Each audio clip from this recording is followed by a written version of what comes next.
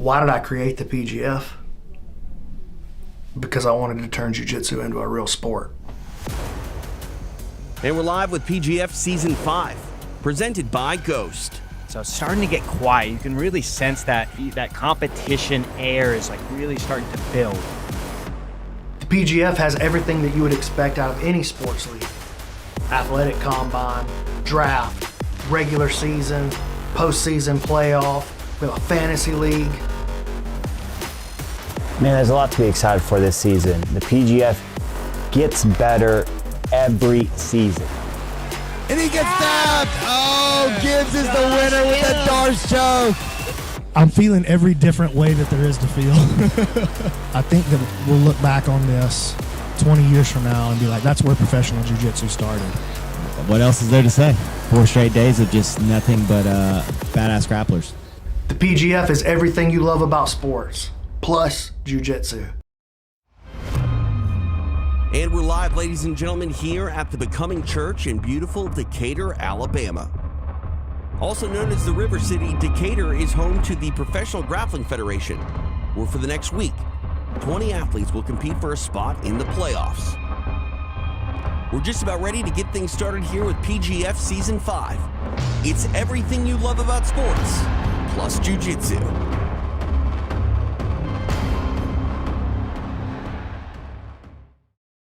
PGF Season 5, presented by Ghost, is live here in the Becoming Church in Decatur, Alabama. Hey, everybody, I'm TJ DeSantis, along with BMAC, Brandon McCatherine. To my right, it is a man they call Egghead for his 20-pound brain. BMAC, the combine is out of the way, the teams have been drafted, and it's all about crowning a new season champion in the team and, one step closer to the playoffs and the big pay-per-view coming up on Saturday. Yeah, big pay-per-view on Saturday, but we can't get to the finale without going through the season, and we have got a week full of incredible jiu-jitsu for you guys. We've already had a great time, and we haven't even gotten started yet. The combine yesterday, and then particularly the draft. I thought it was so much fun. I had a blast with the draft. It's everything you love about sports plus jiu-jitsu. Egghead, you're having a pretty good time as well. Oh, it's a blast. I mean, so much dynamic action with the auction draft situation, figuring about teams and what that means for competitors. And right now we have, 3 matches of the 12 for the season going on, so we have 25% of it. People are going to be fighting because they all want to make their mark and have their shot at that title. Yeah, that auction draft was something to behold. It was like a live open market unfolding before our very eyes. We had a dramatic trade, and first trade in PGF history. I mean, it was unbelievable. It was just real time unfolding, and we talk about the value for these athletes. It all comes down to what their capabilities are in the kills and the breaks, and how many points they can accumulate for their team. Let's talk a little bit more about the format as a whole, BMAC, because it is all about the games and what you can score for not only your teams but yourself, and try to put yourself in a position of the playoffs. Yeah, and we were talking about value. I think yesterday one of the biggest value picks that came up on the draft was Travis Thomas. I think he went in the 11 spot, and he went for some of the he was one of the most expensive picks in the draft, even though he went down into that 11 position. He went over to team level. Elijah Carlton went for $1,300. All these athletes got paid this before they even showed up for one match. So, man, it'll be very interesting. Travis is getting out there in his very first match. He's going to be taking on Paul Bari, 2 of the best athletes in the PGF. Both of them really showed out big time at the combine yesterday. I'm very, very excited to see what these guys bring to the table, in particular in Block 1. Egghead, what are some of the matches you're looking forward to the most today here in our first block? Well, for our first block, I think you have to look at the first match, period. Right. Handsome Kevin Sherrill versus Kamoy Anderson, the first trade in PGF history. Both managers are going to find out really quick, did they make the best deal? Right. Both PGF veterans, both very, very tough. It's going to say a lot, but also, secondly, Matt Elkins versus Nick Kraton. Matt Elkins, as a lot of people know, is my pick to win this season. But Nick Kraton has wins over serious people, and he's a serious dark horse. A lot of people are thinking he has a shot as well. If they're going to have a shot at taking it away from Elijah Carlton, they're going to win that match. Yeah, there's a lot to behold, and this is very much a marathon and not a sprint. But I got to believe, BMAC, all of these teams want to come out and make a statement early. They want to make a statement early, and they want to do it with points. particularly. You know, the PGF it's a little bit different than pretty much any jiu-jitsu organization that you're going to come across. The rule set's very unique. You get 6 points for a choke. We call that a kill. You get 3 points for a joint lock. We call that a break. And then any match that you finish in under a minute, you get that elbow genie bonus point. So potential for up to 7 points in a match. Here's one of the things that makes the PGF so unique, though, is that a draw and a loss are essentially worth the same. 0 points towards the playoff. Only the top 8 are going to make the playoff. So each of these teams are going to be hunting for point scorers. You got to come out here, push the action, and try to go for the kill if you want to advance in the tournament. No, 100%. And, you know, a lot of our athletes, they got here a variety of ways. You had qualifiers as well. That's right. And one guy that stands out, the man they call Moose. The Moose out of the LA qualifier. He didn't win the qualifier, but he was very exciting. He's a guy who got a lot of highlight reel type plays just at that LA qualifier. But also out of that LA qualifier, we're bringing over Fedor Nikolov. Sam Schwartz comes out of that qualifier. So we got a couple of these guys with that California flavor looking to bring it over here and show these Southern boys how it's done. Yeah, we can't wait to see it unfold. And before we get going tonight with the history that's going to unfold before our very eyes here at PGF Season 5, let's take a look at some of the history that has led up to this moment in PGF. Here's a brief look at the history of the PGF. In Season 1, the bad guy, Elijah Carlton, was the first athlete to go undefeated through the entire season. PGF veteran Matt Elkins also made a name for himself with his high-level wrestling and choke-heavy style. However, nobody broke out quite like the Elbow Genie. Season 1 ended with Elijah Carlton claiming the first ever PGF title. Season 2 was highly anticipated with new athletes ready to make their mark in the PGF history books. However, it was Hunter Colvin that shined, proving that he was the bad guy's kryptonite. In Season 3, the fans gave us Battle Rama, where Josh Gibbs claimed the title of Best Alternate. In the playoffs, David Evers shocked the world by winning it all and claiming his brown belt in the process. In Season 4, it was time for the ladies to take the PGF mat. There, Nakia Jackson became the first women's PGF champion. Shortly following, Reese Lefevre laid claim to the 155-pound PGF championship. Now, Season 5 brings us new athletes, all with their eyes set on claiming the 185-pound title. Will the newcomers prove themselves? Or will the veterans reign supreme? And who will it be that decides the next chapter in the PGF history books? Well, you can't talk about PGF without talking about the man they call the jabroni, which I thought was an insult. But this guy is sort of, I mean, he looks anything but a jabroni on the mat. Egghead, your thoughts on Elijah Carlton? Definitely one to look out for. Yeah, easily. A record of 43-1-2, so only one loss and 2 draws in PGF regular season.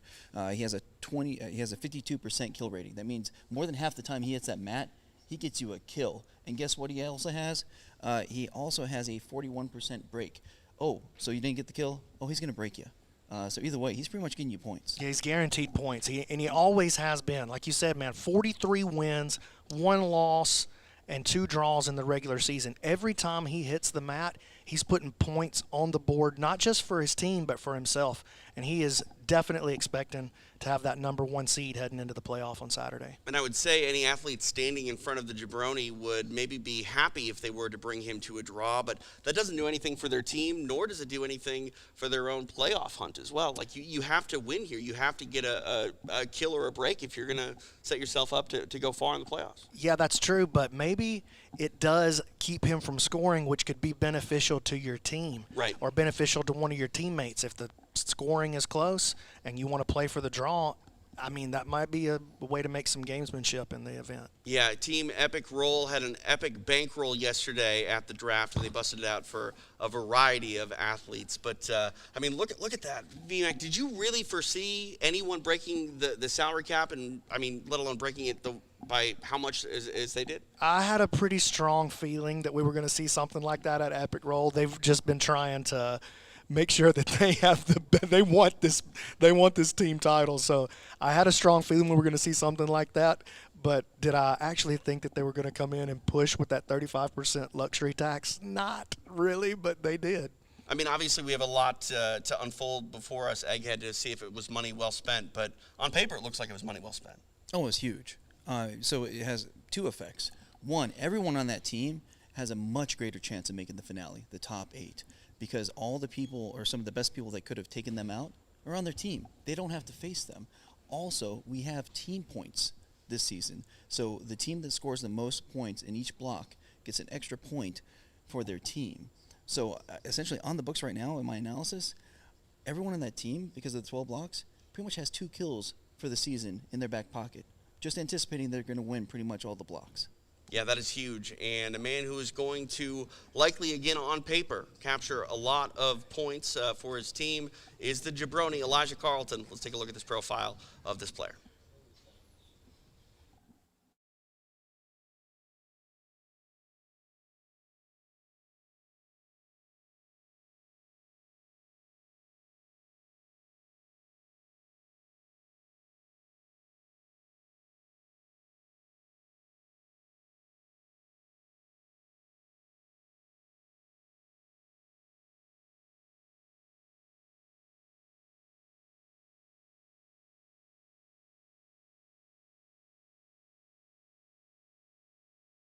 There might be a few tough matches for me, but none of them are going to put up the points that I'm going to put up.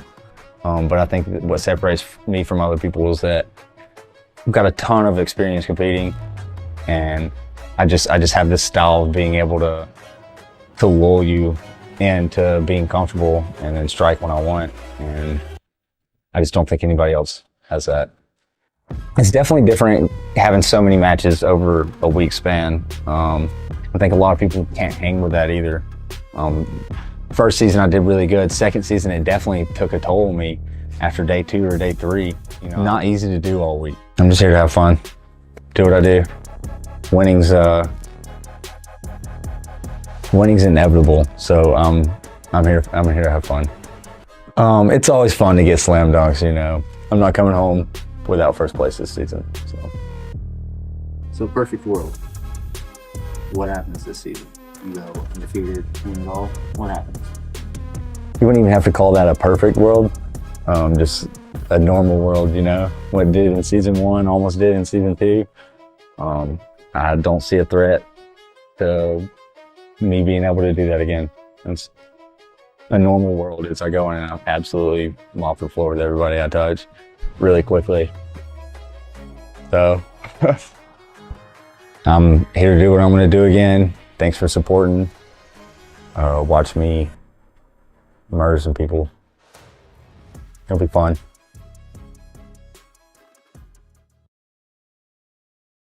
Carlton, one of the front runners for this regular season. I mean, I think every manager wanted him on their team, and I mean, if I was a fantasy player, he'd be on my team. Yeah, if you can afford to fill out the rest of your team. That's right. He's set as the most expensive player in the fantasy for a reason, because he's pretty much guaranteed to put points on the board for you. No, 100%. So let's talk a little bit more about how the PGF works. This format, very new and progressive in the world of jiu-jitsu. Yeah, so they're going to get 12 matches over the course of this week. They're going to play 3 times each night. The night is going to be separated into 3 blocks. We've got 30 matches, 10 blocks per match, and each player is going to play once per block. Okay, so they're going to have 12 matches over the course of the season. They'll accumulate points either by kills, 6, breaks, 3, or bonus points for subs under a minute. That gets you an extra point. At the end of the season, the 8 athletes from any team that sit at the top of the point scoring are going to advance to a one-night playoff here in Becoming Church on Saturday, and they're going to be crowned the PGF champion. Someone will become a champion in Becoming Church. Yes, Did you plan that out like that? They're going to be becoming the champ. Yes. I don't know. I'm from Alabama. Let's take a look at the PGF rules for Season 5 here and break it down a little bit as we actually, you know what? We're going to go to an interview right now. It's transforming and evolving before our very eyes. So let's go to interview now with Epic Roll. Hi, guys. I'm here with Team Epic Roll coaches Zoltan Bathory and Matt, what's your last name, sir? Wallstrom. I wanted to make sure I said that the correct way, Matt Wallstrom. We're excited to have you guys as part of the season here. kind of dominated the draft yesterday. Tell me your thoughts so far about PGF Season 5 and how it's been being here on set. I mean, it's a lot of fun, first and foremost, and we're really happy with the draft. The only issue that we could only pick 5. There are so many guys that are so good. So it was actually pretty hard. I think we did pretty good with the draft, though.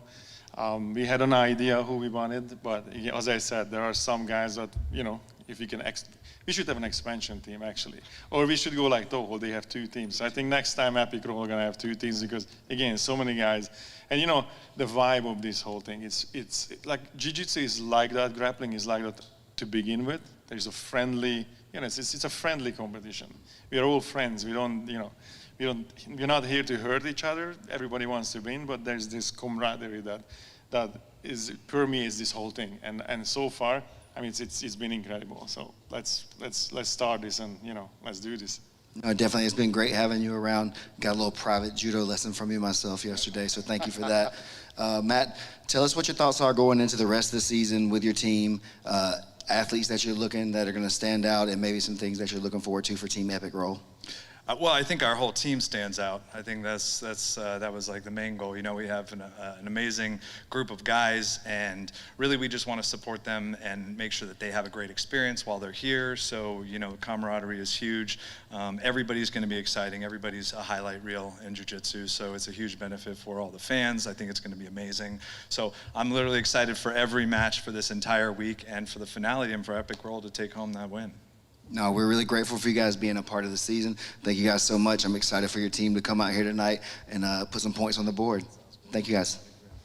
Stephen Aiken, thank you very much for that interview. I know why Zoltan and Matt are managers, because they can't do the fantasy and be satisfied, because you can't break the salary cap in the fantasy. By the way, fantasy available for you. You better get over there quick, because things are about to start. It's brought to you by X Marshall. And, man, I'm not going to lie, B-Mac. I drafted a team myself. I'm in the mix. Yeah. Who was your top pick? I don't want to tell you. Okay, you're going to have to whisper it to me when we go off air. It's Elijah Carlton. All right.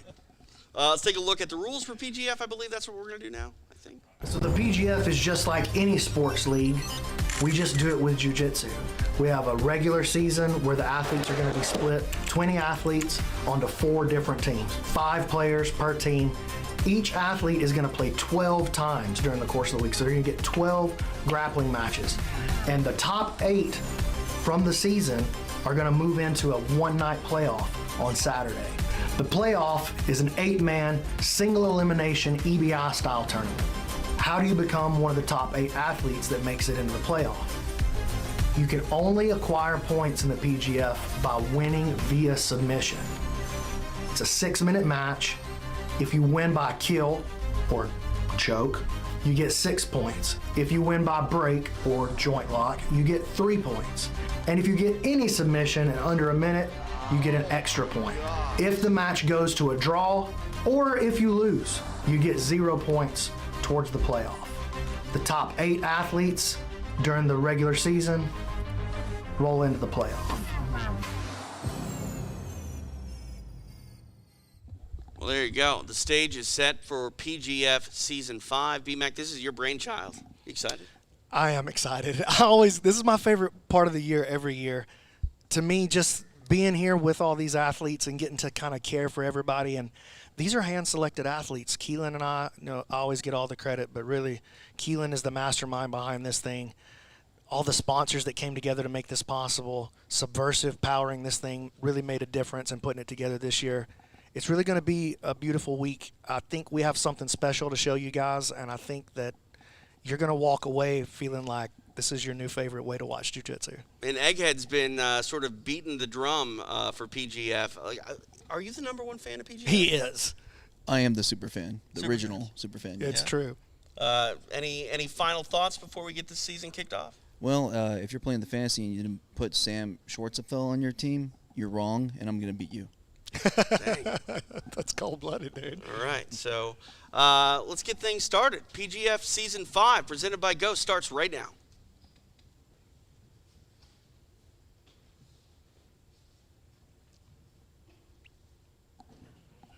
All right, we're ready for our first match of Season 5 of the PGF. Representing Team Toehold Red, Handsome Kevin Sherrill.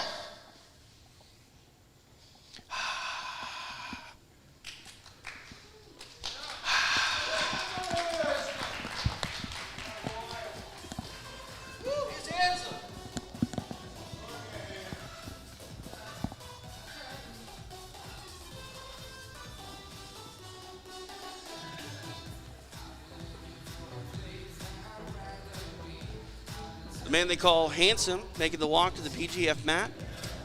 He kind of leans into that moniker a little bit, too. He does, man. He always walks out with the little wink to the camera, the little hair flip. He's really embraced the idea that a lot of this is just to create a fan base for yourself, and he really takes and that his part opponent of it from seriously. team level, rated R, Kamoy Anderson. Kamoy Anderson making the walk for team level. Correct me if I'm wrong, again, this was the trade yesterday, correct? The first trade in PGF history, and they did it in the middle of a live auction draft. Right. So again, we'll see really quickly who got the better deal. All right, match 1 ready to go. Live from Decatur, Alabama. This is PGF Season 5.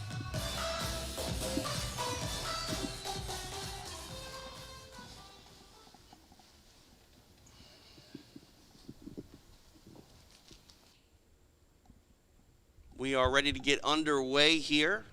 Match 1 of Block 1. TJ DeSantis, Brandon McCathron, hanging out with Egghead.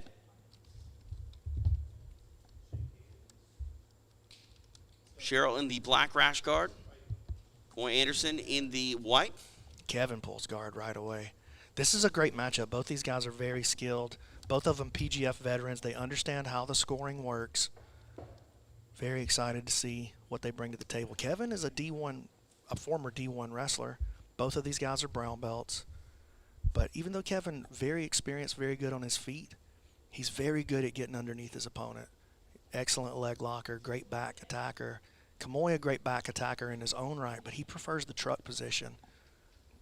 All of our matches are contested under a 6-minute regulation period. If we do not get a winner, we will have a draw. This clock powered by Ghost. Check out all their products at iamghost.com. Kind of surprising that Handsome Kevin sat, because Kamoy normally likes the top position.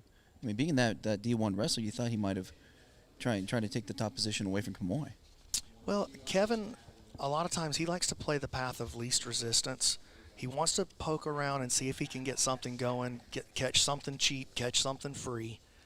And he probably believes that he can make an entry on the legs of Kamoy. But if Kamoy continues to stay low like this during his passing, that's going to prove to be really, really hard. One thing about this PGF, because they're only 6-minute matches, there's not a lot of time for feeling out.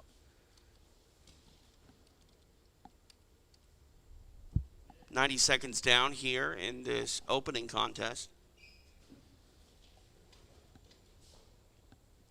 Kevin working this De La Hiva, Kamoy keeping his grips on.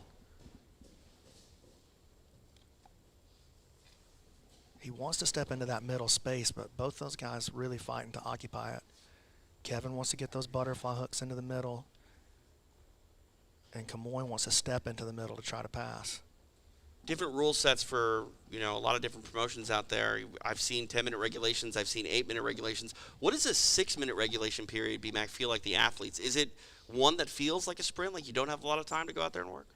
It can feel that way, especially if you're, this type of pace here. Right. Where each athlete is really trying to get his bearings, trying to just investigate and see what's possible. Kamoy's starting to rush in a little bit. Because, if you let 3 minutes pass on this clock and you haven't really tried any offense yet, that last 3 minutes feels like it goes very, very quickly.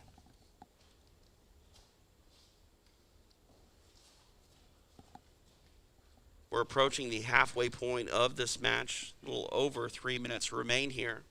Kevin's starting to get a little closer to getting something going, but he is framing Kamoy out now with a knee shield and that long post frame on the neck.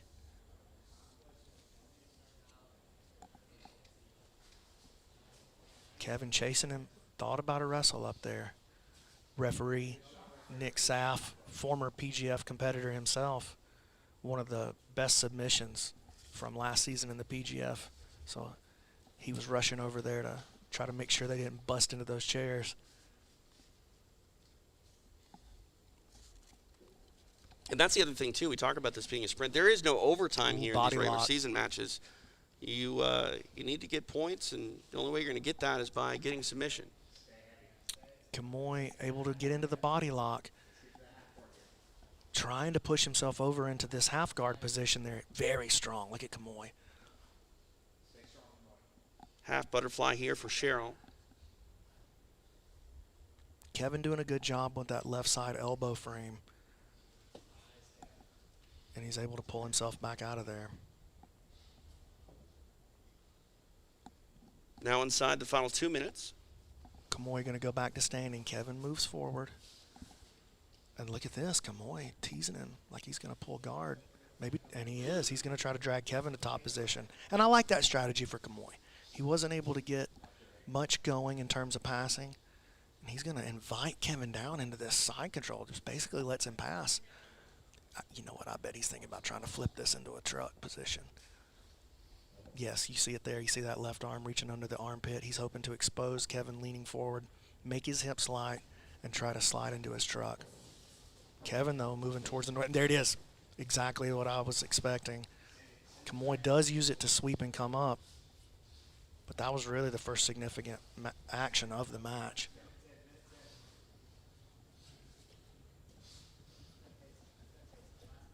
So the first trade in PGF history might end up being the first draw of the PGF season. Inside the final minute.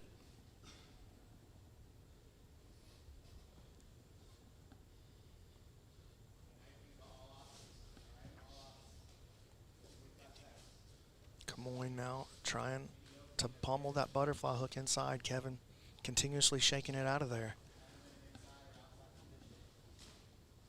Kamoy again looking for this flip, and this is the kind of position that he wants to be in. Kevin recognizes that and bails quickly. Kamoy just looking for truck after truck. Running out of real estate and running out of time. Kevin thought it was ADCC trials for just a second. Looks like this is going to be a draw.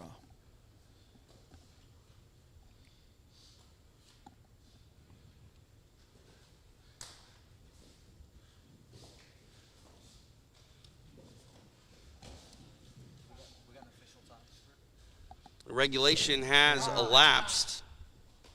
There we go. First match, first trade ends up in a draw thus far. This match is a draw. Egghead, your thoughts on the matchup and how we saw it unfold? Well, one of the reasons why Kamoy went down in some of the drafts was that he comes from a lot of rule sets where you can get a decision or you can get win by points. And so in previous seasons of the PGF, he had a problem with ending up with a lot of draws. Kind of one of those things where it was questionable whether he was going to open up enough. I mean, he saw a little bit. He was going for that truck, but still he kind of had that my grips or no grips mentality, which might lead to a bunch of draws for him, which, as we know in the PGF, are essentially losses. B-Mac, any thoughts? That honestly went about the way I thought it might. Those guys are very closely matched. Not a big surprise on that. Fair enough. All right. You saw they got traded basically evenly across the draft. So right. All right, let's move on to our next matchup. For the introductions, we go to Stephen Aiken. Our next grappler coming to the stage, representing Hold Red, Paul Bari.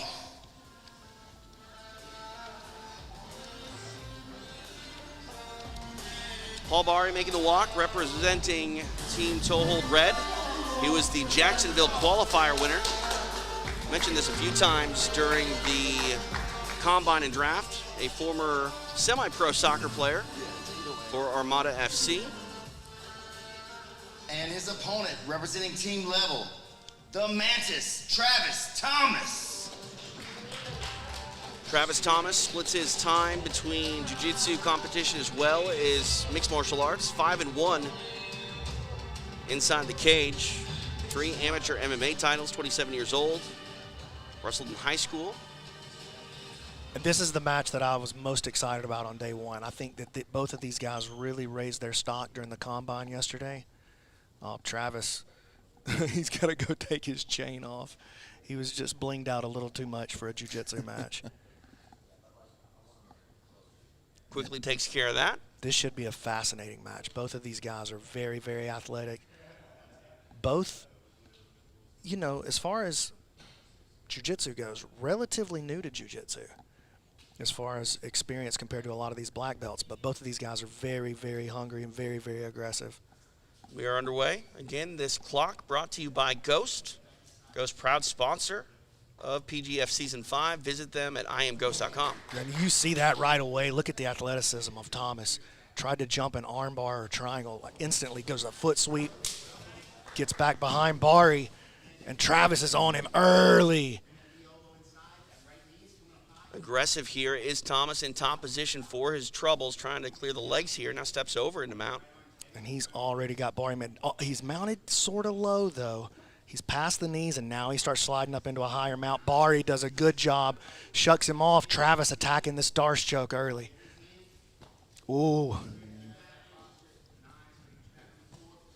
Able to defend thus far is Bari. Yeah, Bari shaking him off. Now maybe arm triangle attempt here for Thomas.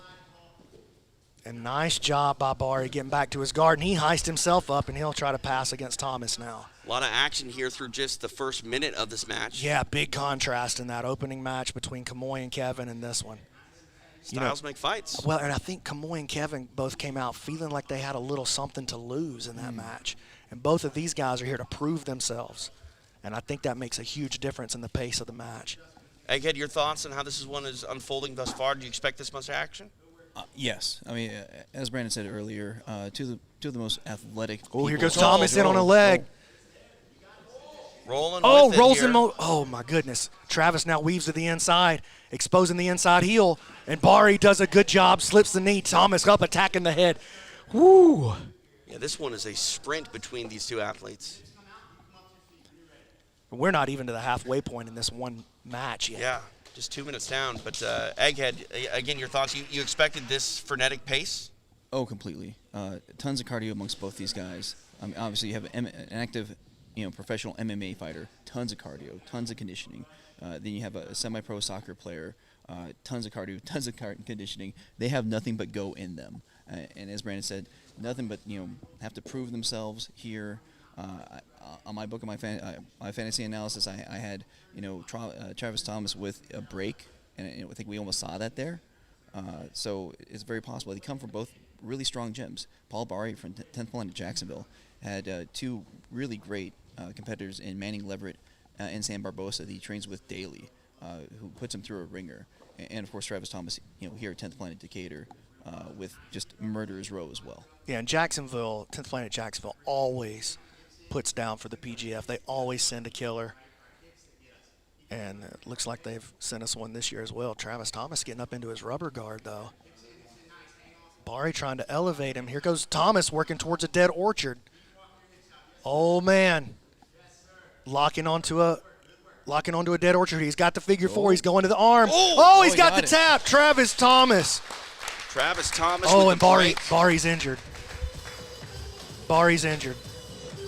See how he can recover again. This is a season, so not the way that Paul Bari wanted to finish that match. And your winner, Travis Thomas. What a banger.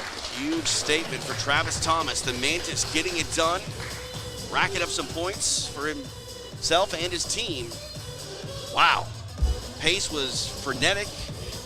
Both men had their moments offensively, but it is the Mantis, Travis Thomas, who gets the last laugh. Attacks that left arm of Paul Bari and does so, minting himself the winner in this bout. Man, that was a wild match right there, man. That was incredible. Travis really showed a lot about why he was so coveted in the draft, why he was valued even as the 11th selection, why he got that big payroll. $1,100 for the 11th selection. But you know what? He's the first person with points on the board in the PGF this season. Yeah. And money well spent if you're the one backing him, whether it be, on the team here or in fantasy as well. So huge statement by Travis Thomas. All right, our next matchup is on deck, live from Alabama. This is PGF Season 5. The next grappler representing Team Toehold Red, Fedor Nikolov. Oh, man. Well, this man needs no introduction. Fedor Nikolov, a UFC Fight Pass Invitational veteran, a guy I've seen many times. Really a project for one Eddie Bravo. He's put his time in Fedor Nikolov, and Nikolov has turned into a trained assassin in many ways. He's dangerous everywhere, TJ. He's got a dangerous guard. His rubber guard is phenomenal. And representing team level, Anakin McMahon. But Fedor's going to have his hands full right here. Anakin McMahon, he got invited here to the PGF off of some of the things that I saw from him when I've been doing some of the work with the ADCC Opens. Anakin comes out and he goes balls to the wall, looking for the finish from the moment he steps on the mat. I've seen him have multiple submissions in under 30 seconds, even seen him sub 15 seconds a couple of times at these ADCC Opens. He's a leg breaker, and if he gets in on Fedor's legs, it doesn't matter who gave Fedor his training. He's going to be in trouble. All right, here we go. Anakin takes a seat.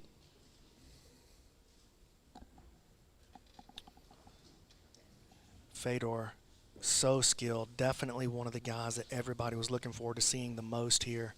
But you can see Anakin, like he's dropping back early, just looking to grab up anything he can. Fedor, though, a very different style. He paces himself very well, very intelligent grappler. He's good in every position. He's good wrestling. He's good with his guard. He's great leg locker.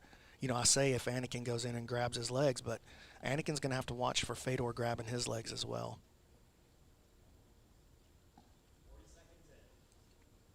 I mean, you have to imagine coming out of 10P HQ, he's faced a good leg locker or two over there. Oh, yeah. A lot. There's a lot of good leg lockers at 10th Planet HQ. That's a murderer's row.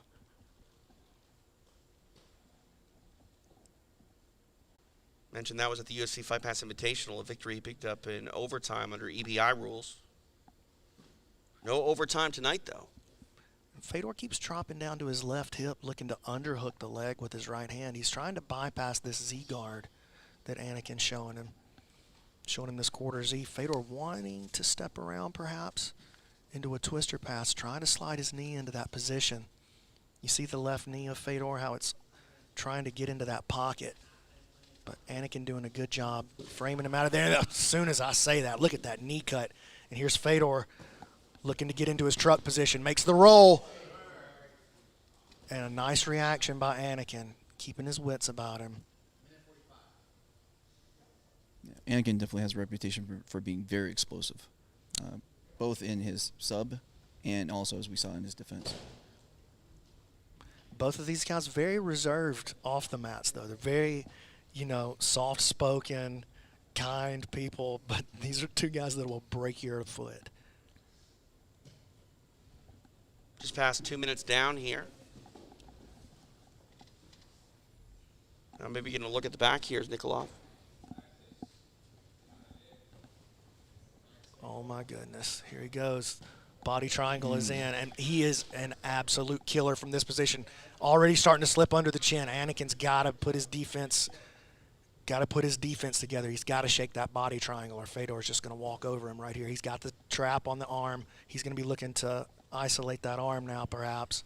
Gives the trap away, though. A ton of time here for Nikolov to work as we are approaching the halfway point of this regulation period.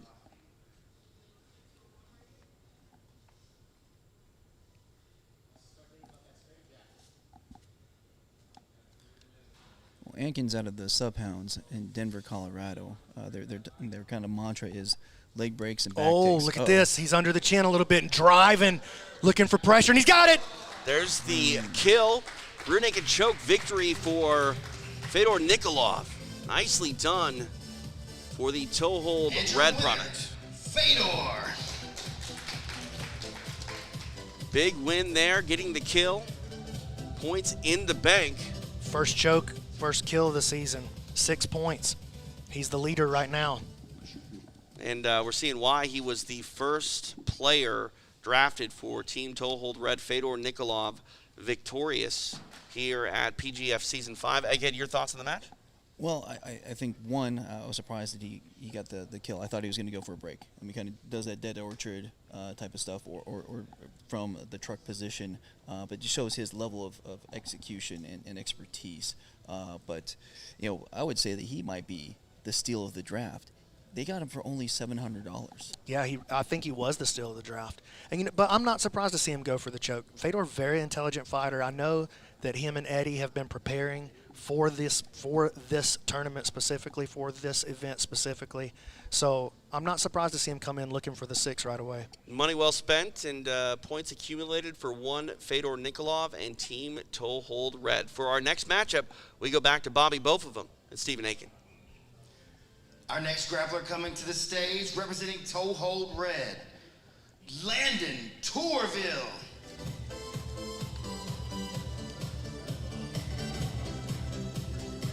Landon Tourville making the walk, representing Team Toe Hold Red. Egghead, tell me about him. Well, he is your Nashville qualifier. And his he's a young man, opponent only 19 years old. team level, Carson Thigpin. Carson Thigpin also was at the Nashville qualifier. He was at the Nashville qualifier last year. Carson Thigpin was actually a baseball player in college. He was a pitcher. Right now, he just loves going after leg locks, and he will do so quickly. Should be a very interesting matchup. Not enough fighting in baseball. So, I think that maybe. Yeah, that's the only exciting part of baseball is when they do. Hating on baseball, I'm a bad guy. I did bitch buy NBA League Pass, though. Oh, yeah? Yeah, I've been watching old Wemby do his thing. I don't know what that means, but I'll believe you. Tourville, the Nashville qualifier winner. Carson, a PGF qualifier superstar, and he is a leg-locking machine. Let me tell you this. He finds ways to get in on the legs. Very creative. Look at this, though. Tourville getting in on a choke pretty early. Oh, he's going to flip Carson with that. He's making him turn with it. There's a tap. Oh, my goodness. Wow. Look at Landon Tourville. Oh, he's out. He's out. What a statement. Huge stuff for Landon Tourville. Wow. Oh, my goodness. Landon Tourville coming out making a huge statement. It's a long season to go, but you got to believe, BMAC, that's going to be one of the more memorable submissions that we just saw unfold there. Wow. That was incredible. Landon Tourville popping off out of nowhere, picking up 7 points against a guy, let's be honest with you, Carson had to be the favorite coming into that match. Not a lot of footage that we had on Landon. Only thing we knew about him really was what we saw from him at the qualifier, which, by the way, he did win the qualifier, and Carson was in that qualifier. But, man, comes out. Travis Thomas goes in front of him, takes 3. Fedor comes out, says, you know what? Matter of fact, I want the top spot. Give me 6. Landon Tourville, only one way to up him. Get that finish in under a minute. 7 points for Landon Tourville. That bonus point for anything that is under a minute. So, man, that was everything right there. Man, that was incredible. I'm super excited. That makes me very excited about what Landon's bringing to the table. He's obviously been training hard and ready for this. Yeah, 100%. So, solid stuff for Landon Tourville. We go back to Bobby, both of them, for our next matchup here at PGF. And our final match of this team matchup, representing Toe Hold Red, he's full-time, Josh Gibbs. Full-time, Josh Gibbs making the walk. Man, and I got to believe that every athlete in the back that's going to compete tonight, they're going to be motivated after a matchup like we just saw. Oh, easily. And we kind of called Landon the man of mystery because there is so little footage of him out there. He's a blue belt. And his opponent from team level, Luke Church. Luke Church actually making his way into this season as an alternate, and man, that's got to be pretty exciting for him. It's kind of funny because the shoe's on the other foot here because Josh Gibbs in Season 3 was the alternate. That's right. And he became the Battle Rama winner because we did a little tournament for the alternates, and now he's facing an alternate. Yeah, very interesting storyline. Something you only pick up on by being the PGF superfan, Egg. Well, you have me here for a reason. Now, Church is a very, very... He's going to be underrated coming into this thing. A lot of these guys don't know very much about him. Church is a very, very tough athlete, though, and he's very aggressive. He loves the Kimura. That's a specialty of Josh Gibbs as well. We do know that and look at the way Josh hanging on that arm. And look at this. Luke jacks him up, pulls him in. And this is one of Josh's specialties. When he gets up on that front headlock, he's a very good darce. Oh, and he's looking for the punch choke early onto the top position against Church. Church sitting up into him, though. Getting into an electric chair here, maybe?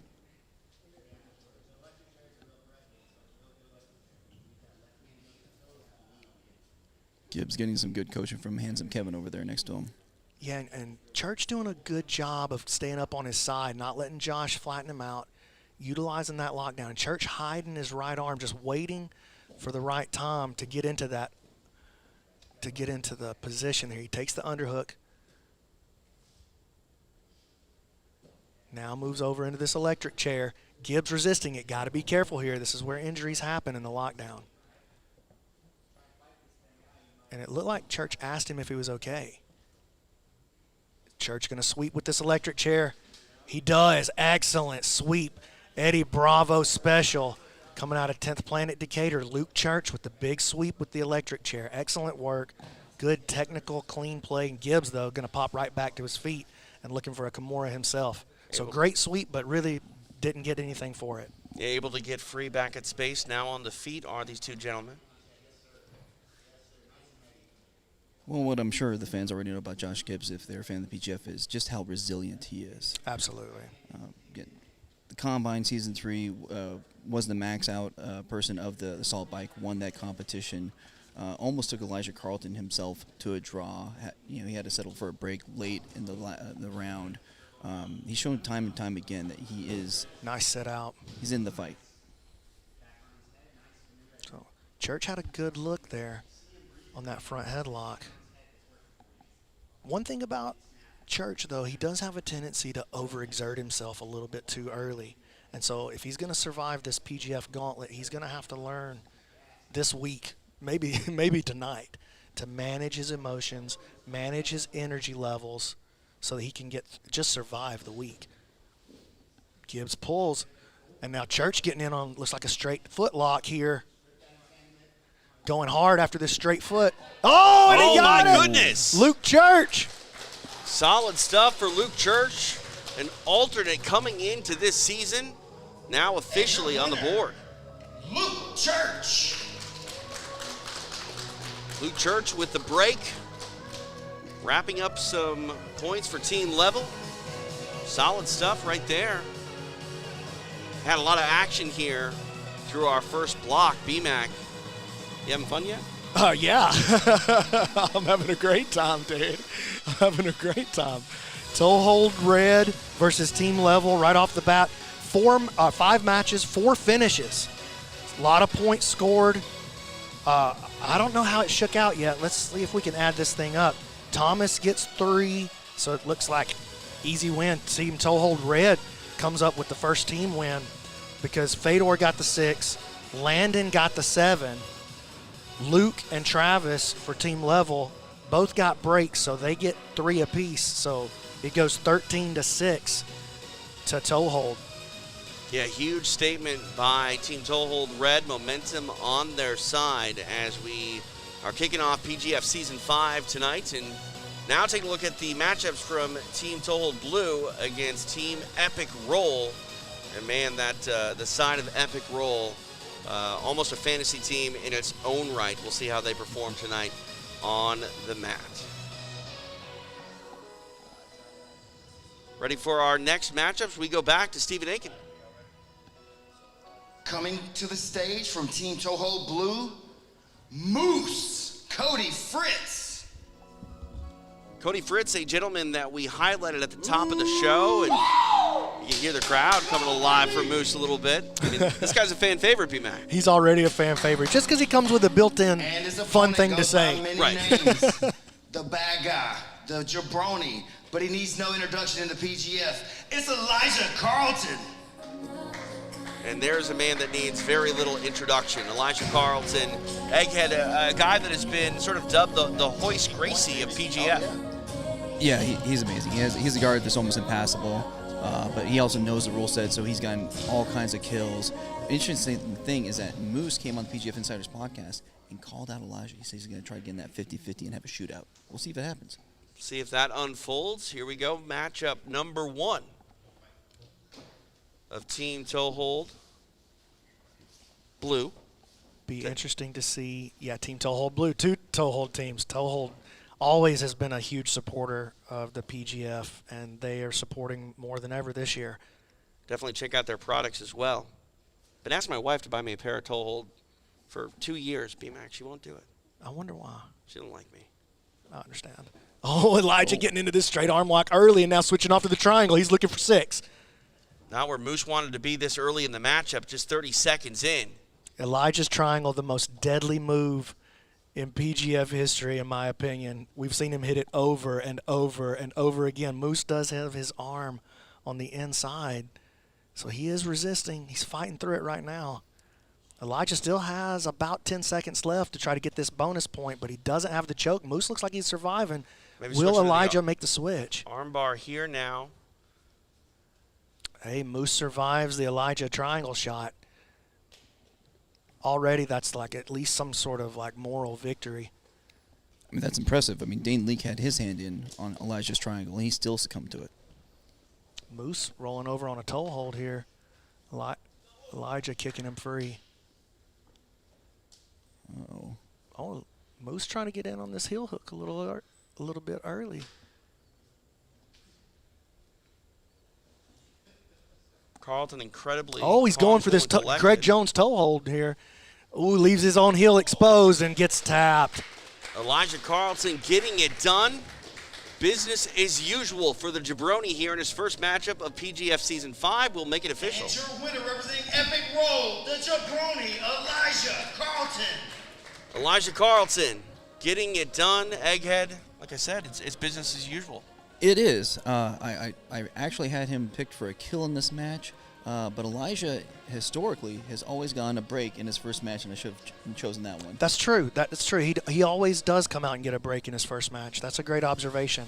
But it looked like he wanted that. He wanted that choke. He went after that triangle because he had the arm lock. Right. It looked like he had a shot at the arm lock, and he chose to make the move over to the triangle for the 6. So ends up settling for 3, but you know what? I think he believes he's just going to rack up points in every match. I don't think he cares really that much how he gets those points. Yep, but I said business as usual for the jabroni. Elijah Carlton getting it done on the board with his first break of the season. We're not taking a break. Another matchup is headed your way right now. It's PGF Season 5. The next grappler coming to the stage, representing Toe Hold Blue, Matt Elkins. Matt Elkins making the walk, representing Team Toe Hold Blue. What you have here is 2 of the real contenders to challenge Elijah for the title this year. Matt Elkins was my choice. He has the wrestling, he has the jiu-jitsu. He's been around the And PGF his since the epic beginning. roll opponent, the Minnesota Maniac, Nick Kraton. But every manager wanted Nick Kraton this season. He has maybe the best breaking mechanics of the PGF, and this is coming from other competitors I'm talking about here. Huge win over Heisem Rita at Twisted Church promotion. He is a maniac, and everyone's expecting him to do very well this season. We'll see how he can live up to the hype as the Minnesota Maniac is on the mat. We are set for the second matchup. Our clock presented to you by Ghost. Visit them at imghost.com. This is probably the most high-level matchup as far as the level of both competitors on the mat at the same time that we're going to have here on day one. Both of these guys absolutely have the potential to win this entire thing. Kraton, an absolute machine. Matt Elkins, recently crowned 10th Planet Jiu-Jitsu black belt. Amazing wrestling, great front headlock game, good back attack, strong triangle as well. But Kraton, known for his great leg entries, and just like we saw at the Combine yesterday, in just phenomenal breaking mechanics, particularly on his inside heel hook.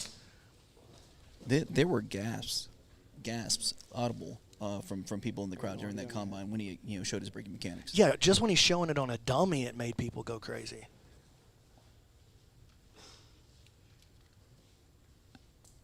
The red button. That's not you. And then I don't think it mutes at all.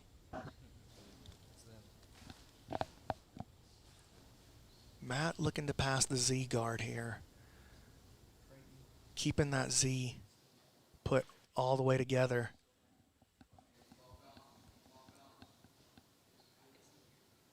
Kraton working. He wants to get Matt off balance, but he's having a tough time getting Matt off of his knees. Matt's base is very good. And here comes Matt up, trying to pop around the side. They'll reset back to the middle.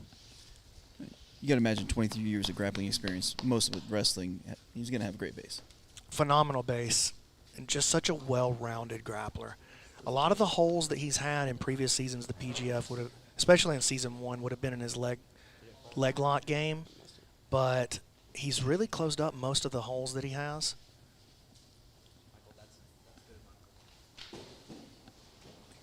Trying to make a move. Both these guys jockeying for position back and forth. Nobody really able to gain any ground on the other just yet.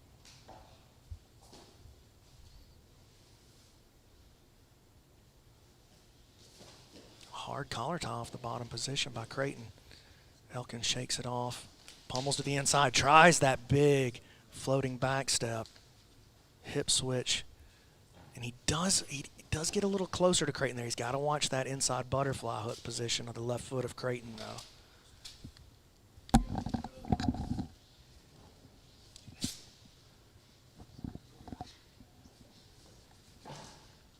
Elkins stepping in with the right foot.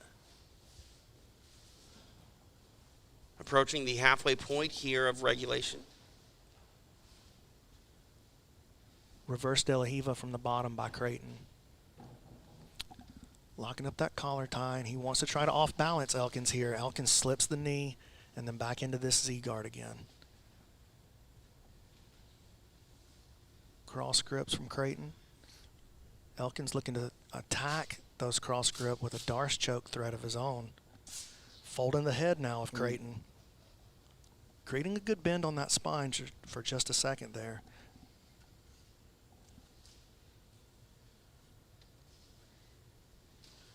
Ooh, Kraton with a hard collar tie, tries to pull him in. Thought about a wrestle up.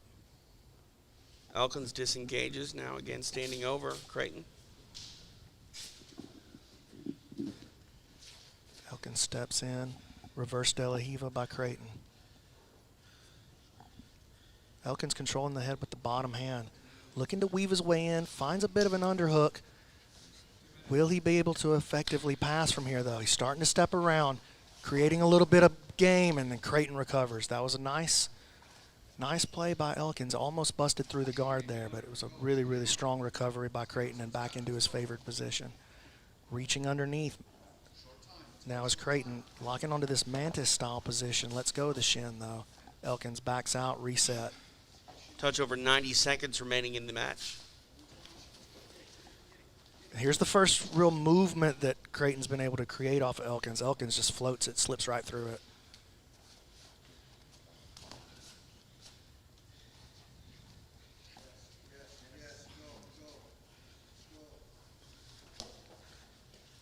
Inverter goes Kraton. Elkins able to disengage. Kraton has a really interesting game. He's obviously deadly with the leg locks, but he's recently implemented the wrestle up you were talking about, where he comes and sets up an anaconda that's been very deadly. Yeah, and that was the thing that he chose to show off yesterday at the Combine. He wanted everybody to see how nasty his anaconda was, and we did see that. Both these guys just so evenly matched. Inside the final minute of the match. Ooh, Kraton making an entry here. Elkins clears out, though, now attacking the head.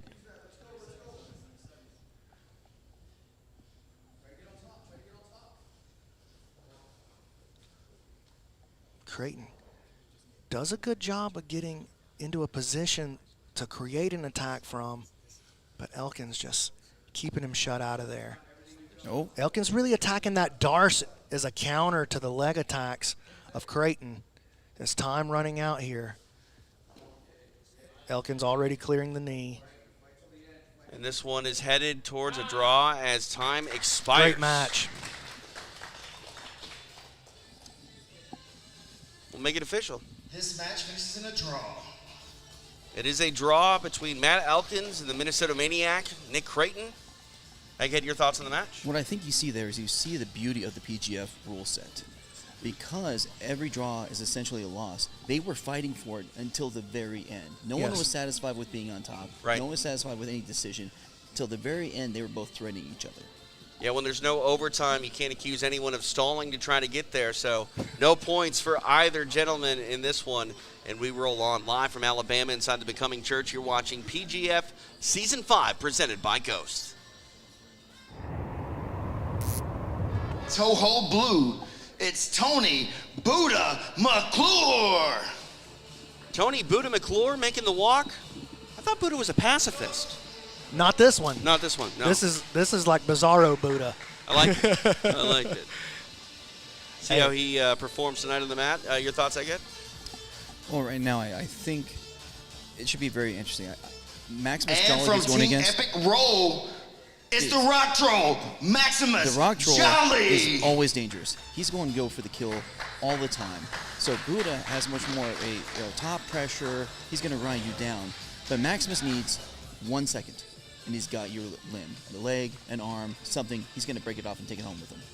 We're talking about characters a little bit. The Rock Troll, B-Mac, he's a character to say the least. Dude, he's honestly one of my favorite characters we've ever had here in the PGF. And let me tell you something. He's the smallest competitor in this season, but we saw yesterday he might be one of the strongest. And look, he's going to get right to work. That's the most aggressive guard pull I think I've ever seen. He comes in looking for action right away. He's one of the most fun grapplers you're ever going to watch. But Buddha, so strong. And I've trained with both of these guys. I just rolled with Buddha for the first time a couple of days ago at Open Mat, and I'm telling you, he is strong, he is explosive, and he really believes that he's here to win. Oh, look at this. Max making an entry in on the leg already. He's got the heel exposed. Oh, my goodness. The Rock Troll getting it done. Maximus Jolly gets the break early. And your winner, securing the Elbow Genie bonus point for his team, Maximus Jolly. So much for the smallest competitor getting pushed around here, B-Mac. That was impressive stuff by the Rock Troll.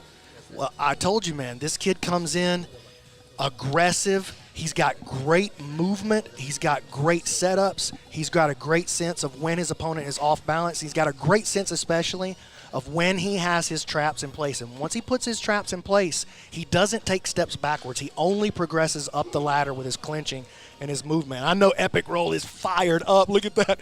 They're so glad they brought that kid onto their team. A great selection by them. Absolutely. Those at home who put him on their fantasy team, courtesy of X-Marshall, probably feeling pretty good about having the Rock Troll on their side as well. All right, our next matchup about to get introduced. We go back to Bobby, both of them. The next grappler to come to the stage representing Toe Hold Blue, it's Matthew DeWeese. Young Matthew DeWeese making the walk for Team Toe Hold Blue.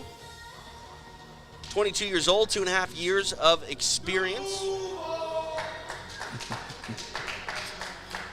See some personality coming out. You hear all the Jacksonville And guys. representing They represent Epic the old Roll, Duval all the time. Sam Schwartz. Sam Schwartz now making the walk. 10th Planets, New York City. Mostly, he says. He travels around a lot, I guess. Yeah. So after college, he moved out to LA, and he happened upon Eddie Bravo's HQ, started training there. He would come back to New York every summer for a month. The last time he did, he got hit by a car. That was about 15 months ago. Had a surgery, came back, got his purple belt. But, you know, another lifelong wrestler, started when he was 5. Purple belt. Oh, my goodness! Armbar out of nowhere. Trying to hang tough with it, though, is DeWeese. Oh, wow. Look at that. Sam coming out to show that he's here to finish. Sam, an explosive athlete. When he smells an opportunity, he just goes for it. And I haven't picked to have the best night tonight.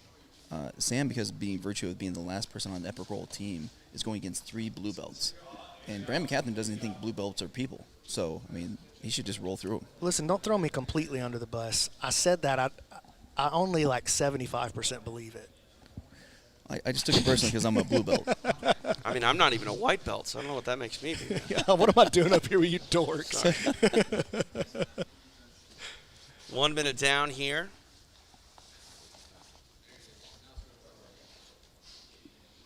Bit of a disengagement here. And I just want to take an opportunity to say thank you so much to everybody that's watching at home It really means a lot to us. It's so great to have you guys watching. If you're watching on YouTube, 343 of you watching, we appreciate it tremendously.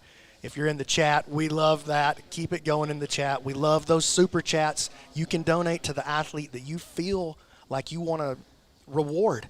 Hit them up with that super chat. We'll make sure that they get the money. And listen, we're also broadcasting this thing live on Caffeine TV right now.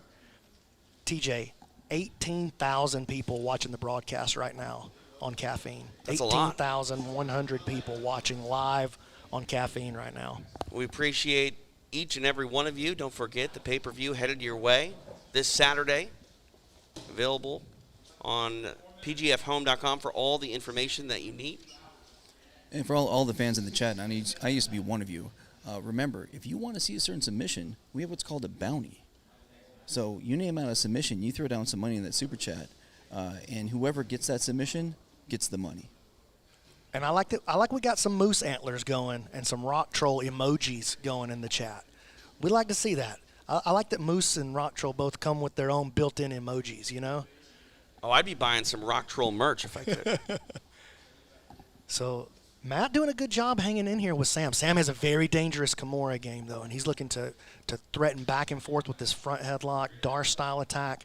Plus, oh, look at this, though. Matt getting into the lockdown. Matt into the lockdown. Sam going to be very well versed with the lockdown, though. He comes out of 10th Planet HQ. What better place ever could there be to learn and play the lockdown? Look at this. Sam is just looking sharp, turning the corner. But listen, Matt's guard is holding up, though. You know, again, Matt's another guy we didn't know nearly as much about coming in. Just a smaller body of work, particularly for us to study footage of online. We were able to see a lot more footage of Sam. Of course, Sam coming with that reputation out of 10th Planet HQ, and we saw him in the qualifier. But we did see Matt in a couple of different qualifiers, in the final, on 2 different qualifiers. And listen, he put Paul Bari to the test, his own teammate. He put Landon Tourville to the test. So we knew that Matt was going to come in and be aggressive and be hunting and be capable. Well, look at this, though. Sam's starting to throw him around a little bit. Sam did wrestle in his final year of eligibility at NYU.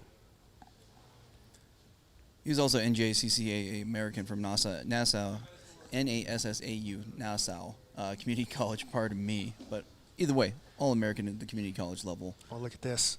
Sam looking to set up the truck. Both of these are 10th Planet guys, though. You know that Matt, coming out of that Brian Brown camp, going to be very familiar with the truck and with the lockdown. And as Brandon was pointing out, Matthew DeWeese, he only lost a decision to his friend Paul at the finale of the qualifier. And he also lost just a decision to Landon Tourville, who had that awesome kill earlier. And look at that. Matt showing he knows his way around the truck there as Sam tried to set him up for it. Matt nearly reversed it, escapes the position. After the first few seconds of this match, do you think we'd be Oh, look at this. Matt hits the slide by on the college wrestler. Oh, looking to move towards the back of Sam Schwartz. Here he goes. Trying to get free here. Schwartz trying to make the adjustment and come on top. And look at this, Brad Schneider. Shout out to Brad Schneider in the chat. 1 minute, 1 minute. $50. Brad trying to throw up $50 for any crucifix sub. DeWeese in business here. Schwartz trying to move. 45 seconds left.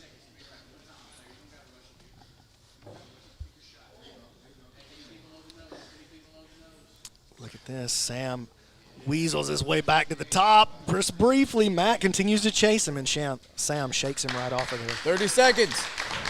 Inside the final 30 seconds here. Matt DeWeese proven that he is game and that he is here to play this week.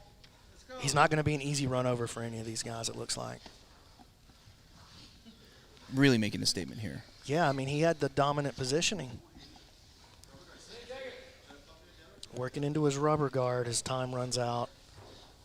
Oh, look at this. Looking for a Hindulatine.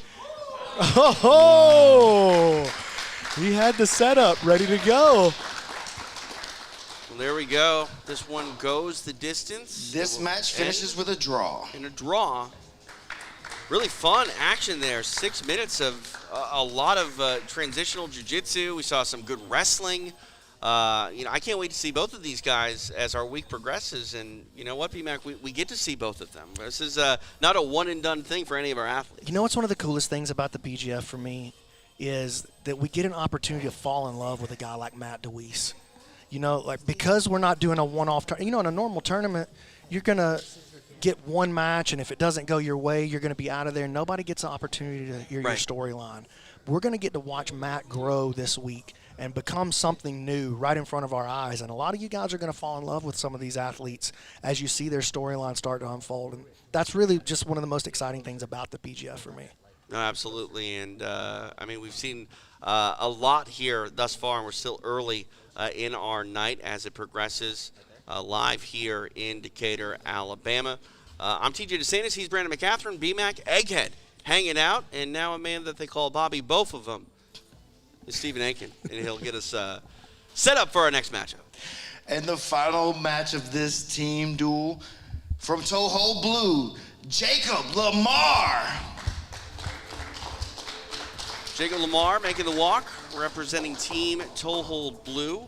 On that submission front, if you're a member of Team Toehold and you get a toehold, that puts some money in your pocket as well, right?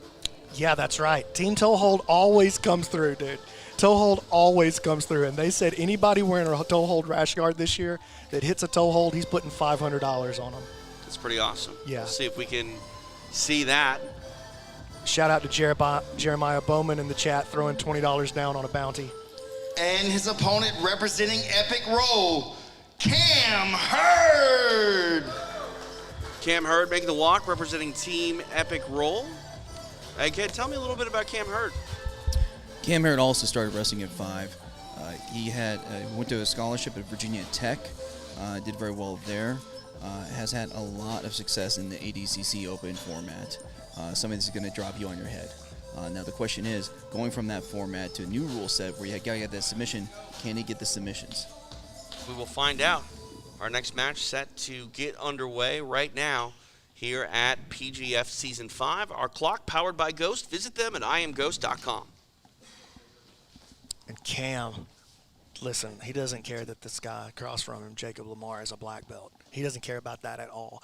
Cam's been out slaying black belts on the ADCC Open circuit. It's another guy just like Anakin that I saw in this ADCC Open circuit that I was like, I have to have this guy in the PGF. And already just in the weeks and days leading up to the first match here, Cam and Jacob both been blessings to have around. Really love both of these athletes. And let me tell you something. Jacob is very experienced. He's tough. He got his start in his career as an MMA fighter, black belt now. But comes out, gets looking for this ankle pick, and he puts Hurd on his back. Comes up around the corner. And Hurd did not stay there long. But, hey, right off the bat, Jacob Lamar showing that he's not intimidated by the high-level wrestling of Cam Hurd. Got to watch out for Hurd's front headlock, though. Lamar staying low on this single, trying to put him down. Hurd counters, and Hurd staying on the head. Elbow getting a little bit high and out of position. See if he can use that to snap Lamar into position. Lamar getting active with an Uchi, tried the ankle pick. 90 seconds down here in regulation. Jacob Lamar showing that he's game for it early. Oh, Cam steps right around him, though.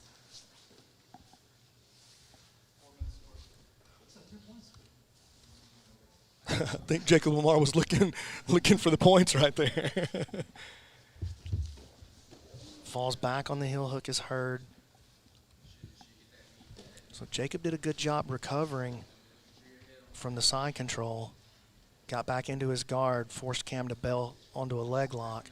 But look at this. Lamar has come up with his head low a couple of times against. Oh, look at that. Great counter. Oh, watch out. Here comes a Darce attempt from Cam Hurd. Oh, man, Cam is so strong. Jacob keeping his elbow wide. And you see how Cam comes in to address that elbow positioning with his knee, trying to push that elbow back up closer to the neck. But Jacob doing a good job, finds his posture again. Cam now moving into the mount. Heavy pressure across the throat, though. Ooh, here comes this arm triangle. Lamar going to have to be very careful right here. You've got a powerful athlete in a dominant position. Lamar, good job, though. Weaves that left arm across the hip. Pushing Cam out of his initial chopping block attack.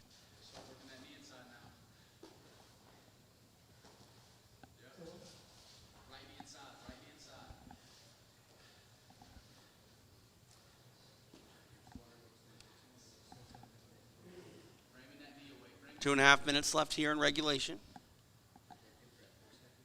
Lamar in survival mode right here. Ooh, gets exposed with that arm.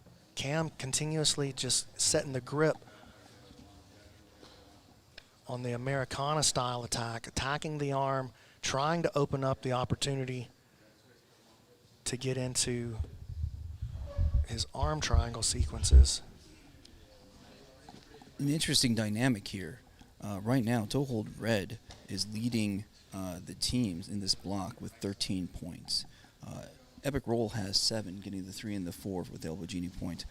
So basically, if Epic Roll wants to tie and get that team point, they're going to need to get kill out of Cam Hurd. Yeah, very interesting. The big spender team in Epic Roll, they're against the wall right here. They have to have a 6 from Cam Hurd, their final man on the mat, to win the block. Toehold Red. 90 seconds left to do it here. Even if they get the 6, I was surprised they would just tie with Toehold Red, which I think they would both get a point, if I remember from previous seasons. Trying to lock this up now. Cam Hurd. Ooh, this is and look at that, Lamar. Man, Lamar is tough. He's not playing around. I mean, he's a black belt. He didn't get that for no reason, you That's know. Right. And again, man, deep MMA background. Been out there a lot of times. That's how he got into jiu-jitsu. Mm-hmm. So if it comes down to toughness, he's got it in spades. No matter what happens to him, he's not getting punched in the face out there. Yeah, it's a much better day at work. We'll never say never. You just get in trouble if you do it. That's a great point, actually, TJ. I appreciate you bringing that up. We have seen some hard collar ties in the past.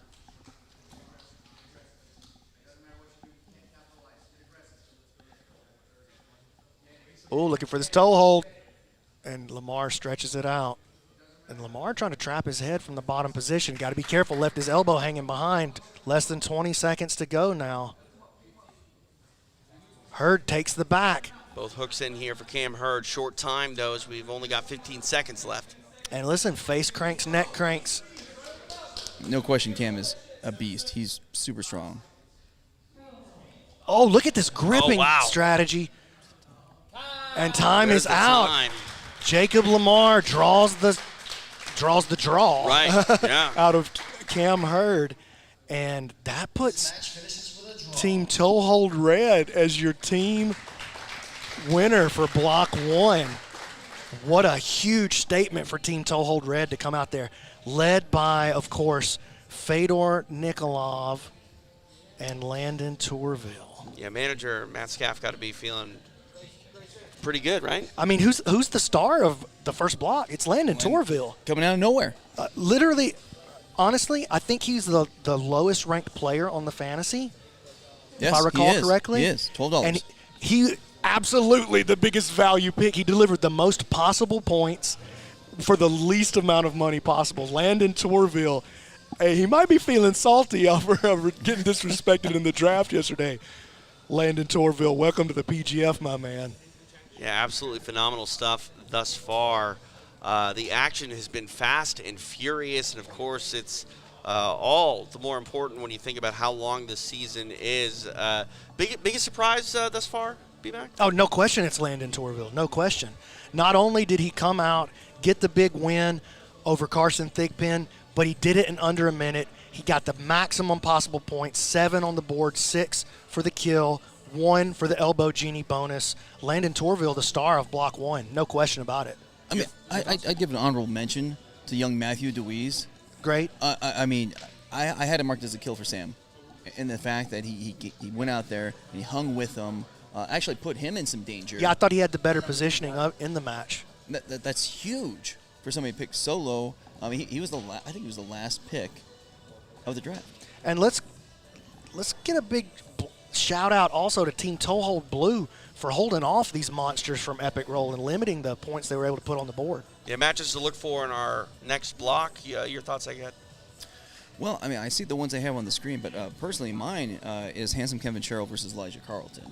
Oh, yeah. Because they're former teammates under Sean Applegate at 10th Planet Atlanta. Handsome Kevin has moved on from there, both extremely dangerous. And Handsome Kevin, he's a smart guy, very analytical. And let's be honest, every member of the PGF knows to be the man, you got to beat the man, and it's Elijah Carlton. But having trained together in the past, he might have the skill set. He might have the knowledge. Maybe he has the secret sauce that gets past Elijah's guard. We'll see. I'll tell you the matchup that I see that sticks out to me, though, is Fedor versus Max right there in the middle. Both winning in the first round. Max came out, as always, electric, dude. Maximus Jolly is electric. He is fantastic to watch. Comes out, pushes the pace right away. Major braking mechanics, major braking power. He's going to do some real damage in this season despite being the smallest guy on the roster. I just want to know where I get a Rock Troll t-shirt. We're going to have to get some going. Absolutely. He's the man. He's probably got as many fans as anybody in the PGF, honestly. No, 100%. So I believe, are we going to a break? Commercial break before we start? All right. Let's do that. Let's take a commercial break. Live from Decatur, Alabama for PGF Season 5. You're watching live right now. We'll be right back. Great job.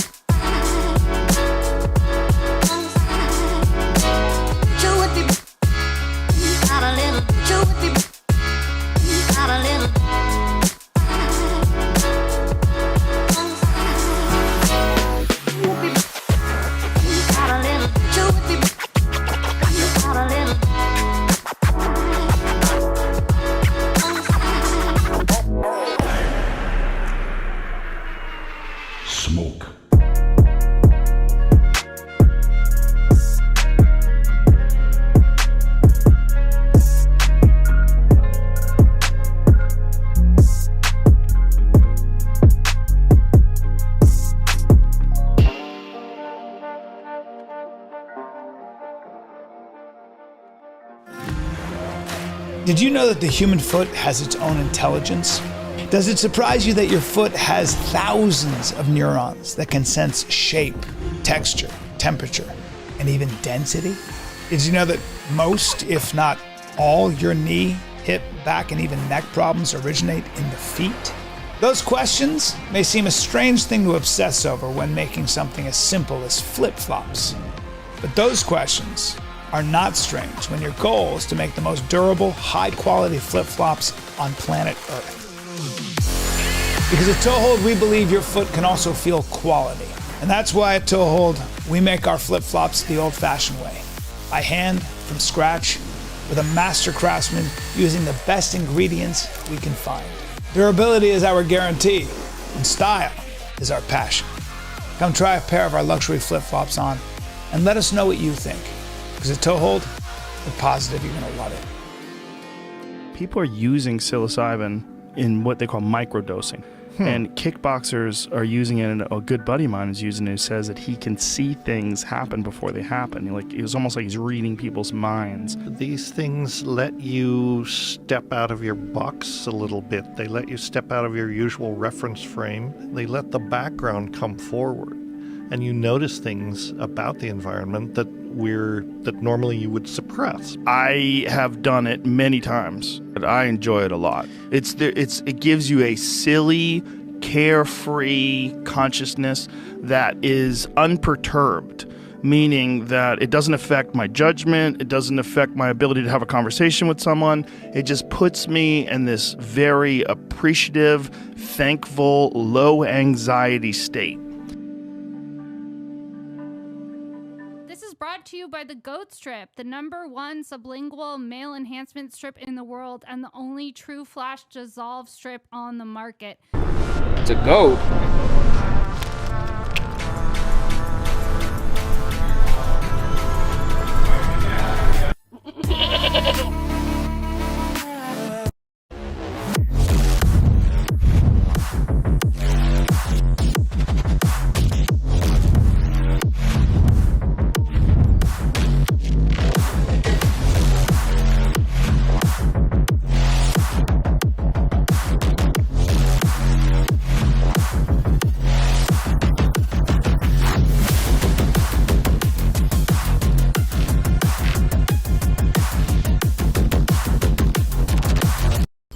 Hey Jiu-Jitsu fans, don't just watch PGF Season 5, play the Fantasy League, only on Fantasizer. If you win first place, you could win $1,000. Download the Fantasizer app and get started today.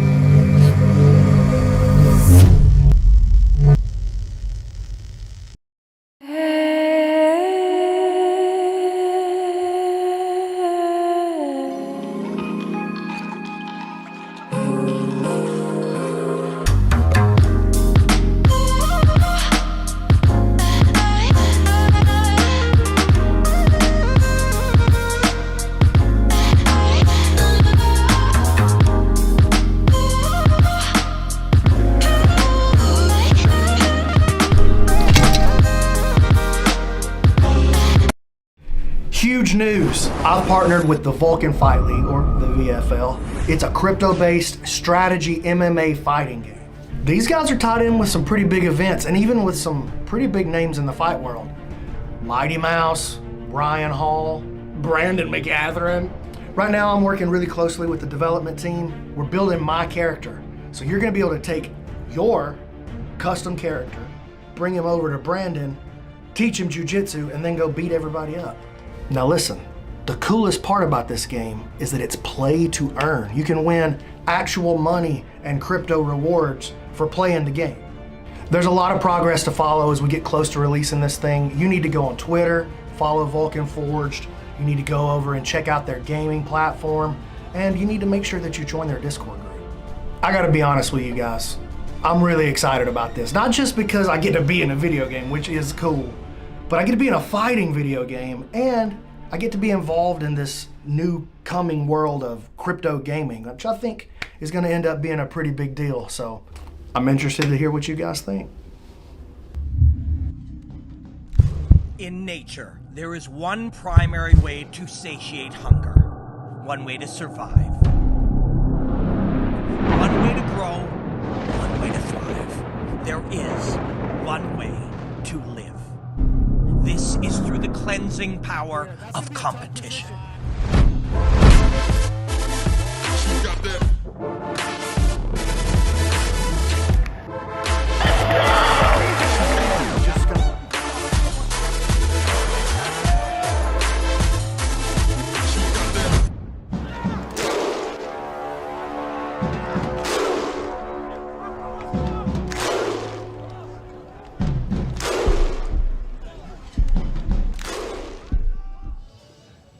Here we are back inside Becoming Church in Decatur, Alabama. It is the site of PGF Season 5. TJ DeSantis along with BMAC, Brandon McCathron, the man they call Egghead, hanging out. And it's time for the start of block number 2 here.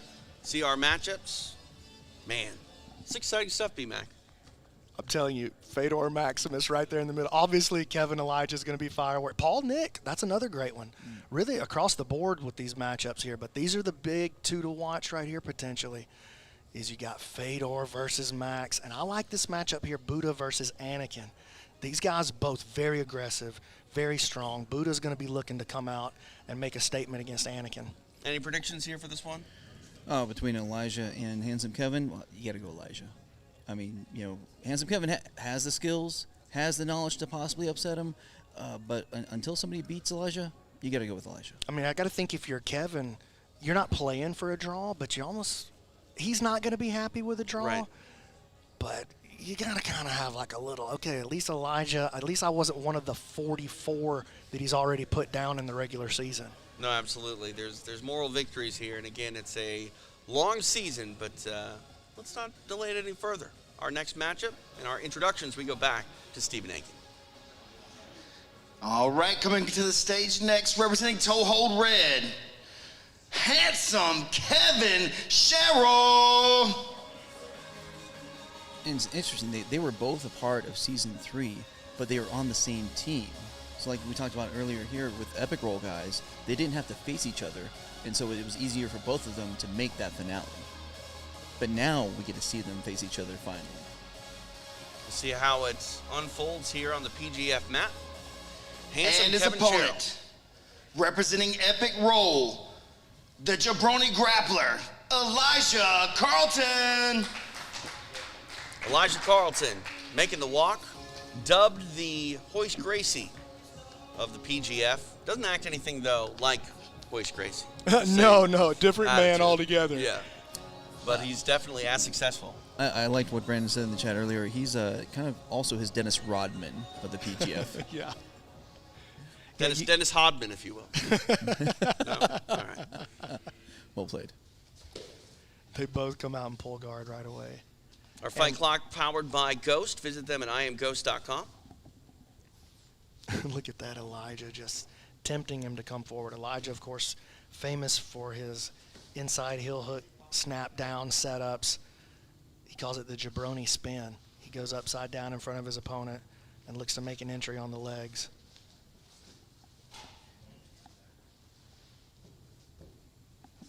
We're going to get a little old-fashioned butt scooting going on out here, and here goes Elijah inverting through. Oh, makes a good entry. He's got a nice job by Kevin clearing that position.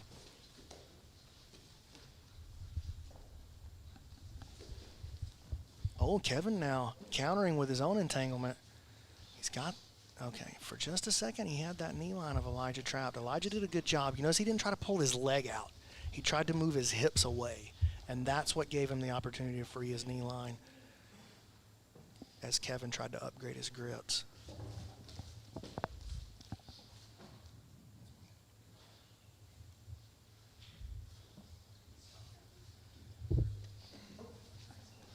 Get a reset here in the center of the mat. I love that rash guard for Elijah. It says mostly peaceful. That's super true with him. He is mostly peaceful, but he has moments on the mat of incredible violence. Kevin sniffs out the back step. A lot of leg spaghetti going down out there, TJ.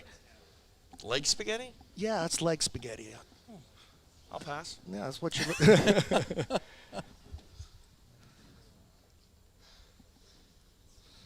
So I said before, they were previously both out of 10th Planet Atlanta, but then Handsome Kevin moved on to American Top Team Atlanta. He does a lot of cross-training to about 4 different gyms around the Atlanta area. He also runs his own little team, Not Bad Combat.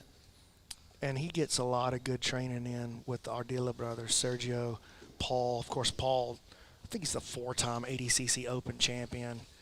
He's just unbelievable and makes just great Ernesto is over there as well. Those guys are great training partners to have in the room. All 3 super high-level black belts, well-rounded athletes, very, very good competitors.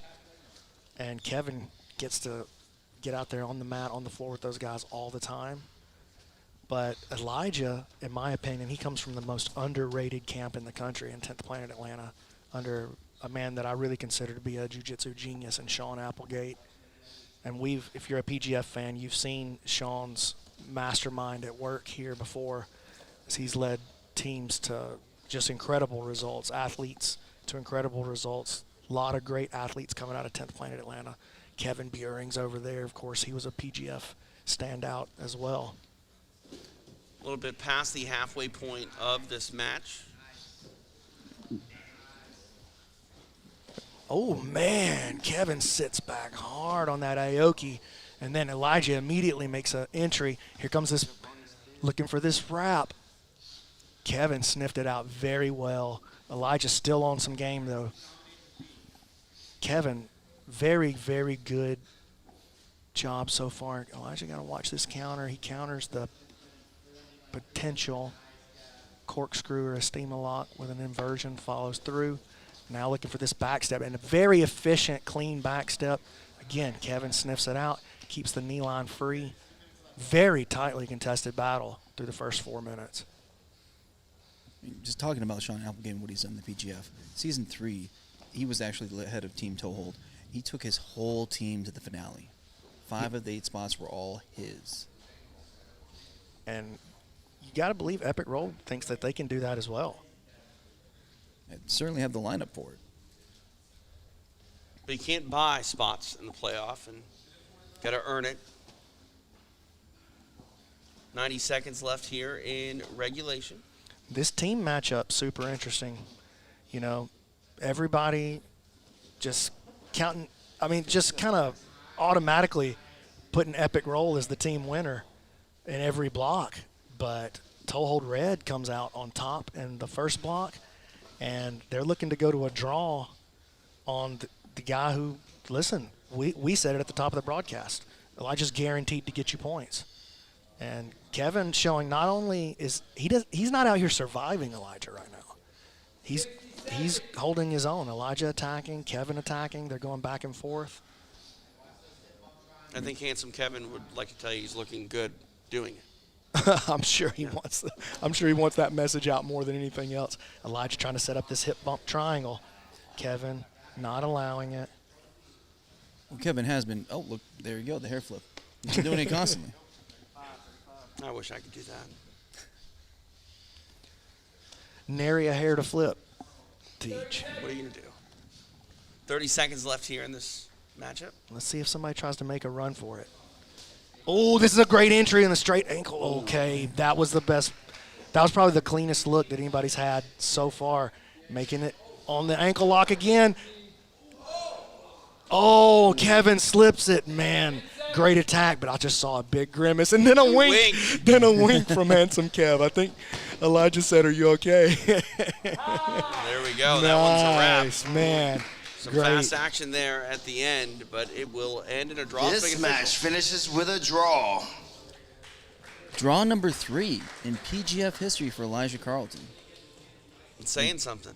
It's impressive. I mean, he's the one guy that knows enough of his game, that's trained with him before, and is, again, a student of the game and a student of all these competitors.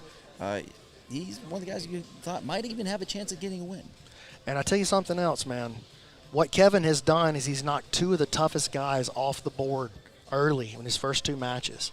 So, you know, when he looks down the rest of the schedule, those are 2 guys he's not going to have to see again. The number 1 guy and one of the number 1 guys in Kamoy Anderson.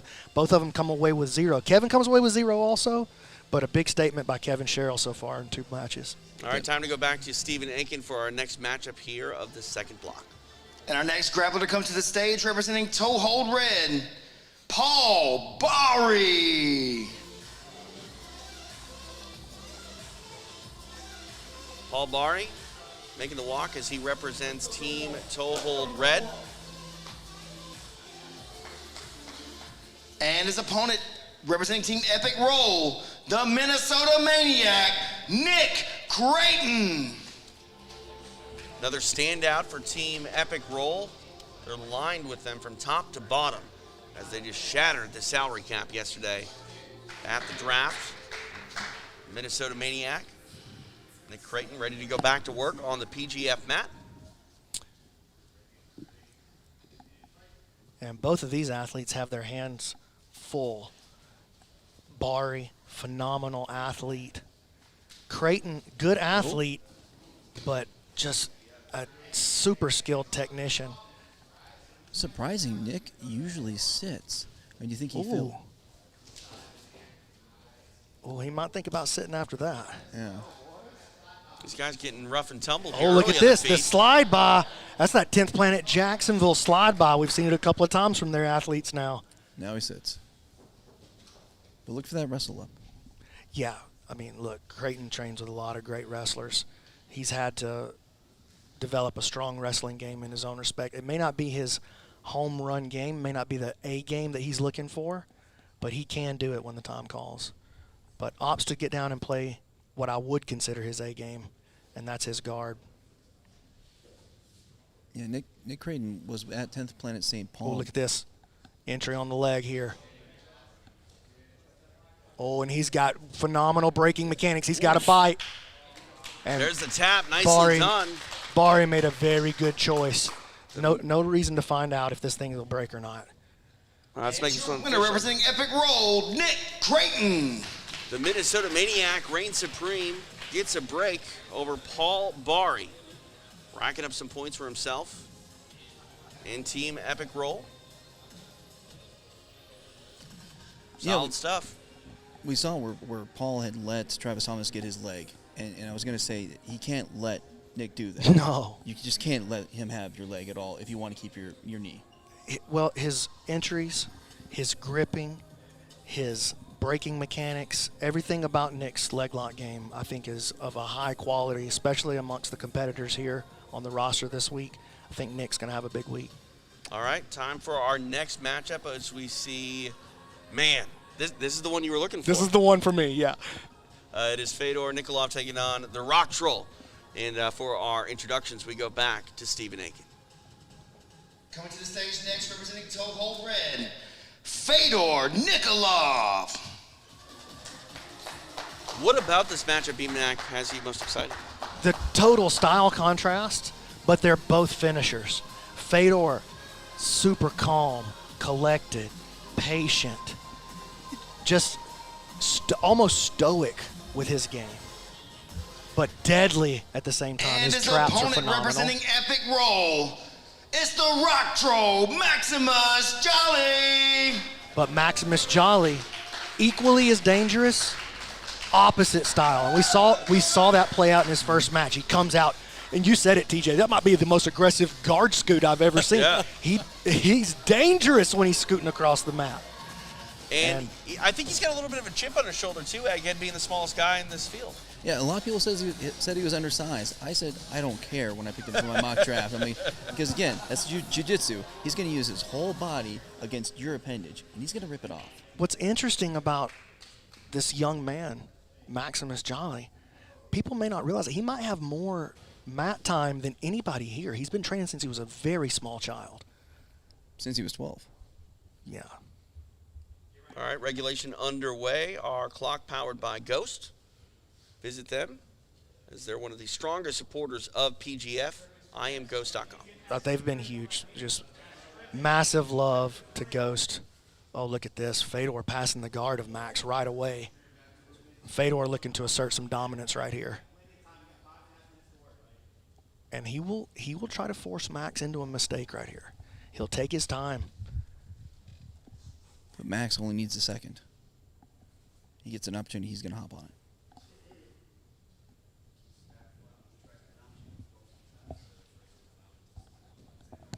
Don't forget we have a fantasy league powered by X Marshall. You can scan that QR code. Nice job, Max. Hips away, back to the feet.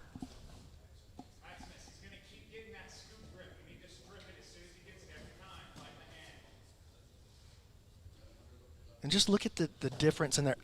For example, Fedor totally content to let Max shoves him, no problem. I play the guard too, man. Fedor's very dangerous here. If you're Max, you cannot allow yourself to get pulled into Fedor's closed guard. You can't do it.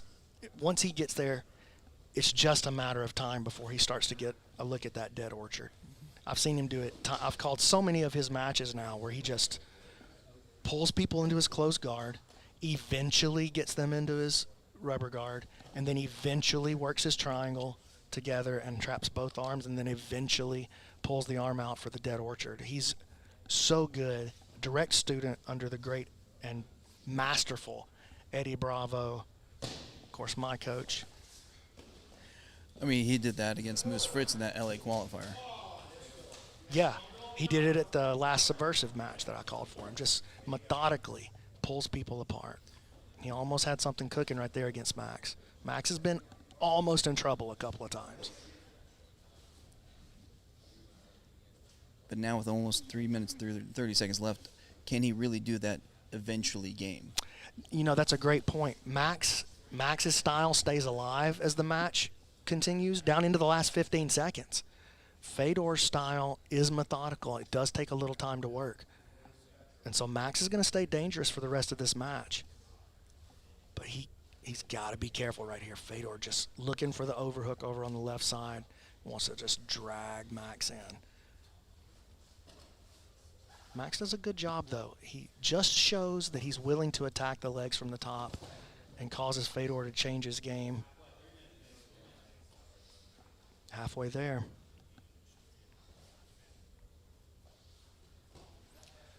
I love it, man. Max is just not intimidated at all by this guy. Throws an Imanari roll at him. It's bold.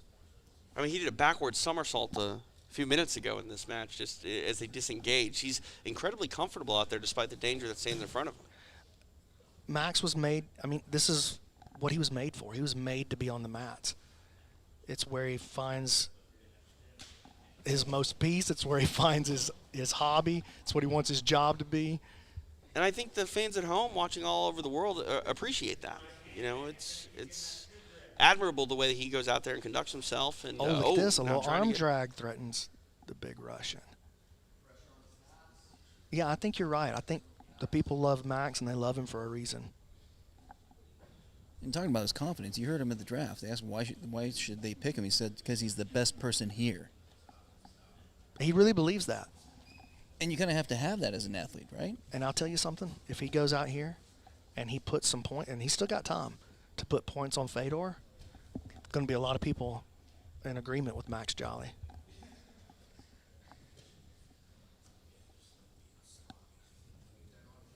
Touch over 90 seconds left remaining in this match. The Rock Troll, Maximus Jolly, on top of Fedor Nikolov. Max back steps out, and look at that. That's the second time he stepped in, and he's got a bite. Fedor's got to be really careful right here. Nice job pummeling that foot back to the inside by Fedor. But look at that, Max just staying with it. Fedor just so cool and calm. I can tell you from personal experience, when Max grabs your legs, it's a very scary moment. Inside the final minute.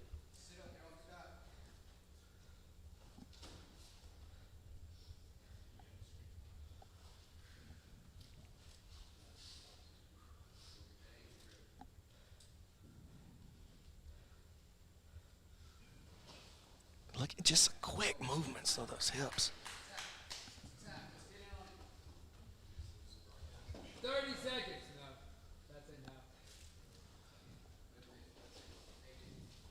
Oh, look at this. Another step in on the legs from Max. Fedor trying to spin. You know, he didn't have that knee line trapped, but we have seen, and that's how he got into the PGF the first time. Mm-hmm. He had a couple of traps at the qualifier last year, I believe in Chattanooga. Was it the Chattanooga qualifier? Yes, he did. Sam Akerd. Tell him that your knee line is for your safe. It wasn't. Wow. That's Man, a wrap. I feel like that was a great match. You know, it goes to a draw, but I think that was a really, really good match. We saw a lot of good things from both of those guys. This match finishes in a draw. I mean, definitely a moral victory. Lesser known to the bigger audience out there, perhaps, obviously to PGF fans, but Maximus Jolly making a great statement about actually threatening Fedor there. Yeah, no, absolutely. He's here to fight. Yeah, and I think he's going to, you know what, just what I know about Max, I think he's going to be upset that he didn't get the finish. I don't think it was a statement in his mind. Yeah, definitely. All the confidence in the world, and well earned. He's done great things in the PGF. All right, time for our next match. We go to Bobby, both of them, Stephen Aiken. Next up from Toe Hold Red, Landon Tourville. Landon Tourville has already made a name for himself this season here inside the PGF. Your thoughts on this next matchup, B-Mac? Okay, the big surprise of round one, Landon Tourville, coming in as, you know, a lot of people's... And his opponent representing Team Epic Roll, Sam Schwartz. A lot of people thinking Landon was just going to be a dunk. Let's be honest. But he comes out and he's the highest scorer in the first round.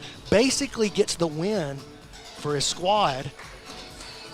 I mean, Sam might have his hands full here.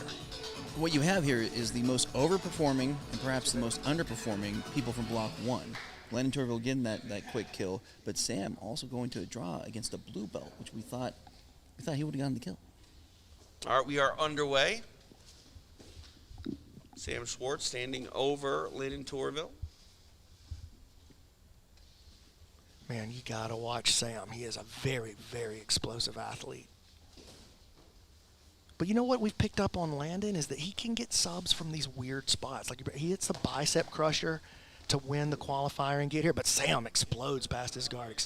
Example of that high-level athleticism that Sam brings to the table.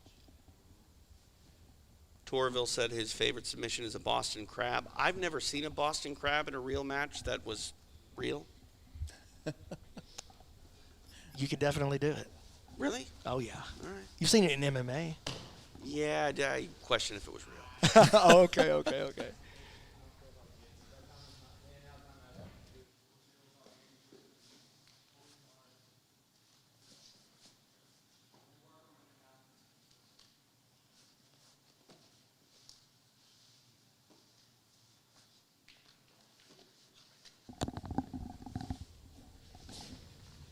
Look at this. Tourville's got a bit of a bite on that shoulder. Sam, man, so strong, super aware, not going to just let Landon set a grip on him and move around him.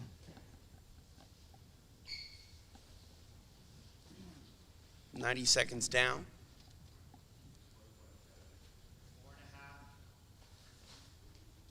Tourville looking for an arm drag.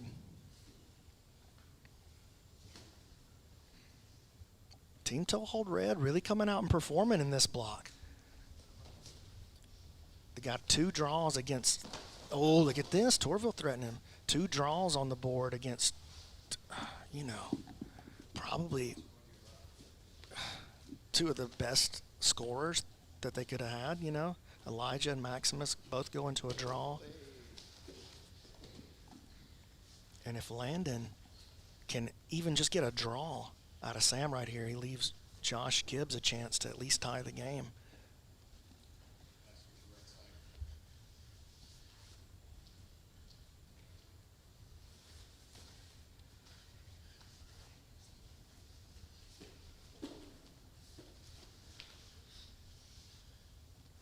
I think maybe the storyline that's interesting is maybe the people going up against Epic Roll are just psyched to go against the stacked team.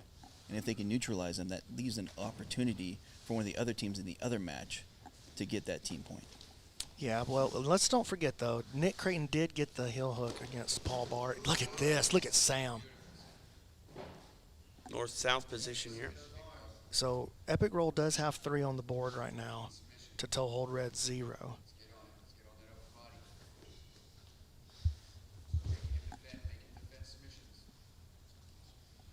Over 30,000 live viewers right now on Caffeine TV. We love each and every one of them, too. That's an unbelievable number. Gets me very excited, I gotta be honest with you. 2.5 remaining here in this match. Now, Brandon, just so I'm clear, it's the overall team that has the most points for the whole block that gets the point. I'm sorry, say it one more time. Out of the 4 teams, whoever has the most points for the whole block gets the team points. That's right. Okay.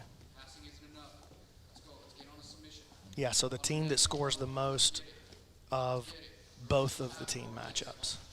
That's right, okay. That's what I thought.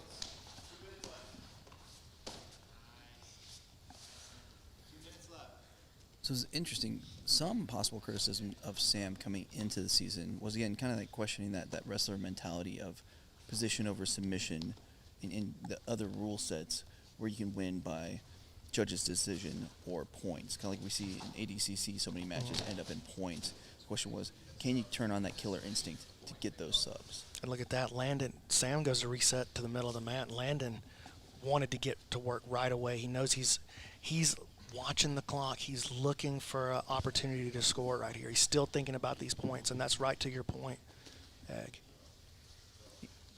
Definitely embrace the PGF mindset.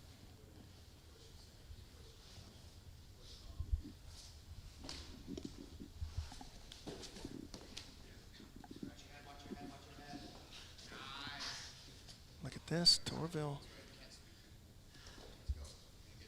Minute to go. 60 seconds.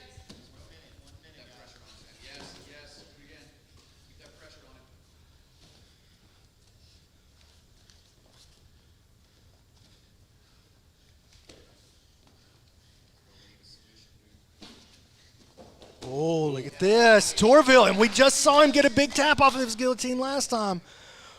Schwartz able to get free, but Tourville chasing him down with the butt scoot. Looking to score. He's always looking for an opportunity to score. And you saw just in that one moment right there, he could snap it up quick.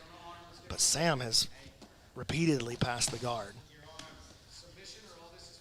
Oh, look at this. Sam turning on the leg lock. Nothing there. Time running out. 10 seconds left.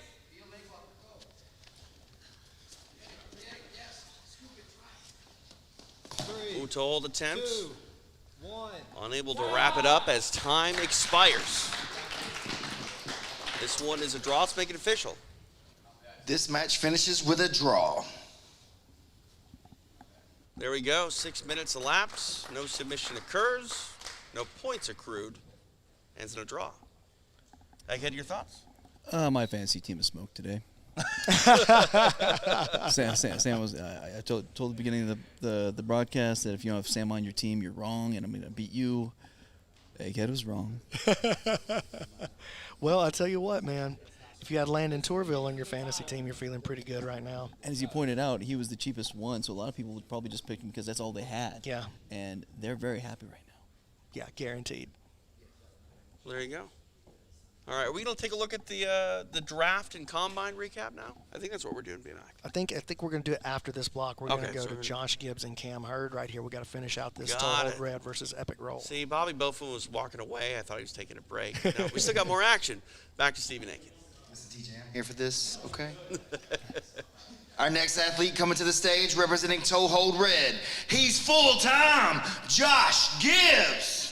I mean, how could I forget about Josh Gibbs? I mean, he's full-time after all. Making the walk. And of course, he got that nickname because, as we stated before, he was a replacement player for season 3. And one of the competitors got injured that first night. And so after that, the rest of the time, he was in there for him. So became full-time. And his Epic Roll opponent, Cam Hurd. Cam Hurd, one of the most highly paid players in the draft, one of the most highly touted prospects coming into this PGF season. Division I wrestler, very experienced grappler, been grappling his whole life, but a relatively new jiu-jitsu player. Yeah, only been 3 years? Yeah, sounds like. only about 3 years of training under his belt.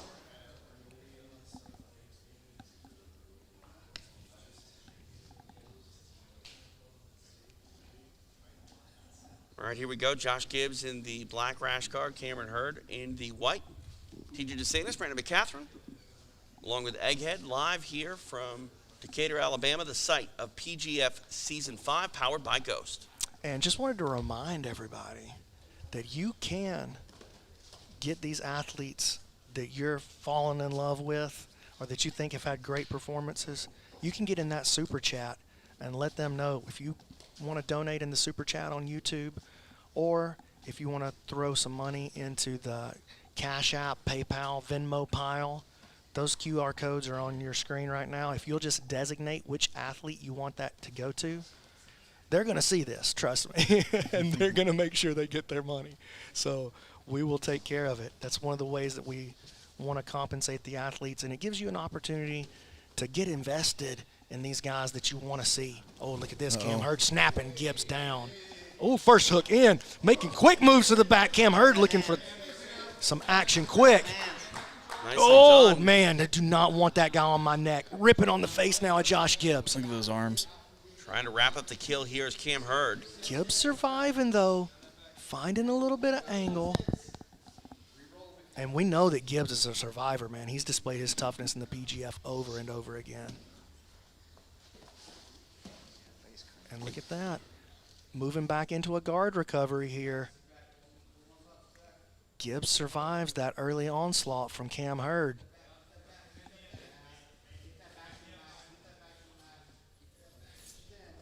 Cam still on offense, though, passing again. Keeping Gibbs on the run. Man, you got to watch out for this Cam Hurd front headlock attack, too. I know he's attacking the back right here, and that's a good idea. Oh, we know he's got that power squeeze on that arm triangle, too. He was one of 3 people to get the fatality on the robot in the combine on that head and arm triangle, so you know he has it. Cam just looks dangerous and scary. As we talked about, Gibbs is resilient. He has 8 years of experience. He's been going against real tough athletic guys for a long time. Very good front headlock, man. Seen him put a lot of people out of those ADCC Opens with this attack. He's got a great sequence here, now trying to punch through deeper on a Darce. Going to turn him.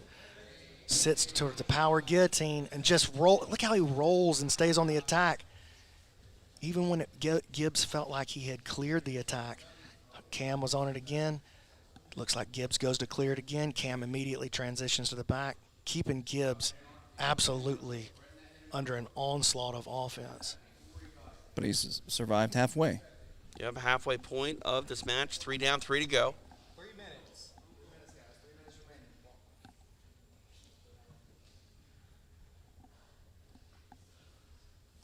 And while Josh is, full-time, he's been full-time defensive here with this offensive work turned in from Cam Hurd. Yeah, he's just being buried under an avalanche of activity.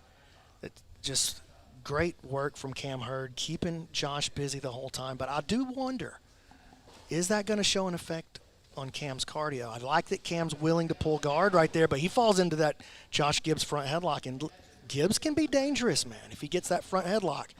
We've seen him put people out with that Darce. Wait, look at Gibbs with no fear. He's facing the top wrestler of the PGF this season.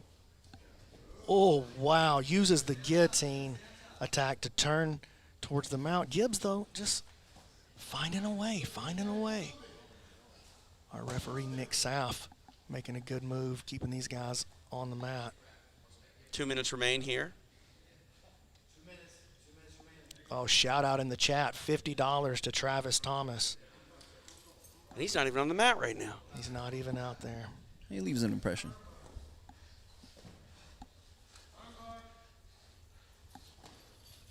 Armbar upcoming here for Cam Hurd. Able to survive and defend well. Oh, man. Josh Tried Gibbs. to reach back for the ankle. Gibbs super aware. Listen, you got to be super impressed with what Gibbs has been able to bring to the table survivability-wise. Right. And, again, the spirit that he approaches with, he's not backing down an inch from this. 100%. He's right back on the feet with this wrestler. He believes in his game enough to stay out there and stay active with him. Insane duck under by Cam Hurd, trying to make a move towards the neck of Josh Gibbs. Gibbs starting to flatten out, though. 1 minute remains here in this matchup. 60 seconds.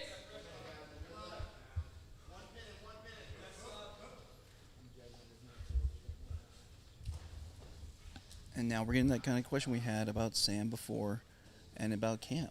Again, used to that ADCC format. Can he turn on the subs? Definitely been threatening with them, but has yet to secure one.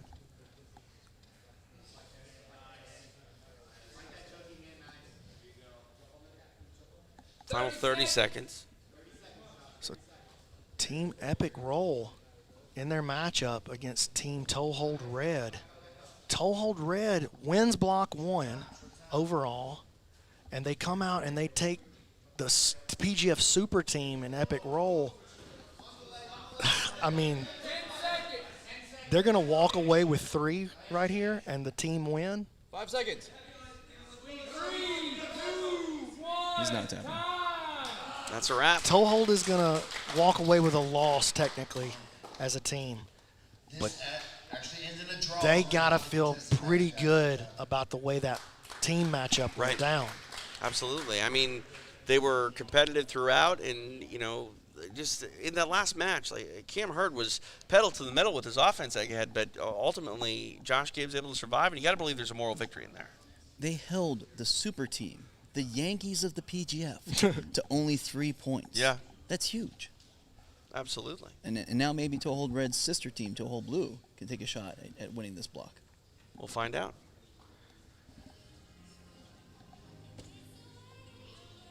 You're a big part of what we're doing here, so thank you a lot, man.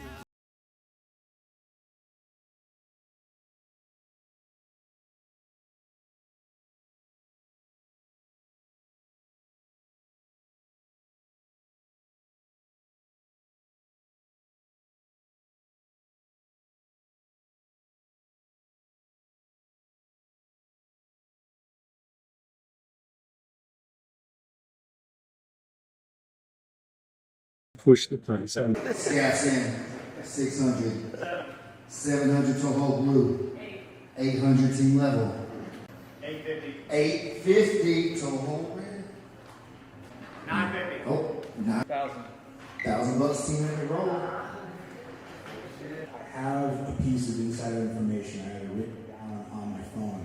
The person who gets me gets the information. It's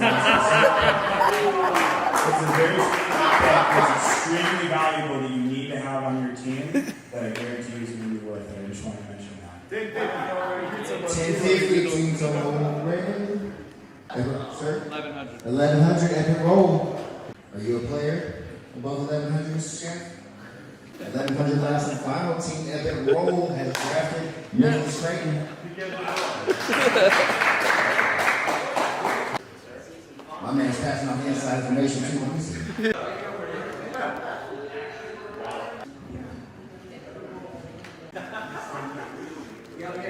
I mean, like it's the game, right? We got the three that we wanted. Yeah. Like some of them, we push the bid, so they'll spend in money, right? Even though we know we're not gonna buy it, we just push the bid. So they spend their money, so they're gonna have the money for the ones that we want, and we got the ones that they got. It's a PowerPoint. We went in there right out the gates, just took care of business. You know what I'm saying? Come correct. Come correct.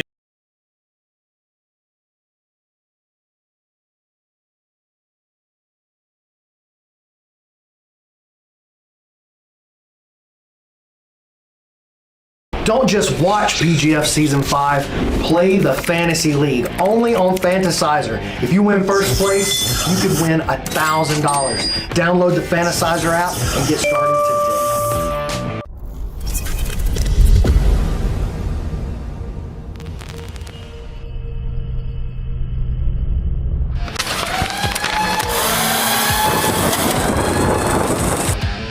PGF Season 5 finale is going down November the 4th, live on pay-per-view, or get your tickets to attend in person at pgfhome.com.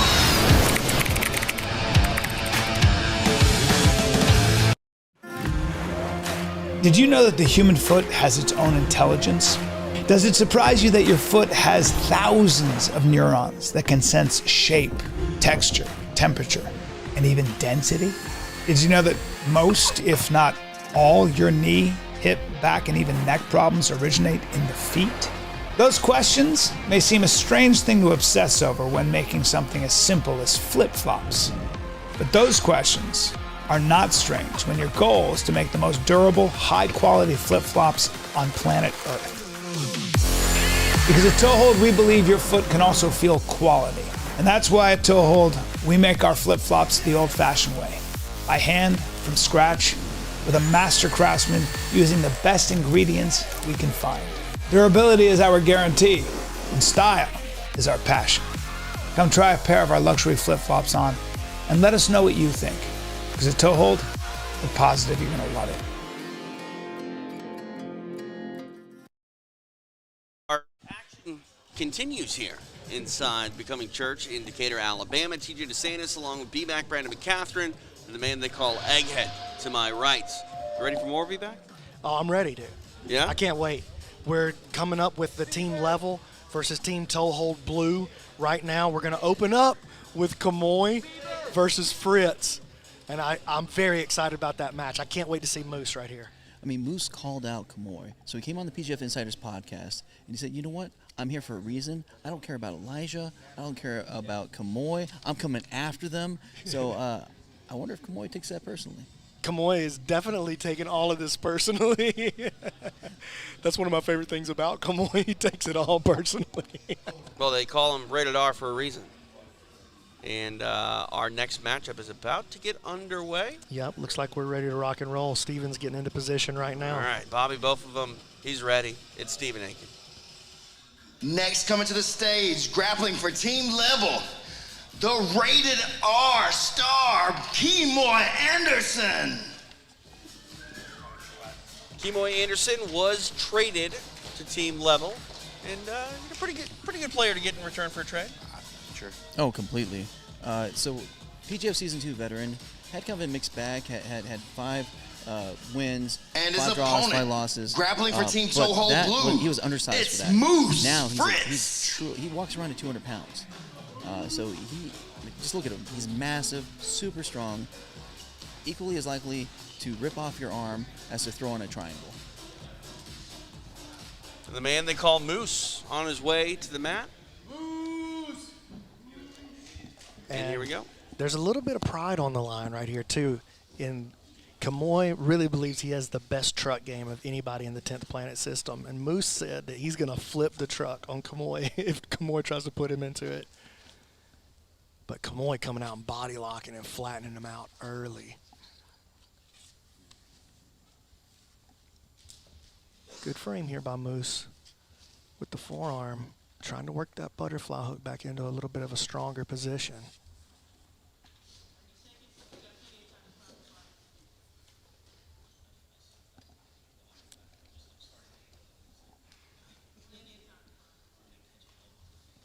Kamoy staying locked on tight, though.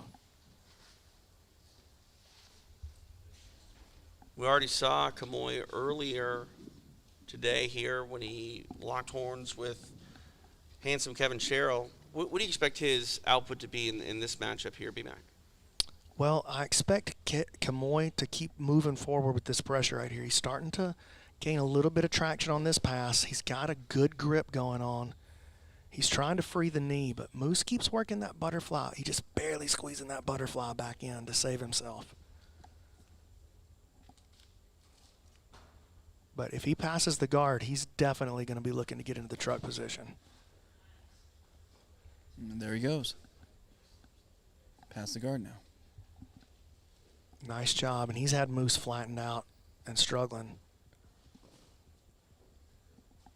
for pretty much this entire match. Now the arm isolated. Ooh, Kamoy's got a great triangle. He may be setting him up for a triangle right here.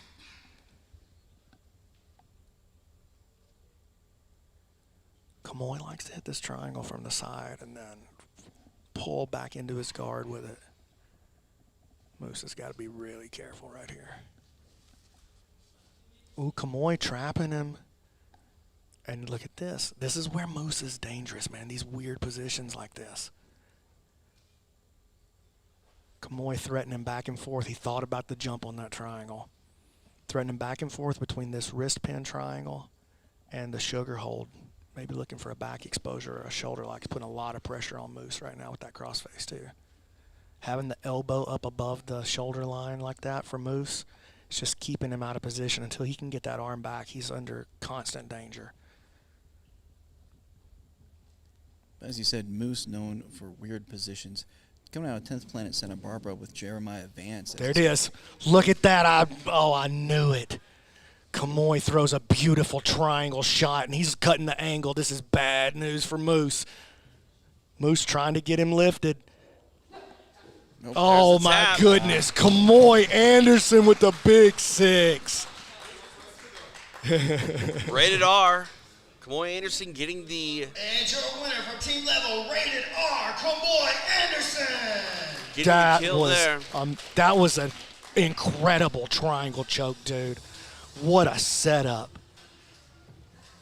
Not bad if you're Kaya Jackson, you got to be feeling pretty good about that trade right now. Yeah, if you're team level, you got to be sitting back going, yes, we made a great play, because that was a huge triangle choke from Kamoy. Nice. You know what the best part? Yes, it snapped on fast. When it came on, but the patience that was required to sit there and fight back and forth between that and the sugar hole, just waiting for the right moment. Moose lets his knees get a little bit away from his elbows for just a split second, and Kamoy slams in. One of the best triangle chokes that you're ever going to see. That was just fantastic, man. Anything to add, again? Well, with that, you already see that team level is ahead of both Epic Roll and Toe Hold Red. So right now they're leading the block. Leading the block. Fantastic news if you're Nakaya Jackson right there, and you called it in your assessment. Like, they were going to be either a feast or famine team, and right now they're looking to feast in this round. All right, we go back to Stephen Aiken for our introductions of our next match. Our next grappler coming to the stage, representing team level, the Mantis, Travis Thomas. Travis Thomas making the walk. Just got a huge super chat donation a few moments ago to the Mantis. We'll see him try to put on a show. And his opponent representing Toe Hold Blue, Matt Elkins. Gonna owe a womp womp womp to Dark OX for that too. Okay. Womp womp womp super chat. Oh, just gave another one. Oh wow. Wow. Travis picks up another $50 in the super chat. Like a GQ model type of shit right now. All right, Wallow. That's out of context, but I love it. All right, PGF Season 5 rolling on here. Our next matchup ready to get underway. And while we're waiting, of course, Colleen Wendling gave a nice super chat to Josh Gibbs for being just resilient as can be, a true warrior. So womp womp womp, Colleen. Big matchup. These guys have trained together a lot. Matt, of course, my newest black belt out of 10th Planet. Now he's down in Birmingham with Ironclad. It's about to be officially 10th Planet Birmingham soon. Travis, though, one of our purple belts at 10th Planet Decatur. And these guys train together all the time. And Matt Elkins coming out aggressive right away. These guys are going to go for it. I love it. I really thought Matt Elkins was going to big brother him, but not so much. Oh, look at this. Travis Thomas makes a nice entry. And Elkins very aware. Good job. And you can just see the difference in the leg game this year of Matt Elkins. He's put in so much work in trying to level that part of his game up. Travis made a pretty good entry on him. And Matt sniffs it out. And the initial flurry of action is over. And they're going to settle into some more old school guard passing here. Travis very unorthodox though. Matt has to be careful. And Matt though, such a good wrestler. Look at that big elevation. Puts Travis on his back. And look at that nice arm lock attempt. And he got it. Wow. Beautifully done. Wow. Travis with that sneaky shotgun arm lock during the guard pass. Matt leaves that underhook behind just a little bit. And Travis Thomas. And your winner, from team level, Travis Thomas. Travis Thomas using those long legs of his. The man stands 6 feet 3 inches tall, and he wraps up that armbar submission. Beautifully done. And B-Mac, you've been talking about Travis, saying he was overlooked, saying he was going to be the dark horse, and wow, the commissioner's right. Well, listen, you know, I have the luxury. You guys don't get to see a lot of footage of him. There's not that much out there, but I have the luxury of training with this guy every single day, and I'm telling you, he's probably the most talented athlete that we've ever had step foot on the mats at 10th Planet Decatur. And I don't mean just our own athletes. I mean all the athletes that come through. Travis Thomas has more natural talent than anybody we've ever had step out on those mats. And he's got a nice work ethic. And he's new to the game, but he's got 2 years of strong work ethic piled on top of a tremendous amount of natural talent. And I think he's displayed that already tonight. Absolutely. All right, our action rolls on. Anakin and Buddha is on deck for our introductions. We go back to Stephen Aiken. The next grappler coming to the stage, representing team level, Anakin McMahon. Anakin McMahon making the walk, representing team level. See if he can feed off that momentum that his team has going for them right now. And the representative of Tourville Blue, Buddha McClure. Tony Buddha McClure, representing Team Toehold Blue. And we're talking about feast or famine for team level. 2 matches, 2 subs. Let's see if Anakin can keep it going, and he's the type of guy that can. And 2 flashy submissions as well. 2 great subs. Oh, look at this. Anakin wants to come out and get busy right away, and I've seen this look in his eyes before. But I'm telling you, man, it doesn't matter how good Anakin is. He's going to have a tough time holding on to Buddha. Buddha is crazy strong, and look at that. He's already ripping around the head. He's got Anakin under pressure here, sitting in on a guillotine. Oh, throwing into a good position here. I'm going to rip his head off. Anakin staying in the game, though. Buddha stepping over if he can clear that hip. Trapping the leg. Gotta wonder how much energy is Buddha spending right here. Wow. Ends up having to bail. And I think that was probably Buddha deciding that he did not have that, and it's not good for me to burn my tank right here, but he shows Anakin that he can be dangerous right away. Definitely gotta respect that. Oh, look at this injury. Oh, this is big trouble for Buddha right here. Anakin looking for his grip. Buddha keeping the feet crossed right now. Oh, Anakin's gonna go straight down on him. Exposes the heel. Buddha starting to slip his knee.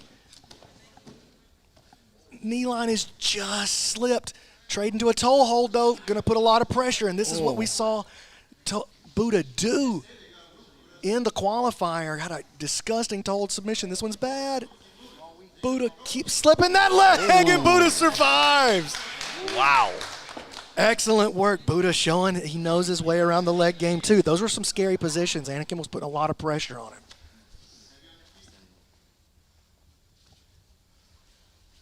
Now trying to go for a know. toe hold. Oh, wow. We know Buddha's got that super dangerous toe hold. And look at this, man. He's aggressive. Back and forth these guys go with the leg attacks. Just 2 minutes have elapsed here in this matchup.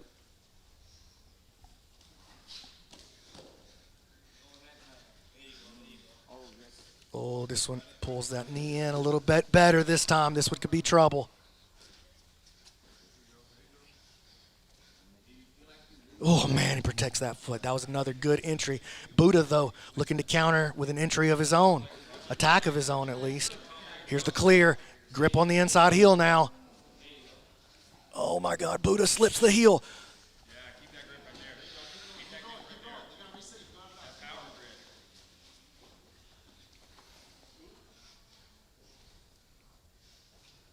Wow, Buddha just finding a way to stay alive.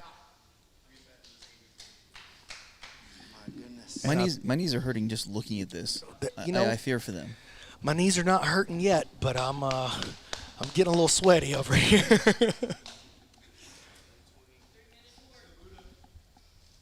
Halfway point of the match.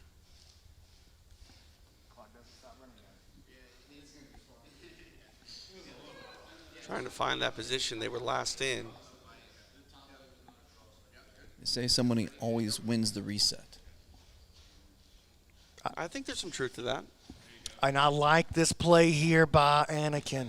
Switching off to the outside heel, and now the straight ankle. Inside heel counter, though, from Buddha. If he can dig that heel out, oh, my God, it's just a shootout. Oh, my gosh. Buddha reaching through with his, oh, my goodness. Who's going to find it? Oh, my gosh. Anakin just keeps slipping that heel. Oh, nicely done. What a finish. Buddha McClure getting the break. Wow. And your winner from Tourville Blue, Buddha. Tony Buddha McClure. I love it. Hey, you know what, man? All of the Buddha fans, and Buddha's had a lot of vocal fans heading into this PGF, and it's for good reason. And they all said, "You're sleeping on Buddha. You can't sleep on Buddha." And man, taking a big win like that over one of the highly touted prospects coming to us out of Colorado. Anakin, the chosen one. Tony's like, I'm the chosen one, dude. Buddha's the chosen one. Buddha going to get done in a big way. Egghead, your thoughts on how that one ended? He's just leg locked, one of the most dangerous leg lockers of the season. I don't know what to think anymore. I think he's one of the most dangerous leg lockers of the season is what I think, because he showed no fear of Anakin's leg locks, right in the mix every time, attacking him, counter-attacking him, and showing that he could slip that heel. Man, because Anakin had a couple of good plays. He really had a couple of good plays. And Buddha just shut him out, countered him. And you got to be afraid if he gets your head, because he can pop it right off. All right, our battle of this block continues. Our next matchup is on deck. For our introductions, we go back to Stephen Aiken. The next grappler coming to the stage representing team level is Carson Thigpin. Carson Thigpin making the walk. Call him the mustache. He's got a nice mustache. Makes sense why they call him the mustache. Apparently it was actually his girlfriend's idea. Normally And his opponent representing Tourville Blue, Matthew DeWeese. Someday I'll be able to grow a mustache. I don't know when, but I've been waiting on it. Young Matthew DeWeese. I'm not sure if he can grow a mustache yet or not, but he's definitely a dangerous grappler on the PGF mat. And this is actually a rematch from the Nashville qualifier. Yes. DeWeese got a very sick submission on Carson Thigpin. Surprised a lot of people. You got to think that Carson's looking to get this one back. No, you're just working hard, baby. You're up and down, you're leaning, you're holding. Yeah, you're working hard, bro. You don't realize it because you're having fun.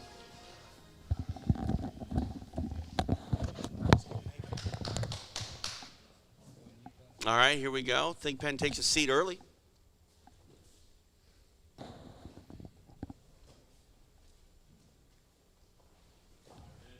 Holding this grip on the toe hold early for Tourville. Look at this. Carson trying to make a move towards the back, though. Switching off to the front head. I like the way he paired that truck attack with the front head attack.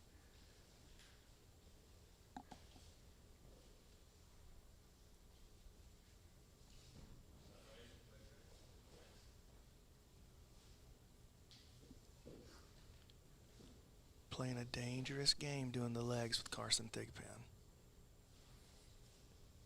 Uh-oh. Uh-oh. Darce choke. This one's gonna get deep in a hurry. This is pretty serious. This is pretty serious. Going now, switching to the vice grip. Now to the Japanese necktie. Carson's in big trouble. Oh, it's a lot of pressure on the neck, and it's working as a choke. Oh, he's got a tap. Wow. Oh, right at the 1 minute mark. Bonus point. Wow. Just getting it in there. Oh, I was watching the delayed stream. Yeah. It was 1 minute, 10 seconds. Just missed it. Just missed it. Matthew Louise getting it done. Racking up some points for Team Tourville Blue. Beautiful stuff there by young Matthew DeWeese. The Japanese necktie, man. What a finish. You having fun yet, P-Mac? Dude, I tell you, the big story of the day is all of these underdogs are coming through and scoring. They're coming through and scoring. They're not just showing that they're here to survive. They came to take these guys out. They know the PGF rule set. They understand how the season format works, and you can see that in some of these guys. I love it, man. And this is wild. With that kill, Tourville Blue is tied with level for the team point during this block.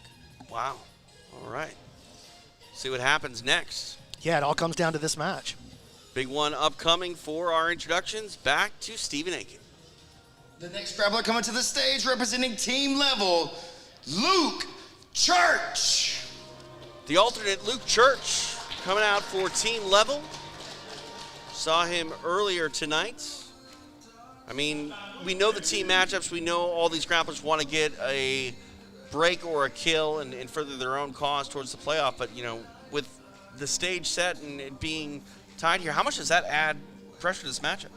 I think it adds a lot. I think Jacob Lamar, as a black belt's about to come out, he has to have this circled on his schedule for a very winnable And his match. opponent, grappling for Team Toho Blue, Jacob Lamar. I think you're right about that, Egghead. I think Jacob is definitely looking at this matchup and thinking that he's going to be able to come in here and put some points on the board against this young man. Last-second replacement, of course, for Sawyer Griffin. But I have to believe that Luke is thinking the same thing about Jacob. Definitely. I mean, Jacob's a black belt, but got picked pretty low in the snake draft and then didn't get quite the respect money-wise in the auction draft. So I think you're right, Brandon. All right, here we go. We are underway.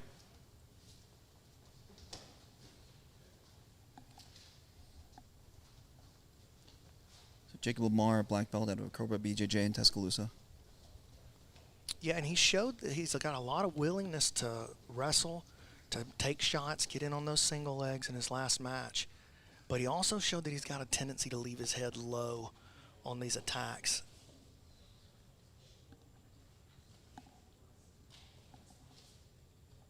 Of course, Luke Church, the purple belt, strong Kimura attacks. He's working with the overhook right now. Lamar tries to step in, off balance him with that.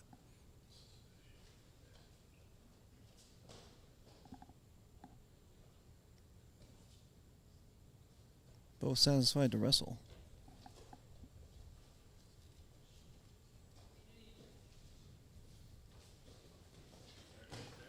Getting close to the Look edge at of the that. mat here, but they wrestle through it. Lamar fighting through it, and Church shuts him out.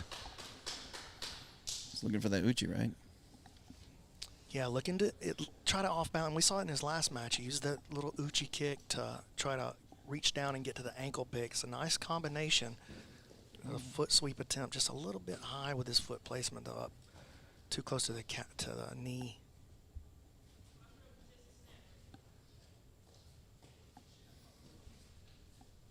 Now, to be fair, or to be certain, Luke Church isn't his actual name. No, we call him Church. His actual last name is Claunch, but his name is Church, dude. Jacob staying active. There's that Uchi ankle pick combo right there. Nice. Very good work by Jacob Lamar. Another nice thing about he lands in a dominant position all the way past the guard into side control. Now looking to work this knee up to the belly. Church got to be super careful leaving that right arm hanging back like that.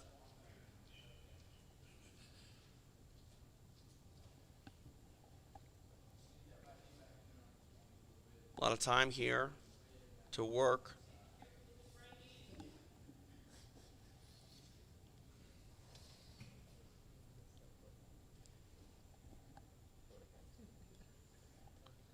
Lamar had his hips pretty high. Was he trying to go to knee on belly, or what's he trying to do there, Brandon? Yeah, well, Luke's arm position for Jacob wasn't optimal really to turn him on a bunch of attacks from the side control position. But now we see him trying to rectify that and starting to threaten a bit of a north-south attack or maybe position. But Church using the movement of Jacob to create some, look at this, and he's getting in. Nicely done!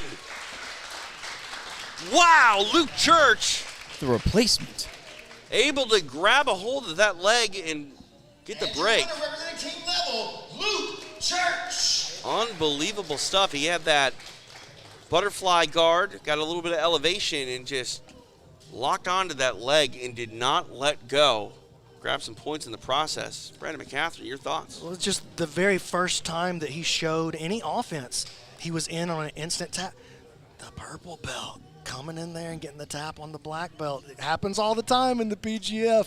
Something that, it used to be the case that a purple belt beat a black belt. It was mind-blowing. You couldn't believe that just happened. But these days, especially with the rise of no-gi, these purple belts are not looking at the belt on the waist every night the way that they used to. And it just doesn't mean the same thing. Purple belt beating a black belt is something that happens all the time now. And Luke Church showing that he's ready to join the ranks of guys that can check that one off their list. And with that submission, team level secures the team points for this block. They got Amazing. 12. Toho Blue had 9. Feast or famine, they're feasting. Yeah. I guess it's working out for Nakaya. She chose right. She chose wisely. There you go. Absolutely. What a phenomenal run it was in that second block for team level. And our action isn't done yet here tonight in Decatur. Still got one more block yet to go. And Brandon, obviously this is your brainchild. It's coming to fruition, playing out in front of your very eyes. Season 5 delivering thus far. Yeah, have you had a good time, man? Are you I'm glad having a you're phenomenal here? time. I'm really glad you came. I'm so happy to have you, and I'm so glad that Egg is here in the booth with us. Honestly, it really helps me so much just having somebody in the booth. I feel like you almost know the PGF maybe even better than I do in some ways. So I love having you here, man. I feel like you add a lot to the commentary. Well, I appreciate it. You know, back when I was on the other side of the computer screen, a little bit easier to pay attention to everything, remember everything than being right here in the action. I found it's kind of hard to remember everything. Gives you an appreciation for how good he is at his job, doesn't it? Oh, the professional. No question about it. Man. I mean, I just want a nickname like Egghead. Unless that's your given name, I'm not sure. I haven't asked yet. I refuse to tell his real name. It's just Egghead. I mean, he's living up to the moniker, to say the least. So I guess what's the biggest surprise for you guys so far? Oh, man. I think Landon Tourville definitely showing out those first two blocks. I mean, obviously, getting the elbow genie point and then holding off Sam. Masterful for the mystery man, right? Yeah. Hey, is anybody else 2-0 yet besides Church? You'd ask me that question, wouldn't you? Church got, because from what I wrote down, Church got the ankle lock against Josh Gibbs in the first matchup, and then he just got the heel hook against Jacob Lamar. Is that right? Travis Thomas is also 2-0. Another one of your picks. Travis is 2-0. Oh, another one of my students. Yeah. That's the bummer. Apparently, it's a good thing to train at 10th Planet Decatur. Yeah, they're great. But in fairness, Travis also beat another one of my students. We can't really count that. Decatur on Decatur crime. Well, Matt actually in Birmingham. He drives up and been training with us. And, man, Travis Thomas is so impressive, right? And I'm going to say in my heart of hearts, Maximus Jolly, undefeated always and forever. I love the rock troll. Man, he's I'm a incredible, huge fan. right? He's incredible, right? Yeah, absolutely. So, all right, 2 blocks down, 1 to go. Live from Decatur, Alabama, along with BMAC, Brandon McCatherine, and Egghead. I'm TJ DeSantis. We'll be right back. You're watching PGF Season 5, presented by Ghost.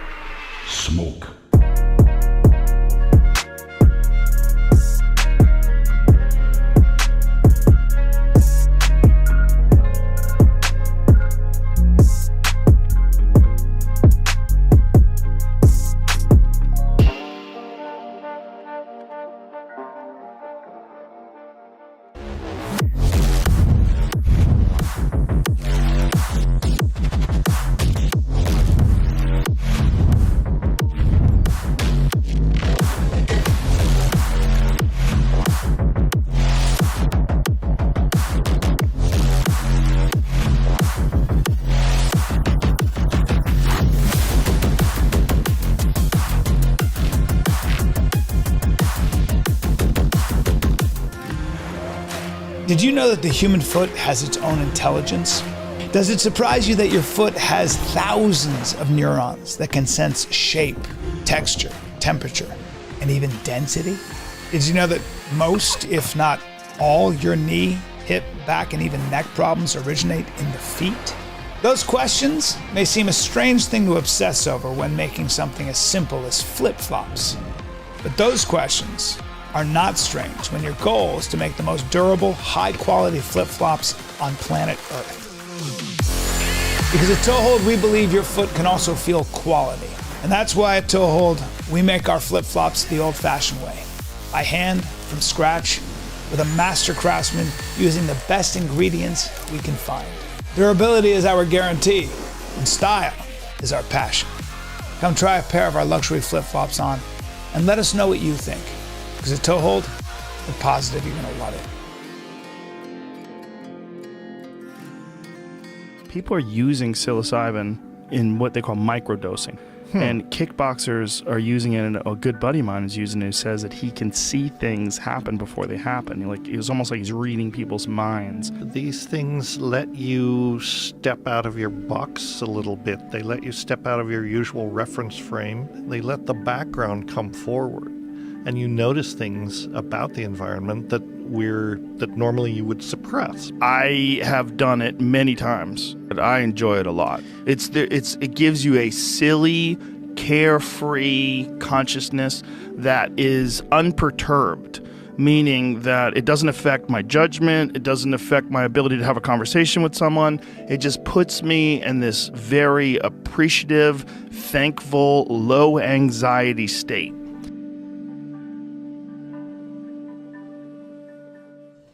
And we are back here inside Becoming Church, the site of PGF Season 5. TJ DeSantis along with BMAC, Brandon McCatherine, and the man they call Egghead. We are about ready for our third and final block of the evening. Let's take a look at some of the most highly anticipated matchups of this block. Egghead, your thoughts? Josh versus Jacob. What you have is somewhat of two elder statesmen, and yes, they're both younger than me, but still, as far as competitors coming in here, obviously two people that were picked a little bit later in the draft than they would have liked. But again, both looking at the other as a possible chance to get that win that they so much desire right now. It's a scoring opportunity for both guys. The other matchup, Kamoy versus Elijah, your thoughts? I mean, it's hard to bet against Elijah, but Kevin just made him look human in the last match. You know, Kevin didn't get the better of him. You know what I mean? Like, anytime you land a punch on the champion, everybody's going to say you won the fight. Elijah was really giving it to, he was really giving it to him on that straight ankle lock. Elijah probably walked out of there feeling like he had got the better of him, but both end up with 0 on the board. Very interested to see how this matchup plays out. So, very interesting. Two things. One, they saw each other twice in Season 2, as you pointed out. Elijah got him both times. That's right. With heel hooks. One was in the season was 4:36 into it, so it took him a while. And the postseason was 5 minutes into it. So again, took him a while to actually get it, but he did secure it both times. But coming into this match, they have different momentums. Because as you said, handsome Kevin took Elijah to a draw, so he's kind of petered out, whereas Kamoy had a draw, but then got a kill. And a very, very nice highlight as well. That's going to do very well on Kamoy's Instagram. Yes. So we'll see how they go. We've got a civil war between the toehold teams, red and blue, going to battle. It's an all toehold affair. It is. A bunch of feet everywhere. Oh, look at this. Paul Barry versus Matt Elkins. Paul had a tough night so far. He's gotten subbed twice. Matt Elkins took a pretty unexpected loss to most people against Travis Thomas. He's going to be looking to get one back against Paul. Oh, definitely. He's definitely going for that kill. Yeah. All right. I think we're about ready to get things underway. Kick off our third block. For our introductions, we go to Stephen Aiken. Coming to the stage, grappling for Team Toehold Red. Give it up for handsome Kevin Sherrill. Kevin Sherrill, the handsome one, made some PGF history yesterday when he was traded at the draft. Now he's going to come out for Team Toehold Red.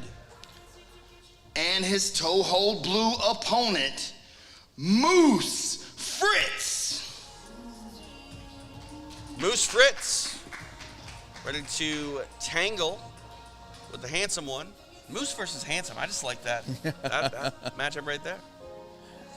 So handsome, as you said, a great moniker. He actually monetizes that. He sells handsome merch. Really? Yes. How's it look? It looks pretty good. I mean, one would say handsome. Okay. You guys are ridiculous. I don't know why you put us in the booth together. I don't either. Look at that. Fritz on bottom position, looking to get active on Kevin early. Fritz has a very dangerous, unorthodox game, but it's going to be very hard for him to get that going against Kevin. Kevin very strong positionally, very dangerous on his own respects. Good leg locker. Kevin attacks the back very well. But Moose fights well from weird positions, like once his guard is passed or from this inverted spot right here. Looking to make a play on handsome Kev. Kev doing a good job. See how he weaves that right arm through at the hip. He's looking to expose this front head position here. Moose does a nice job. It's crazy how he can do all that movement. I mean, Moose gets the nickname partially because he's 6'4".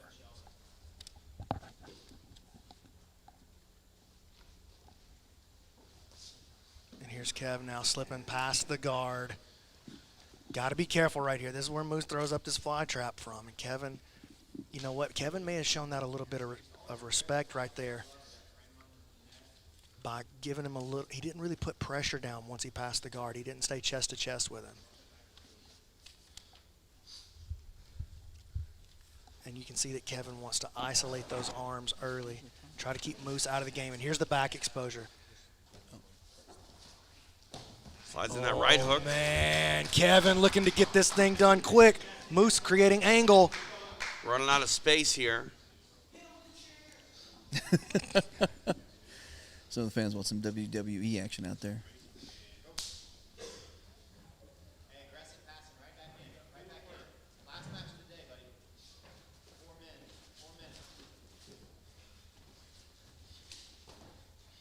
Moose tried to pull him into the closed guard for just a second. Kevin sniffed that out really quickly. Moose got a good grip on the back of the elbow, a little 2-on-1 on the far side. He can use that to create some off balance in Kevin. Maybe make an entry. Kevin going to be very hard to off balance. Look at this slick little guard pass. Moose framing up on the neck early. He's going to try to get into that fly trap, and you saw that, man. You have to be careful. Again, you saw Kevin didn't want to go chest to chest with him after the pass.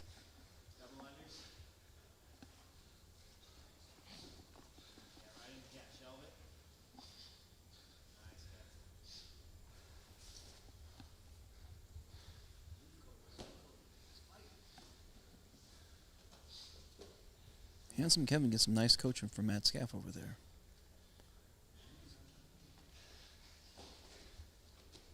Halfway point of this match. 3 down, 3 to go.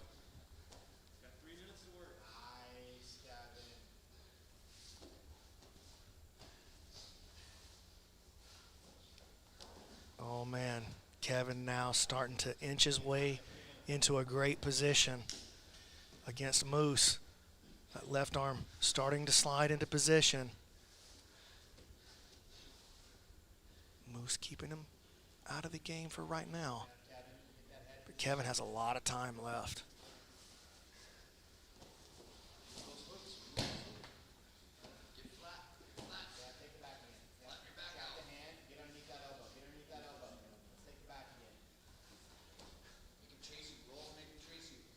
Ooh, Kev starting to put some squeeze on this. He's got the arm on the inside of the lock. Here's a bigger exposure now. This is a better position for Kevin. Full back exposure now. Both hooks are in. Moose trying to kick his way free, but Kevin just slowly, methodically working his way closer and closer to a finish. Good systems here by Kevin.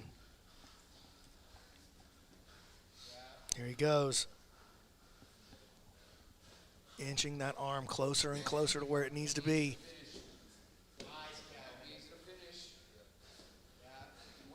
Oh, there we go. Oh, this is bad for Moose. Kevin looking to put some points on the board right here. 90 seconds left. Moose trying to attack a straight ankle lock against Kevin's hooks. It's kind of the only thing he has left in the arsenal. He's got those fingertips inside of that forearm of Cheryl, but definitely looks to be an uncomfortable position here for Moose. Kevin trying to upgrade to the body triangle. And his hand just slipping a little bit. Moose barely keeping himself in the game, but he does keep himself alive for just a little bit longer. The pressure now starting to mount up on Kev. He's starting to lose his grip. He has to switch arms. Don't get tapped. Don't get killed here. Finish this match without getting tapped. Moose starting to create some separation. Kevin has to bail, come back to the top position. Maybe looking for an arm triangle here. I mean, I think he's going to take a couple of risks right here, for sure. 30 seconds left. 30 seconds. Not what he wants, but if Moose can get a draw, it's a moral victory here. Yeah, I mean, it's been one-way traffic for the better part of this match's entirety. Coming up on 10 seconds. 10 seconds. Oh, man, here's the arm triangle shot, and this is a good shot. Oh, this is good. The clock. He might go to sleep. Oh, he my, survives. the match ends. Wow. 15 more seconds, we might have been talking about a kill, but this one goes the distance. And after 6 minutes, this match finishes with a draw. Whew. Wow. That was fast and furious there at the end. Those two men kick off our third block with a draw. B-Mac, your thoughts? Kevin tried to bury him, but Moose survived. He found a way, found his positions. You know, and let's be honest, he was shelling up a little bit there at the end. Kevin got so close on that arm triangle. And I got to think, man, I saw the look on Kevin's face when he got off the mat. He's not happy with how tonight went for him. No, definitely. Well, not that match at least. He might be happy with that Elijah match. Sorry to interrupt you. Go ahead. No, agreed. I mean, but 3 draws. Yeah. I mean, he knows the PGF. He knows he's now behind because he didn't put any points on the board. Yeah. Yeah, I mean, a whole day to come and go without points on the board is, I mean, at least he gets to come back and do it again tomorrow. That's another beautiful thing about this format. We're going to get to see this storyline evolve for Kevin. But the pressure, make no mistake, as one of the top picks, one of the top prospects coming into the season, the pressure is on Handsome Kev now. Now, if you remember, season 3, he also put 0 points on the board in that first day. And he came back, made the finale. How do you know this stuff off the top of your head? I'm the super fan. Okay. It's that 20-pound brain, man. There you go. All right, our next matchup ready to go between these two teams that represent Toehold. For our introductions, we go back to Bobby both of them. The next grappler to come to the stage representing Team Toehold Red is Duval Paul Bari. What are they screaming, B-Mac? I believe they're saying Duval. Okay. I think It's that's the county. where they're from. All right. It's the county All of those Jacksonville. 10th Planet Jacksonville guys, they always yell His that. opponent representing Toehold Blue, Matt Elkins. Oh. Matt Elkins making the walk, representing the blue side of Team Toehold.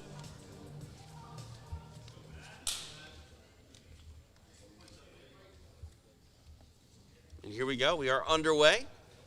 Our clock powered by Ghost, one of the main sponsors here, the main sponsor actually of PGF Season 5. Visit them at iamghost.com.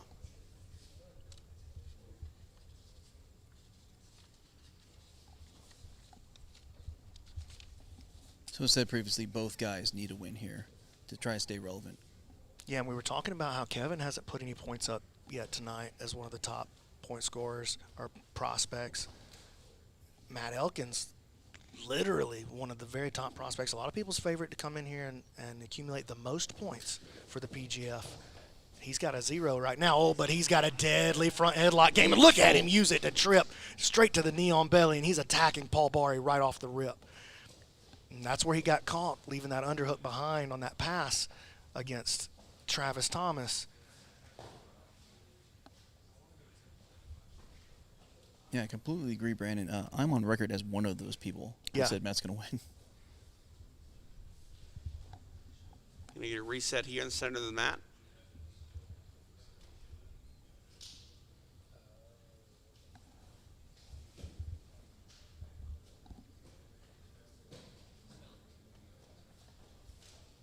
Matt looking to step into the inside space. Paul pulling him into the Z guard.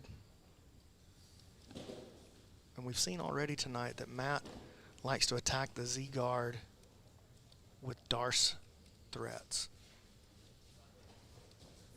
Matt gets Paul moving, creating some movement there, looking for an opportunity to get a big takedown.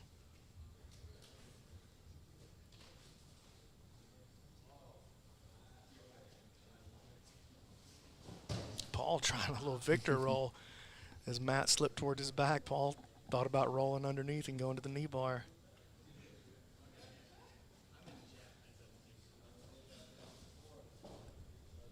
It's it's really wild how these young guys are going against these seasoned wrestlers, and they're not blinking an eye. They're like, okay, I'll wrestle with you. Paul making a lot of big movements, though. That's the first thing I notice when I'm watching Paul. Super athletic, super explosive, but a lot of big, athletic, explosive movements.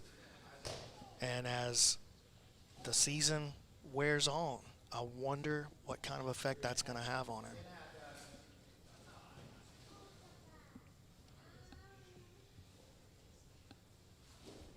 Elkins making an entry on the leg here, showing Paul, and I think that's a wise veteran move there by Elkins. Didn't look like he had a lot of intention of going back to the leg, but showing Paul's that, look, I might sit back on your leg. You can't get lazy with this guard. You can't just sit here and shell up. That's smart. And look at that. He gets Paul moving. And Matt using that now to move to the mount. All set up by that sort of faux leg lock attack. Matt, very dangerous right here. The key to war is misdirection, I've heard. That sounds like a very egghead thing to say. Because I don't know what it means. 2.5 minutes left. I can't let you guys spend time together anymore. That's a problem. Well, he's making big movements, and he's bound to get tired, but, you know, he's only 23. You can get away with a lot when you're 23. 2.5 minutes. Do you remember 23, B-Mac? No, that was much too long ago. Look at this. Matt setting up a punch choke. Paul bucking, trying to get out of here. Matt starting to wrap that head. We did see him. He threatens the punch choke back and forth with his arm triangle. I saw him at the ADCC East Coast Trials. He finished his first round opponent with a punch choke. The same threat right here. Mount, arm triangle, punch choke. Arm triangle, punch choke. Paul, though, does a good job, gets those hips lifted. Ooh. And Elkins falls back, tried to use it as an opportunity to snatch up an arm, and Paul gets himself out of a very dangerous position. 90 seconds left here in this match.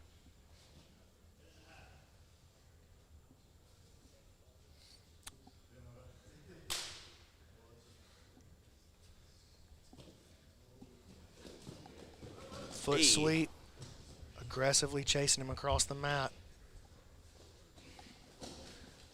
Elkins really getting after it. And this is a guy who understands this PGF rule set. He's hunting. He's on the hunt now. Turned up the intensity. 60 seconds. Here's the double underpass attempt. Paul, though, doing a good job. He just keeps pushing Matt back out of position just enough to save his guard. Doing a great job against a very seasoned black belt and a very seasoned PGF competitor here. Paul Barry really making a good showing for himself in this match.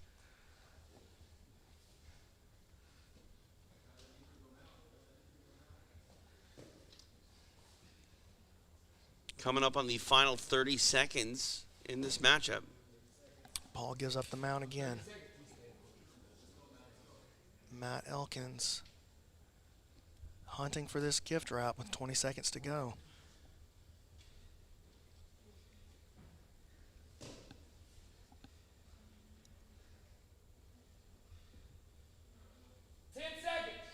Looking like time is going to Yeah, I was expire. going to say, it looks like Matt wants to try a Hail Mary triangle here. 3, 2, Looking for a Hail Mary punch choke now right at the end. That's a wrap. Two men go the distance, no points to be accrued.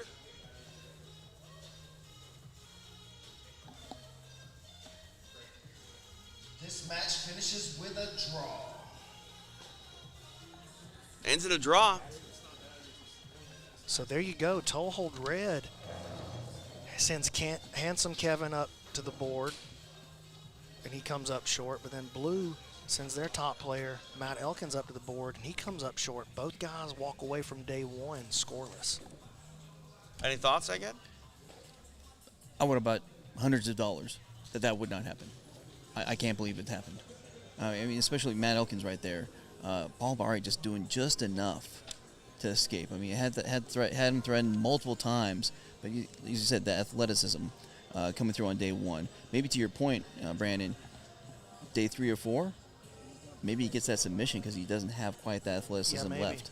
Or maybe, maybe this is the week of we find out that Paul Barry's got a lot more than everybody thought.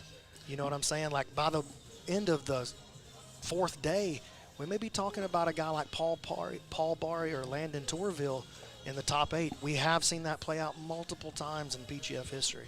And Stephen Aiken's very, very high on Paul Barry. He's seen him at quintets before, saw him at his promotion, the Mid-South Classic before, show out in both of those. So, you got Stephen Aiken on his side. Big believer.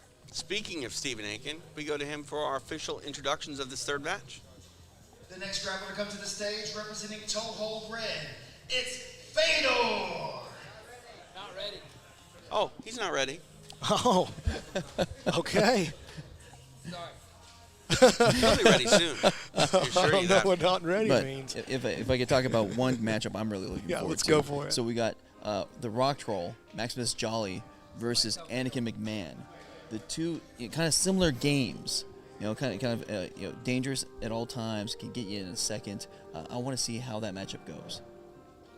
Well, we said not ready, but then Fedor walked out right away. All right. Hurry, Next wait. introduction. Now representing Team Toe Hold Red, it is Fedor.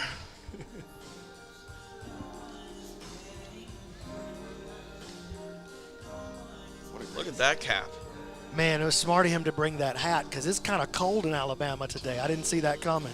It is cold. It's going to be below And his freezing opponent from Toe Hold Blue, Buddha. Buddha McClure making the walk. Yeah, that's one thing we were talking about, endurance, days from now. But this is the 3rd match for all of our players here in this 3rd and final block. I mean, there's a lot of ups and downs, adrenaline, emotionally, mentally, but energy as well, physically. It's tough to go multiple times on a stage like this when the lights are burning bright. Man, I think these young guys in the PGF, I think they all feel a little bit disrespected. I feel like they saw all these media pieces coming out on all these killers. And look at this. Buddha comes out straight with an arm drag right onto a single, puts Fedor on his butt. Fedor right back to his feet. Oh, Fedor jumping on the head early. His lucky slams aren't legal here.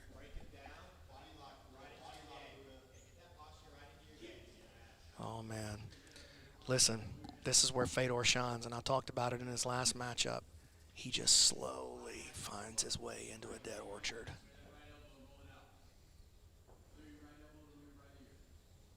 Fedor with those long legs.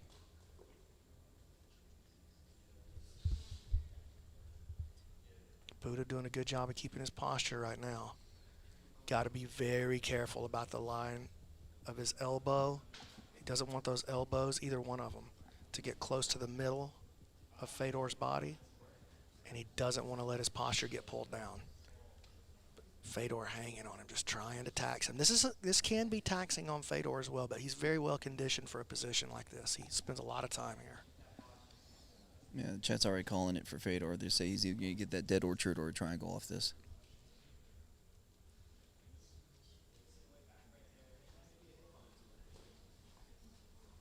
Legs coming up higher here for Nikolov. Okay, and now here comes the position already has begun. Oh, Ooh, hey. Didn't get him high enough for the reset. Aye. Oh, there's the tap. There it Dead is. orchard. Fedor Nikolov getting the break over Buddha McClure. I guess the chat was right. Most of the time. And your winner, Fedor. Man. 10th Planet Products. Fedor getting it done for Team Toe Hold Red. Dead Orchard submission. And, I mean, that's a message to everyone else that's going to run into the Russian throughout the week. You do not want to find yourself in this man's close guard. Something you were saying earlier tonight. You can't, listen, if you expect to walk out of here with a fully functioning elbow, you cannot go into Fedor's closed guard. It's a death sentence. It's a trap. And it's a trap that you think you're surviving. You think you're going to be okay. But you make one small mistake, and then those small mistakes just start to add up. And in classic Eddie Bravo style, he climbs the body, and he takes the arm. I've just been passed a note here. B-Mac, why don't you give it to the people? I mean, you're the commissioner after all. Right here. Oh, wow. Okay. So for this next matchup here, this is Let me see. To the next match? He's not the next. He's No, in a it's few. not the He's in next a few. match, but we do have a sub. We are going to dip into our reserves. Carson Thigpin is out. Carson Thigpin is out. David Cooper is coming in as one of these alternates, and he's in. David Cooper's somebody that we've seen in a lot of the qualifiers. He's never gotten that breakthrough moment and gotten the win at one of the qualifiers, but we have seen him quite a bit. And Egghead, I know you've watched a lot of tape on David Cooper. You've seen him out there a lot of times. Carson Thigpin out, David Cooper in, and then the note says for now. So it's it at could least, change. That's right. You know, if we just need David for this match, then so be it. But right now, Carson's out of there. All right. So stay with us as this story develops. But in the meantime, I think we're ready for our next matchup. We go back to Stephen Aiken. The next grappler to come to the stage, representing Toe Hold Red, Landon Tourville. The day is not done yet, but Landon Tourville has really had a day for himself. We'll see what he can do in this matchup, but you got to be pretty happy if you're this young man. We'll see what he can do as we are about to welcome his opponent to the mat. And his opponent from Toe Hold Blue, Matthew DeWeese. Young Matt DeWeese. And we mentioned earlier, this is a rematch from that Nashville qualifier. That's right. And Landon Tourville only got the decision win. He didn't actually get the submission on him. So we'll see what happens now. How long ago was that qualifier, B-Mac? Oh, that's been several months back now. We started running the qualifiers early in the year. April, I believe. 3 or 4 months at least. Yeah. Anything from that matchup going to be on the minds of these grapplers here in this matchup, you think, Egghead? They're both unorthodox. So really from any position, either one could get the other. All right, here we go. We are underway.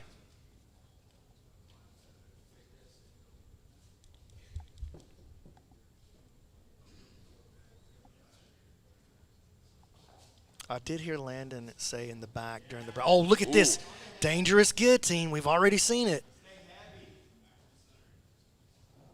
He's got Matt pulled into the trap, and Matt has to fall all the way to his back to save himself. Landon's on the hunt.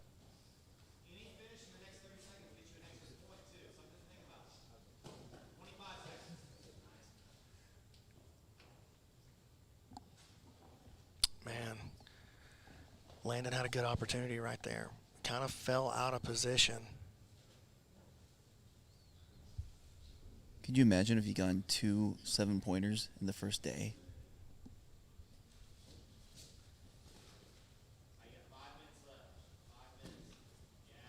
Oh, my goodness. He's on the head of DeWeese. You know what, man? Just showing him, look, you cannot drop your head in here. Keeping him in the cycle now. Here's this arm in guillotine that he got his finish with in round 1. You heard his coach, Matt Scaff, say he's thinking about it. But I don't think DeWeese was thinking about it. I think DeWeese would rather die out there. Yeah, you're literally going to have to kill him. Literally? We'll put him to sleep. Oh, okay. I mean, if you hold on long enough, he would die. But Well, it's a kill here, though. We're going to stop him. Yeah. We will stop him, fans. Don't worry. I'm not stopping him. Well, you're a maniac. Well, that's why I got coach, the ref Nick out there. Yeah. And now look at this.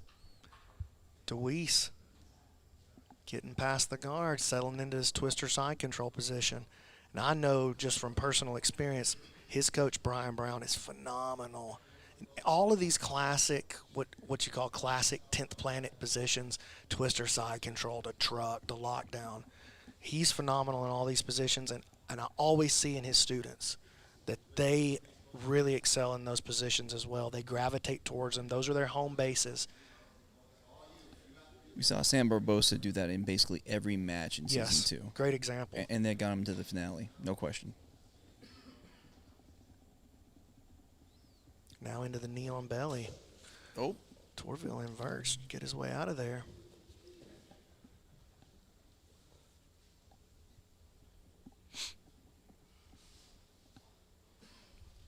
Landon back to his feet. A funny thing that happened in the auction draft was that young Matthew was the last person up for the pick, and he actually went for more money than Landon, a qualifier winner, just by virtue of being the last one and them having more money left. And look at this, Landon creating an entry, looking for this ham sandwich right here. He's got the ham sandwich locked up. Let's see if he can do anything with it.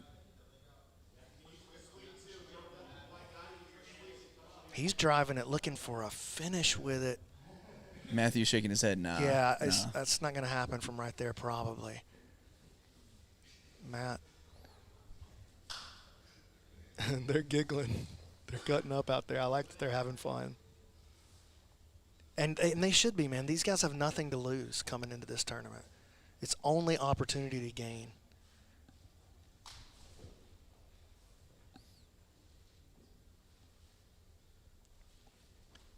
I like that. Deweese taking control of that foot to try to jump up and step past the guard. Tourville counters with a Heisman to one side, double underpass from Deweese to counter, Heisman to the other side from Tourville. Look at these guys go, man. Rolling Kimura attack, and we know that's, oh, look at that. Tourville tries to flip it on him. Great job countering just back and forth with these two. These guys are just fun to watch. Yeah, they are. Tourville trying to create an entry on the far leg, and he's into this Mateusz Jashinsky style straight ankle. Gets belly down with it. Deweese looking to counter. He wants to move to the back off of that. But Tourville not abandoning the position yet. Great job by Deweese, just constantly navigating that, but back on the inside of it now. DOA attack. Here's a heel hook.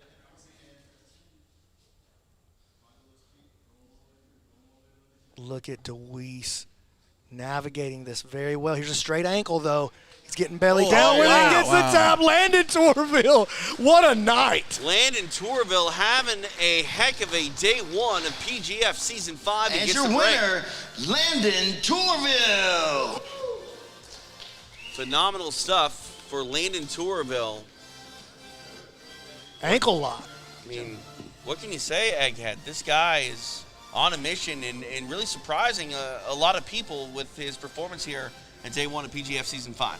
He's doing outstanding, and just to throw it out there for the rest of PGF Insiders, remember, I did pick him on my PGF Insider team, so that's on all y'all. But he's doing amazing. Was that a brag right there? Yeah, he does that. He does that?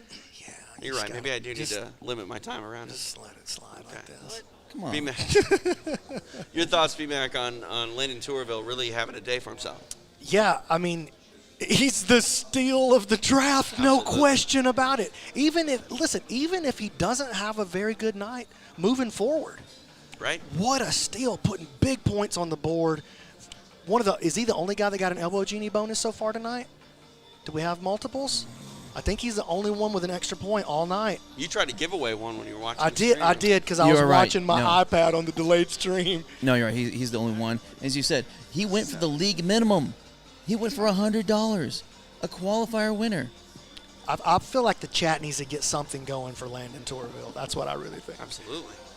I mean, I can afford $100. I expect to see you there, TJ. All right. Don't hold your breath. All right.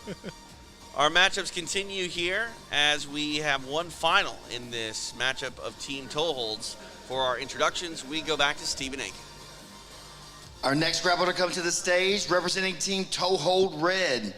He is full-time Josh Gibbs.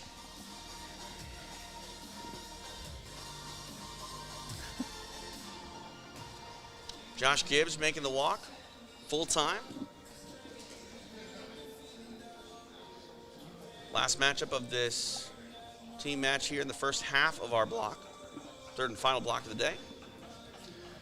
And his toe hold blue opponent, Jacob Lamar.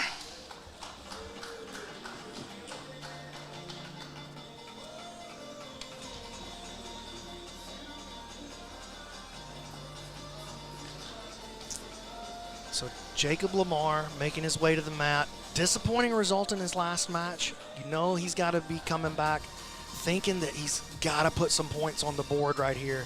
He went down to Luke Church via outside heel hook in his last match, but he's looked pretty good overall tonight, I have to say.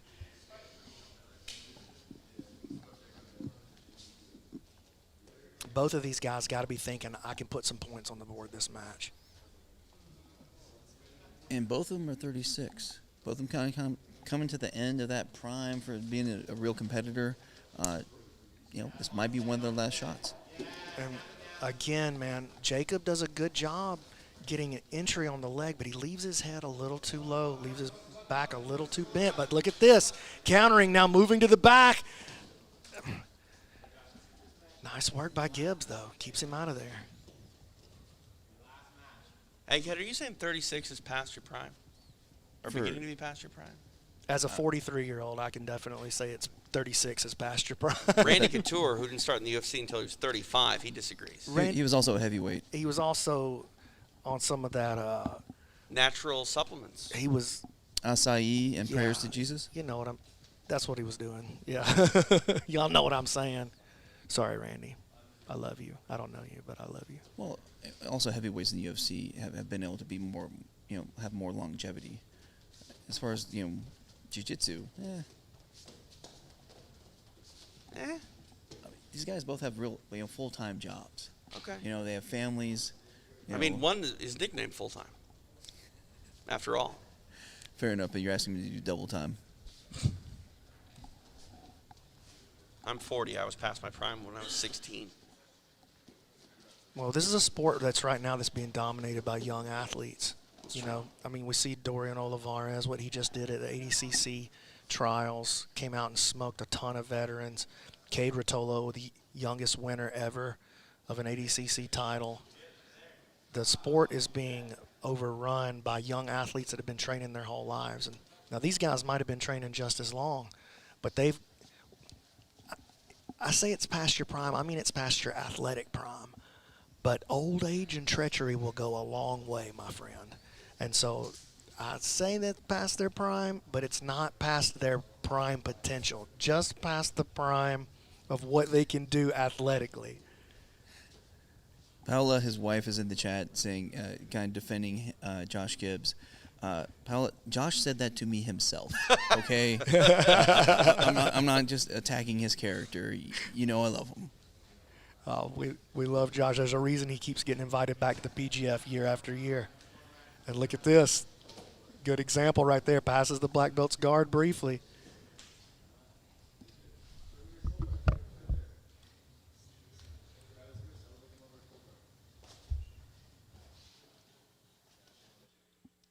Here we are at the halfway point of regulation. Gibbs been able to get around the corner and up towards the north-south on Lamar a couple of times. And now Lamar wants to wrestle up. Leaves the head low this time. Doesn't pay for it. Body locks, moves around towards the back. Gibbs rolls through looking for a leg lock. Lamar is still right there. Gibbs now starting to pull him into a position here. Switches off to a toe hold on the far side. Excellent work by Lamar. Navigated that calmly. Gibbs going to try to hit him with this Uchi on the way up maybe. But Lamar going to try to either knee tap or lock his hands together and run through Gibbs. Put him down on his back.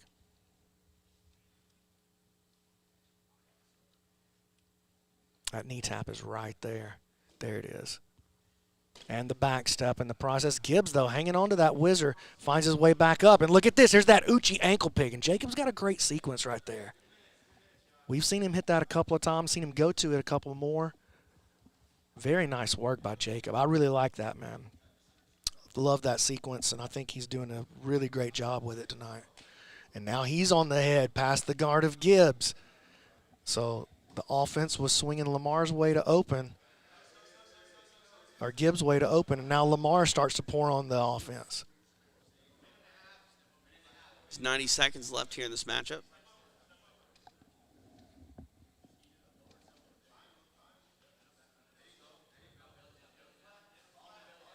Both hooks in here.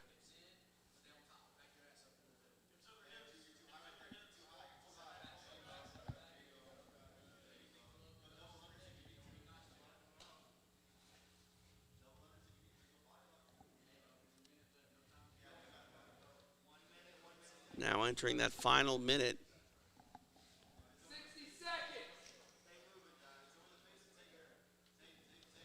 Here's the back take by Lamar, looking to choke. Body triangle. This is tough for Gibbs. Ooh, Lamar, is he going to be able to finish? He needs to get that grip back. He wants to get palm to palm and drive that body triangle.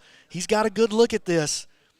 Gibbs hanging on to the 2-on-1. Great play by Lamar here. Getting this grip together, driving hard. Looking for the finish. Gibbs survives the hold just for a second. He's under the chin. Lamar very close. It just doesn't quite have the grips that he needs. 25 seconds to go. Now he's pressing through. Jacob Lamar looking for the big points for his team. Oh, he got it! Beautifully done for Jacob Lamar. Getting the submission, short time.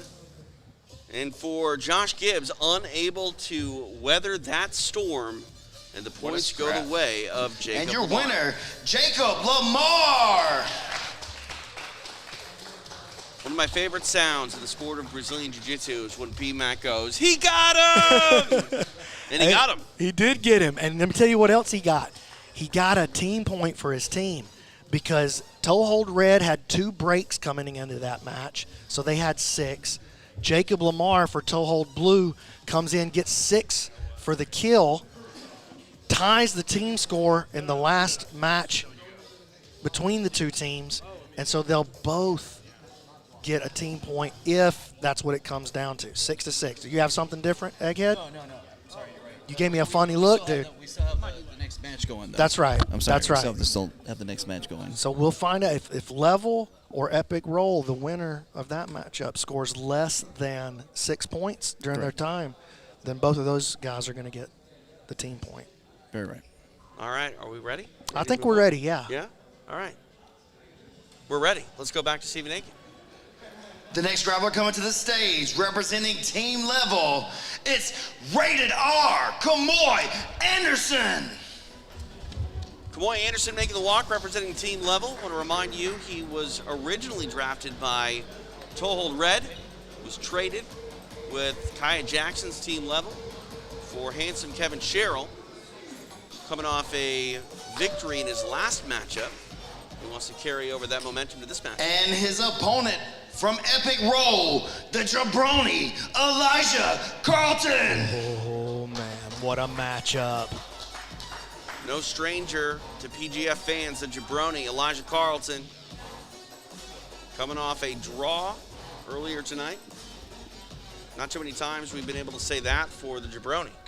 Again, interesting that Kamoy has the momentum. He's coming off a kill. Jabroni's coming off a draw. But Jabroni has the 2-0, heads up against Kamoy.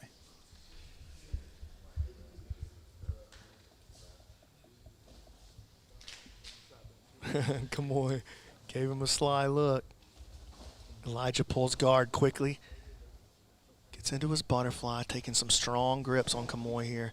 Trying to pick those ankles, and Kamoy quickly gets his knees back to the ground and calls him back to the middle after the stand-up.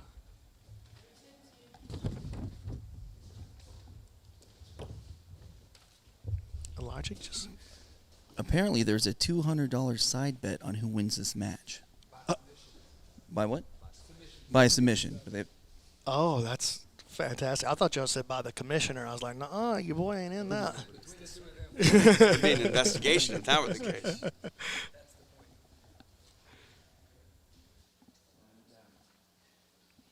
Elijah just so calm. But look how he explodes into any opportunity he sees, looking for that. I call that the idiot sweep.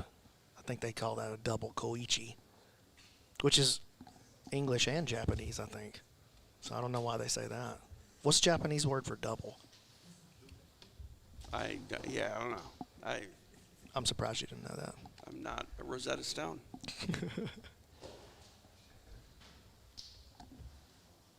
90 seconds have elapsed to this match. Again, this is our first matchup of the second team matchup in our third and final block of the day. P-Mac, I'm having a blast. This is so much fun. Yeah, you like the format? I really do.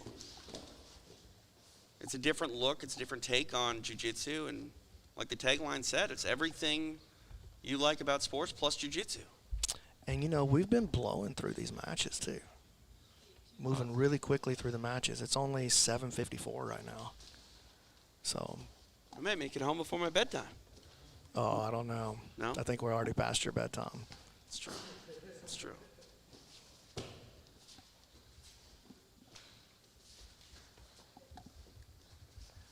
Elijah hunting, trying to draw Kamoy in.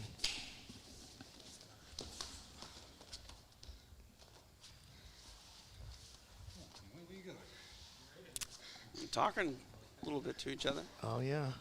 Elijah, I don't know if you could hear it on the broadcast, but Elijah goes, come on, Kamoy, where are you going? Elijah trying to taunt him into engaging a little more aggressively. Elijah wants that aggressive engagement. He thrives on that. It's where he makes his big entries.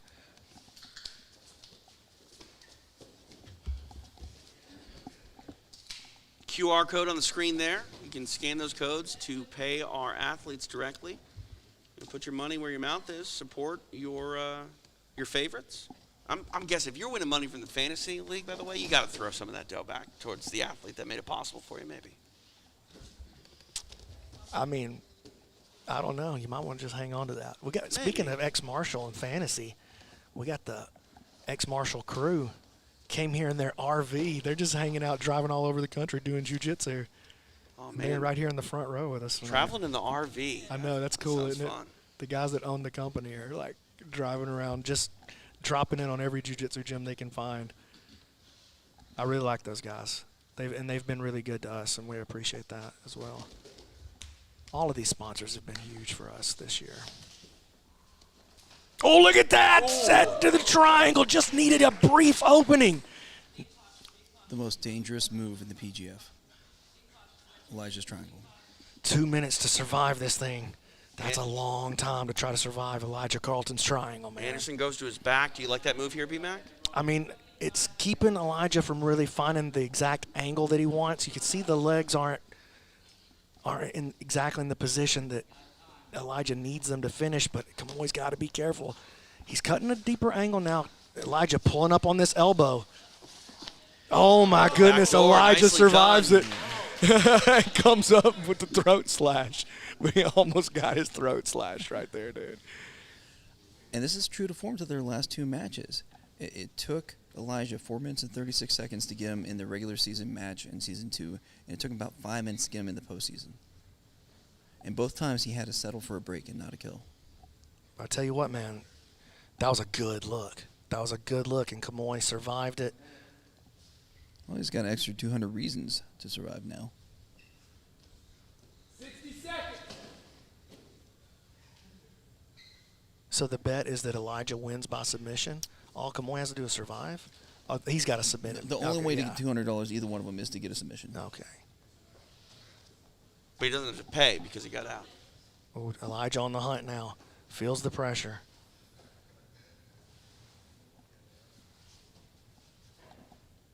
Final 30 seconds here in this matchup. 30 seconds.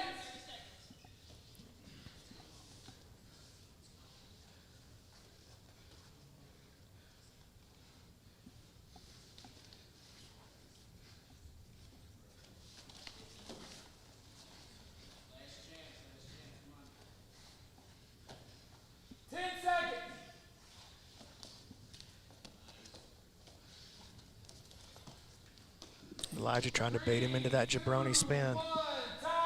There we go. We go the distance. This one ends in a draw.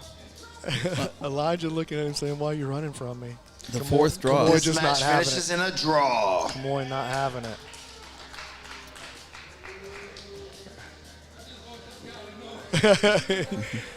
You can see. Fourth draw ever for Elijah. 2 of them happened today. That's right. Wow. Well, there you go. They go the distance, no points added for either man. And B-Mac, your thoughts? I think it's just very interesting results, man. Elijah coming in, and I mean, I even said it multiple times. Like, Elijah's pretty much guaranteed points for your team, for your fantasy team. Listen, he busted your fantasy team today. Let's be honest. He busted your fantasy team. Oh, at $26? Yeah. He made it almost impossible. Although he might have made you get Landon Tourville, because that might have been the only way you could afford him. And if you got Landon Tourville, you're doing all right. There's a heck of a silver lining. Yeah, dude, that's a super meta thought right there. Yeah, you got to know how much the players cost in the fantasy to understand that. You memorize all that? I have a good memory. I guess. So, just for the fans out there, because there some people have been asking, and I did this as quickly as I could. Right now, our standings: Landon Tourville with 10 points is at the lead. Fedor Nikolov, No way. with 9 points, is second. Then you got a number of people: Travis Thomas, Kamoy Anderson, Elijah Carlton, and Jacob Lamar. Jacob Lamar pops in the picture just with 1 kill because all those people just have 6 points. Dude, nobody here, except perhaps Landon Tourville, thought that Landon Tourville was going to be the leader heading in. Like, we're into the final block of the night, like into the final matchup. That's crazy. That is crazy unexpected. The PGF's great. Yeah, no, 100%. And looking at all our sponsors that have contributed and helped grow this movement, we appreciate each and every one of them. It's been an exciting night 1 of PGF Season 5, and we're not done yet. For our next matchup introductions, we go back to Stephen Aiken. Coming to the stage next, representing team level, the Mantis, Travis Thomas. Travis Thomas had a big night for himself. And the Super Chat getting some money. People putting their support behind him. And his epic roll opponent, the Minnesota Maniac, Nick Kraton. Yeah, you brought this up. Elijah, the leading money winner so far in the Super Chat, $200. He's added into his pocket tonight. Who's that? Travis Thomas. I'm sorry. I might have said Elijah. That's I all meant right. Travis. Minnesota Maniac, Nick Kraton taking the mat. This is a tough matchup for Travis.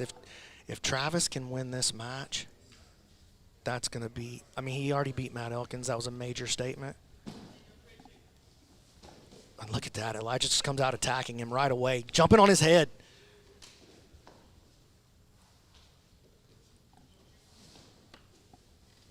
Kraton making moves at the legs.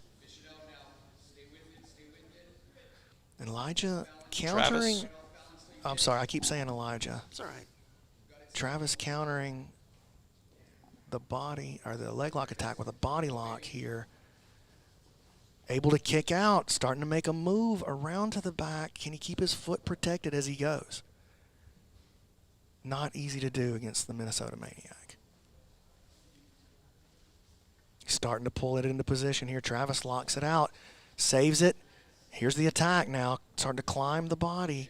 Kraton comes out on top position, and a nice exchange there. That was a very technical, good exchange by both guys.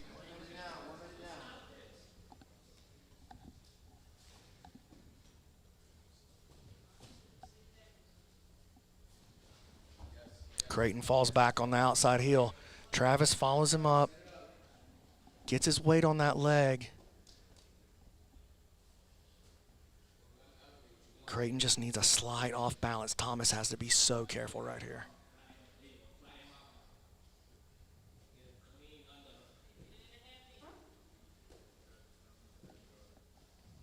This is a great attacking position here from Kraton. He just needs a, oh, look at that.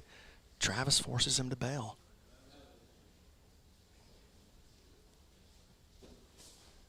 Man, both these guys are very dangerous, and they snap into position quickly. Kraton trying to roll through on his anaconda choke. Travis sniffs it out. 2 minutes down here in regulation. Brandon, you would be able to tell us if any of Travis's coaches was preparing for that, would you? For that anaconda choke? Yeah. Not that I'm aware of, not especially not from Nick specifically, at least.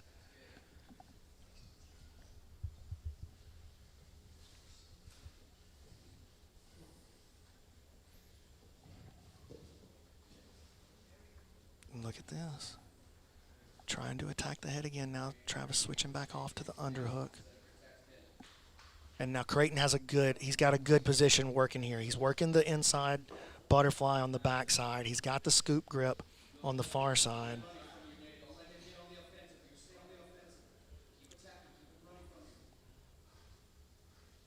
Kraton got to be careful here too, though. He's attacking the legs, but Travis is attacking the head. Travis, almost into a Darce choke. Kraton forced to let go of some of his best offense, though. Travis fights him out of there. That was a very dangerous position that Travis just navigated. Kraton, so good in that spot and so dangerous.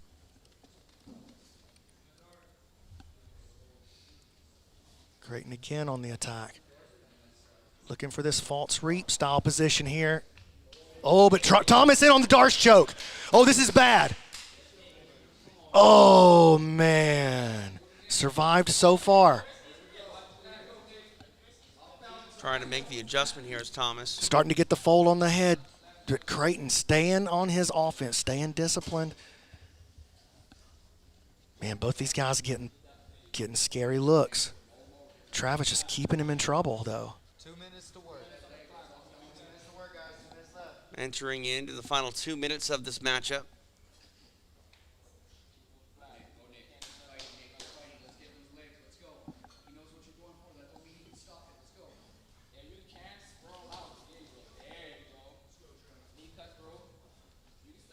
Travis still attacking.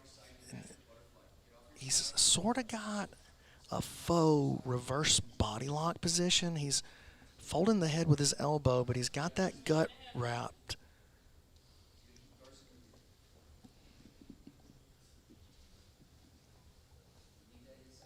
It's super interesting. Both these guys feel like they're the offensive player right now. Travis tries to shoot that Darce through.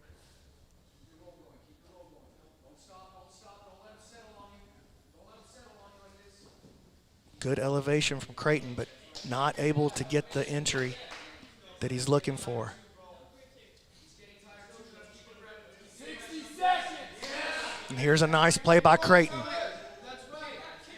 That was such an interesting setup. He got on the outside of that heel and opened it up. Travis, though, finding a way back into the top position, gets that weight back on the leg.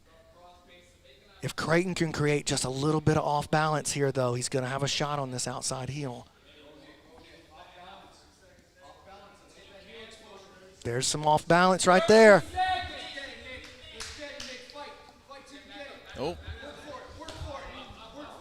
Oh, Travis saves it with the figure four.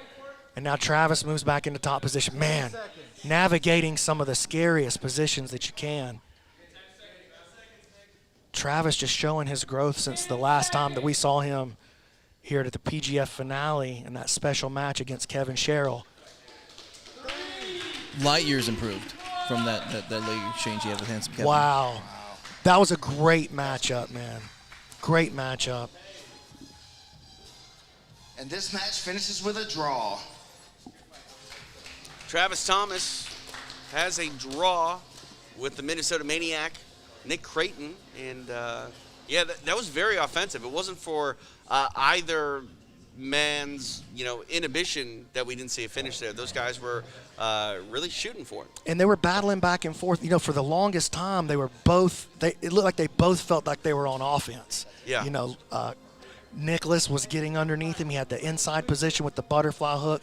He had the scoop grip over on the far side, but Travis was threatening the head and arm choke. He kept weaving that arm through, and it was a Darce versus leg lock attack the entire time. Both guys kept pushing the position and weren't willing to bail. Any thoughts on that matchup? That Darce was looking very scary for a minute there. Yeah, well, a couple of those heel hooks I felt like for Kraton were really, really pretty close. I love that final setup that he used with that hand on the back of the heel to open it to the outside. Go back and watch that. How Kraton got into that last leg entanglement. Right hand went to the outside of the heel, and he opened Travis's heel out to the outside and got a really good attack series going. I think it's very interesting. I mean, I picked Nick Kraton as my dark horse to possibly win it. You've been talking about Travis Thomas as your dark horse. They got a draw, but I think they both proved they're very, very dangerous.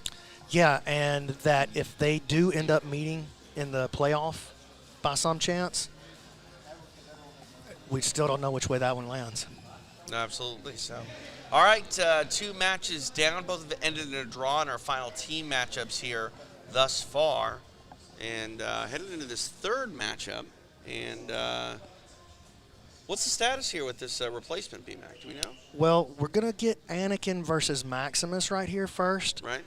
But for the next matchup, Carson Thigpin is out. Sam Schwartz is going to be his opponent. David Cooper is coming in for Carson Thigpin. All right, so that is coming up after this one. It's Anakin and the Rock Troll. Maximus is straight ahead. Here's Stephen Aiken. The next grappler coming to the stage representing team level, Anakin McMahon. As I said before, this is one of the matches I had circled for Block 3. 2 guys, similar styles, nothing but killer instinct. You give them a chance, they're going to rip your leg off. And I think that we're all looking forward to seeing Maximus go after what we've seen from him tonight. Of course, Egg and I know about him. It's your first time seeing him.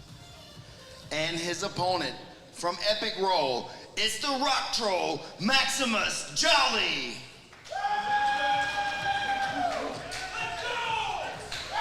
And listen, they're getting excited for Maximus over there.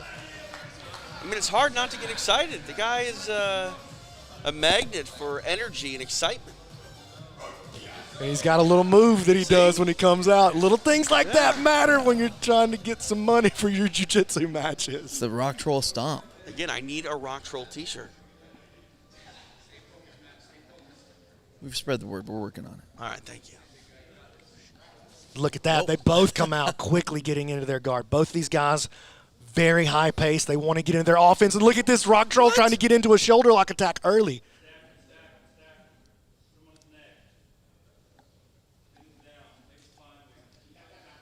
Oh, my God. My goodness. What? The Rock Troll reigns supreme. Getting the elbow genie point, the Rock Troll, Maximus Jolly. What a statement by Maximus Jolly. Oh, my God. Man. This kid. So that was a 4-pointer, right? That was an arm lock. That was. It was, yeah. That was. Maximus. Oh, yeah, they want to hear from the people want to hear from It's Maximus, time. no doubt about it. My dude. Out here? Okay. We're getting moved around a little bit. Get your good side. What's your good side? This side right here. You got 2 good sides. That's what I thought. My man, you're setting the PGF on fire this season. You came in undersized, probably the biggest heart. How you feeling today? Come forward with me. Feeling good. This is what I came here to do. It's business as usual. And I've been doing this for 9 years. I should have my black belt by now. Man, I don't think that's for you to decide, but how does it feel being a part of Team Epic Roll? Feels good. What are you guys working on together leading into this event? Ankle locks from everywhere. Is that it? What can we expect going into the rest of the season? A lot of breaks and a lot of strategy. Are they going to be crying when they leave the mat with you? Sometimes. Fair point. Yeah. Thank you, Max. Thank you so much. I appreciate you. Whoa. The Rock Troll. My new favorite.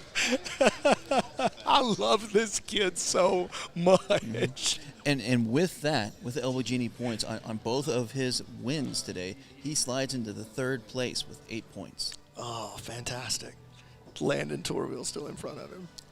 He is. We can be happy for both of them. Well, and so Max got, no, he got 2 4-pointers, right? Yes. What happened in his very first match? Who did he have there? Let me look back to. They're finding it out. Buddha right now. McClure, inside heel hook. Yes. His next matchup was against, that was the one against Fedor that went to a draw. Yeah. Hey, that's moral victory right there, too. Yeah, and in some ways, that's a big win for him. All the Rock Troll does is win. It might not necessarily be a win, moral or otherwise, but it's a win. It's still a win. Yeah. Always winning fans. All right, and this is our change in the roster right here. Carson Thigpin is out, at least for this matchup. The alternate, David Cooper, stepping into his position. He's going to be taking on Sam Schwartz. Sam has not had the night that he had hoped for so far. Could this be what he needed? And here's a huge factor, though. Cooper, first match of the night, Sam, Oh, yeah. third match of the night. And before we break over to Bobby, both of them, shout out to Cooling Windling in the chat. $100 in the chat for the Rock Troll. I mean, well deserved, if I do say so myself. Yeah. Yeah, all right. Is that just a cash register sign? Keelan. Man, you never know what to expect here at the PGF. So, all right, back to Stephen Aiken for the introductions of our next match. The next grappler coming to the stage, stepping in for team level, David Cooper. Hey, kid, tell me about David Cooper. David Cooper has been about in 5 different qualifiers. He comes out of Ironclad Wrestling. That's Matt Elkins and Jake Elkins' gym down there in Birmingham. Super resilient. Some of the PGF insiders give him a little love, calling him Turbo Tax, just because, well, you might be able to do your taxes. Gives it a look anyways. But the thing is, one of those guys just won't quit. No stop to him. He came from the losers bracket to go into the finale of the Huntsville qualifier. And eventually lost to Buddha, but just had some really great jiu-jitsu, and it should be interesting. Well, he's here and he's on the mat in Decatur for PGF Season 5. And the grappler representing Epic Roll, Sam Schwartz. Sam Schwartz, a man who has maybe not had the night he's wanted to. B-Mac, you said that a moment ago. How much pressure does he have, to maybe salvage and get some points here before this night is done? Well, I would feel a lot of pressure if I was in that situation. I would feel like this was a very winnable match. And I think Sam's probably feeling that pressure as well. Here we go. We are underway. Our clock powered by Ghost. Support them at iamghost.com. Easy knee tap. Yeah, shout out to Ghost, man. They've been so crucial in us, helping us pull off this season of the PGF and make it a success so far. And just really looking forward to a great partnership with them. They've been wonderful to us, so I really can't say nicer things about those guys. It's been a real blessing working with them. Top position here for Sam Schwartz. Cooper trying to wrestle up, though. Schwartz shuts him down with that wizard. Now Schwartz jumping on the head, inverting, looking for Dars from the bottom side, uses it to turn him. Cooper got to be careful. Elbow starting to leak out of position. Schwartz past the guard. I mean, Schwartz has to know he needs to put points on the board. 2 draws ain't going to cut it. 3 draws, definitely not. But, man, how big would a 7 be right? Well, that time is now past. But a 6 would still be good. Guys, don't forget, you don't have to just do the Super Chat. You can hit these athletes up just with the Venmo, with the Cash App, with the PayPal QR code you see on the screen. Just make sure you designate which athlete you want to have the money. Or if you're just like, I like the PGF, I want to give it to the PGF. Look at this truck setup now from Sam Schwartz, classic 10th Planet. He's got the crotch ripper ready to go. Decides to bail on it. Interesting. Is that a technical term, the crotch ripper? Yeah, it is. Okay. It is. It's one of the submissions from the truck that you can do. It's very, very painful lock. I'm surprised we haven't gotten a bounty for the twister. Usually we have a bounty. Oh, look at this. Cooper wrestling up past the guard of Schwartz. I wonder if something happened. You know, because he let go of that truck position, that pretty deep truck position, and then Coop wrestled up. I wonder if Sam maybe caught a cramp or got his knee tweaked or something that we didn't see. Cooper on the front head, though, trying to make a statement himself. Well, it was 15 months ago, but that accident was very severe. Well, he's moving around fine. Maybe I'm not giving the credit to Cooper that he deserves. Just made the play on Schwartz. I mean, Jake Elkins at Ironclad Wrestling, I mean, he's pretty much world known about now. Well, look at this. On that front head, Cooper trying to wrestle up against it. Nothing going so far. Sam using this front headlock again to pass the guard. Looking for a straight guillotine here. Halfway point of the match, 3 down, 3 to go. Cooper proven to be a survivor so far, though. Thinking about that Japanese necktie of Schwartz. Already seen one Japanese necktie tonight.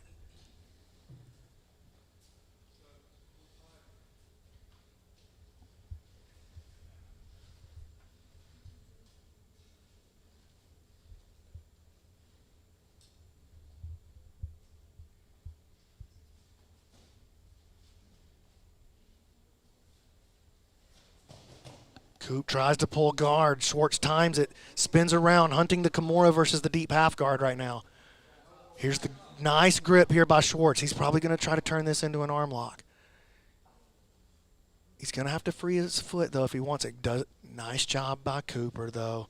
Sal, look at that. Masterful switch off to the Kimura on the other side. That's a great play. Great play by Sam Schwartz. Go back and watch that, guys. Nice work. Coop navigates it, though. No quit in him. Inside the final 2 minutes of the match.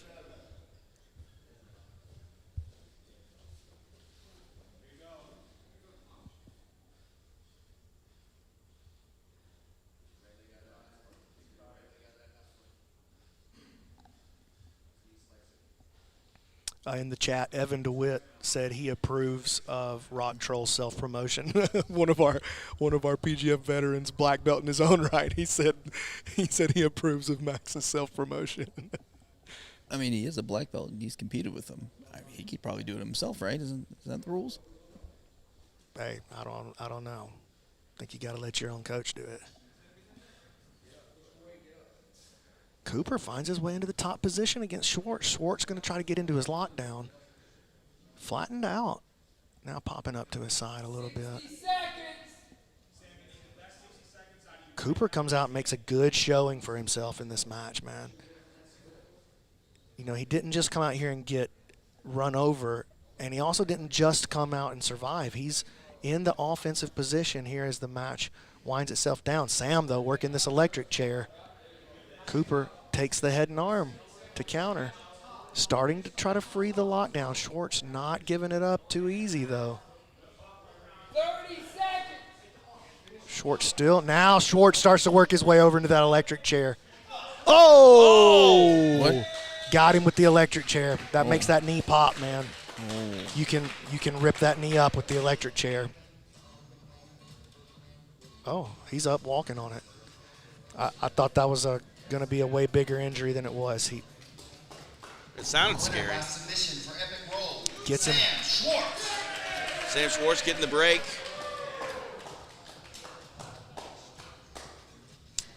Hope Cooper's okay. He doesn't even seem to be limping on it that much. He's giving it a lot of attention. But luckily, we have great medics on site here, on staff. They'll take a look at him. They'll let him know if he's fit to keep going.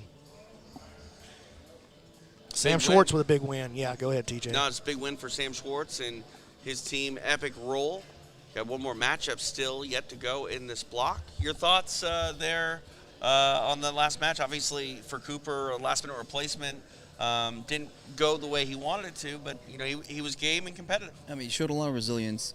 You know, being a replacement player, hanging right in there for a long time with somebody that was highly touted coming in here. Again, moral victory, but hey, gives him a chance. I told him to keep ready because this happens. Replacements come into play here, but also with the 4 points the Rock Troll got and with the 3 points that Sam just got, that means Epic Roll is going to take this block. There you go. The team with the highest payroll getting a block under their belt. One more matchup yet to go here as we will see Luke versus Cam. And we will go to Bobby, both of them, Stephen Aiken, for our introductions of our final match of the day here at PGF Season 5. And the final grappler coming to the stage for team level, it's Luke Church. Luke Church, who I found out a little while ago is actually not named Luke Church. It's like a stage name or something. It's Church. Or maybe his coaches didn't know his name and called him the wrong name for 6 months, and so it just stuck. Yeah, that's exactly what happened. That's how it went down. All right, our next athlete ready to come out. And his opponent representing Team Epic Roll, it's Cam Hurd. Cameron Hurd making his final walk of the day.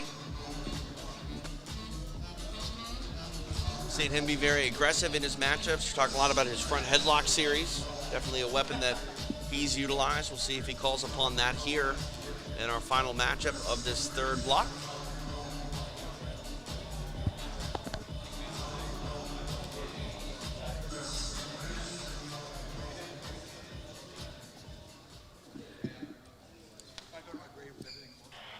here we go. We are underway. Man, Church has had a big night so far. If he could find a way to pull it out against Cam, that would be a huge statement. Church would be a real player in the season. Got his hands full, though, with Cam. Church chooses to pull guard. Cam stepping around that already, getting onto his front headlock game, now threatening the back.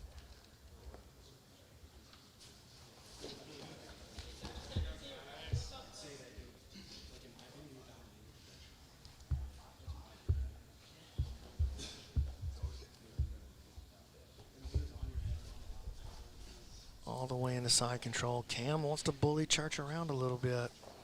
Sliding into this knee on belly. See, all the way over into the mount. So close. Good position here for Cam Hurd, just 1 minute into this matchup. And Church has to know he's going for the head and arm triangle. Church got to be super careful letting those elbows get out of position. Cam, we know he's got that monster squeeze on the arm triangle. Church got to be super careful if he stays out of one of this big monster specialty moves. Oh, nice job. Church finds his way out of there. So he survives the first offensive attack from Cam Hurd, and no worse for the wear. Just right past the guard again goes Cam Hurd. I also want to point out that the Dennis Rodman of the PGF is now in the chat talking smack with the peoples.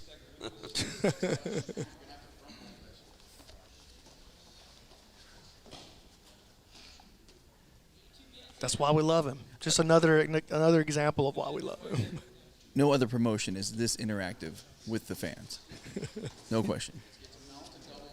And, you know, Cam putting in a lot of good work right here, staying past the guard of Church, but Church just constantly finding his way slightly back into the game. But now this is a much stronger attack here from Cam Hurd.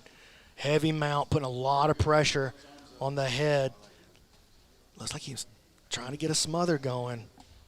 Got that hard right cross, elbow up. Yep, hard cross face, elbow exposed. Church finds his way back. Cam tries to jump the triangle. Oh, got to watch out. We know Luke can slam into those heel hooks quick. We've already seen that tonight.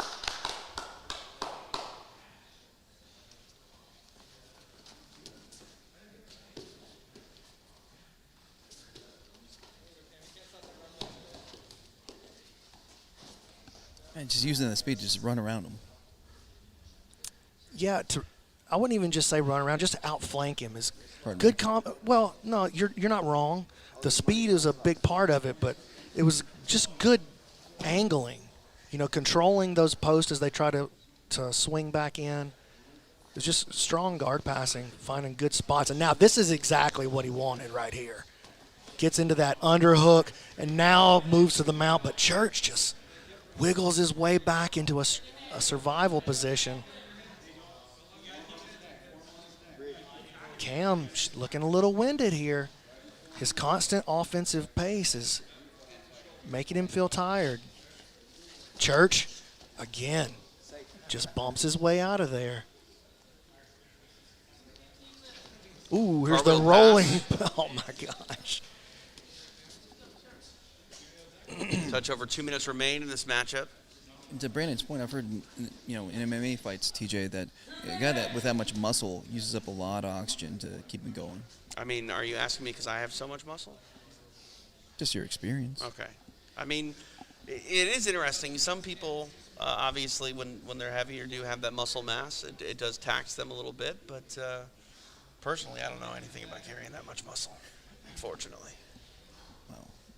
Well, I think that's, you know, there's probably some scientific backing to that, but also seems like the best conditioned athletes that I ever see seem like they got a lot of muscle on them too. Fair enough. I think it's really just about how you train, man. And it's about the pace that you keep during the match. Oh, man, I thought Cam was going to slip into his front head attack for just a second. Church really staying shelled up.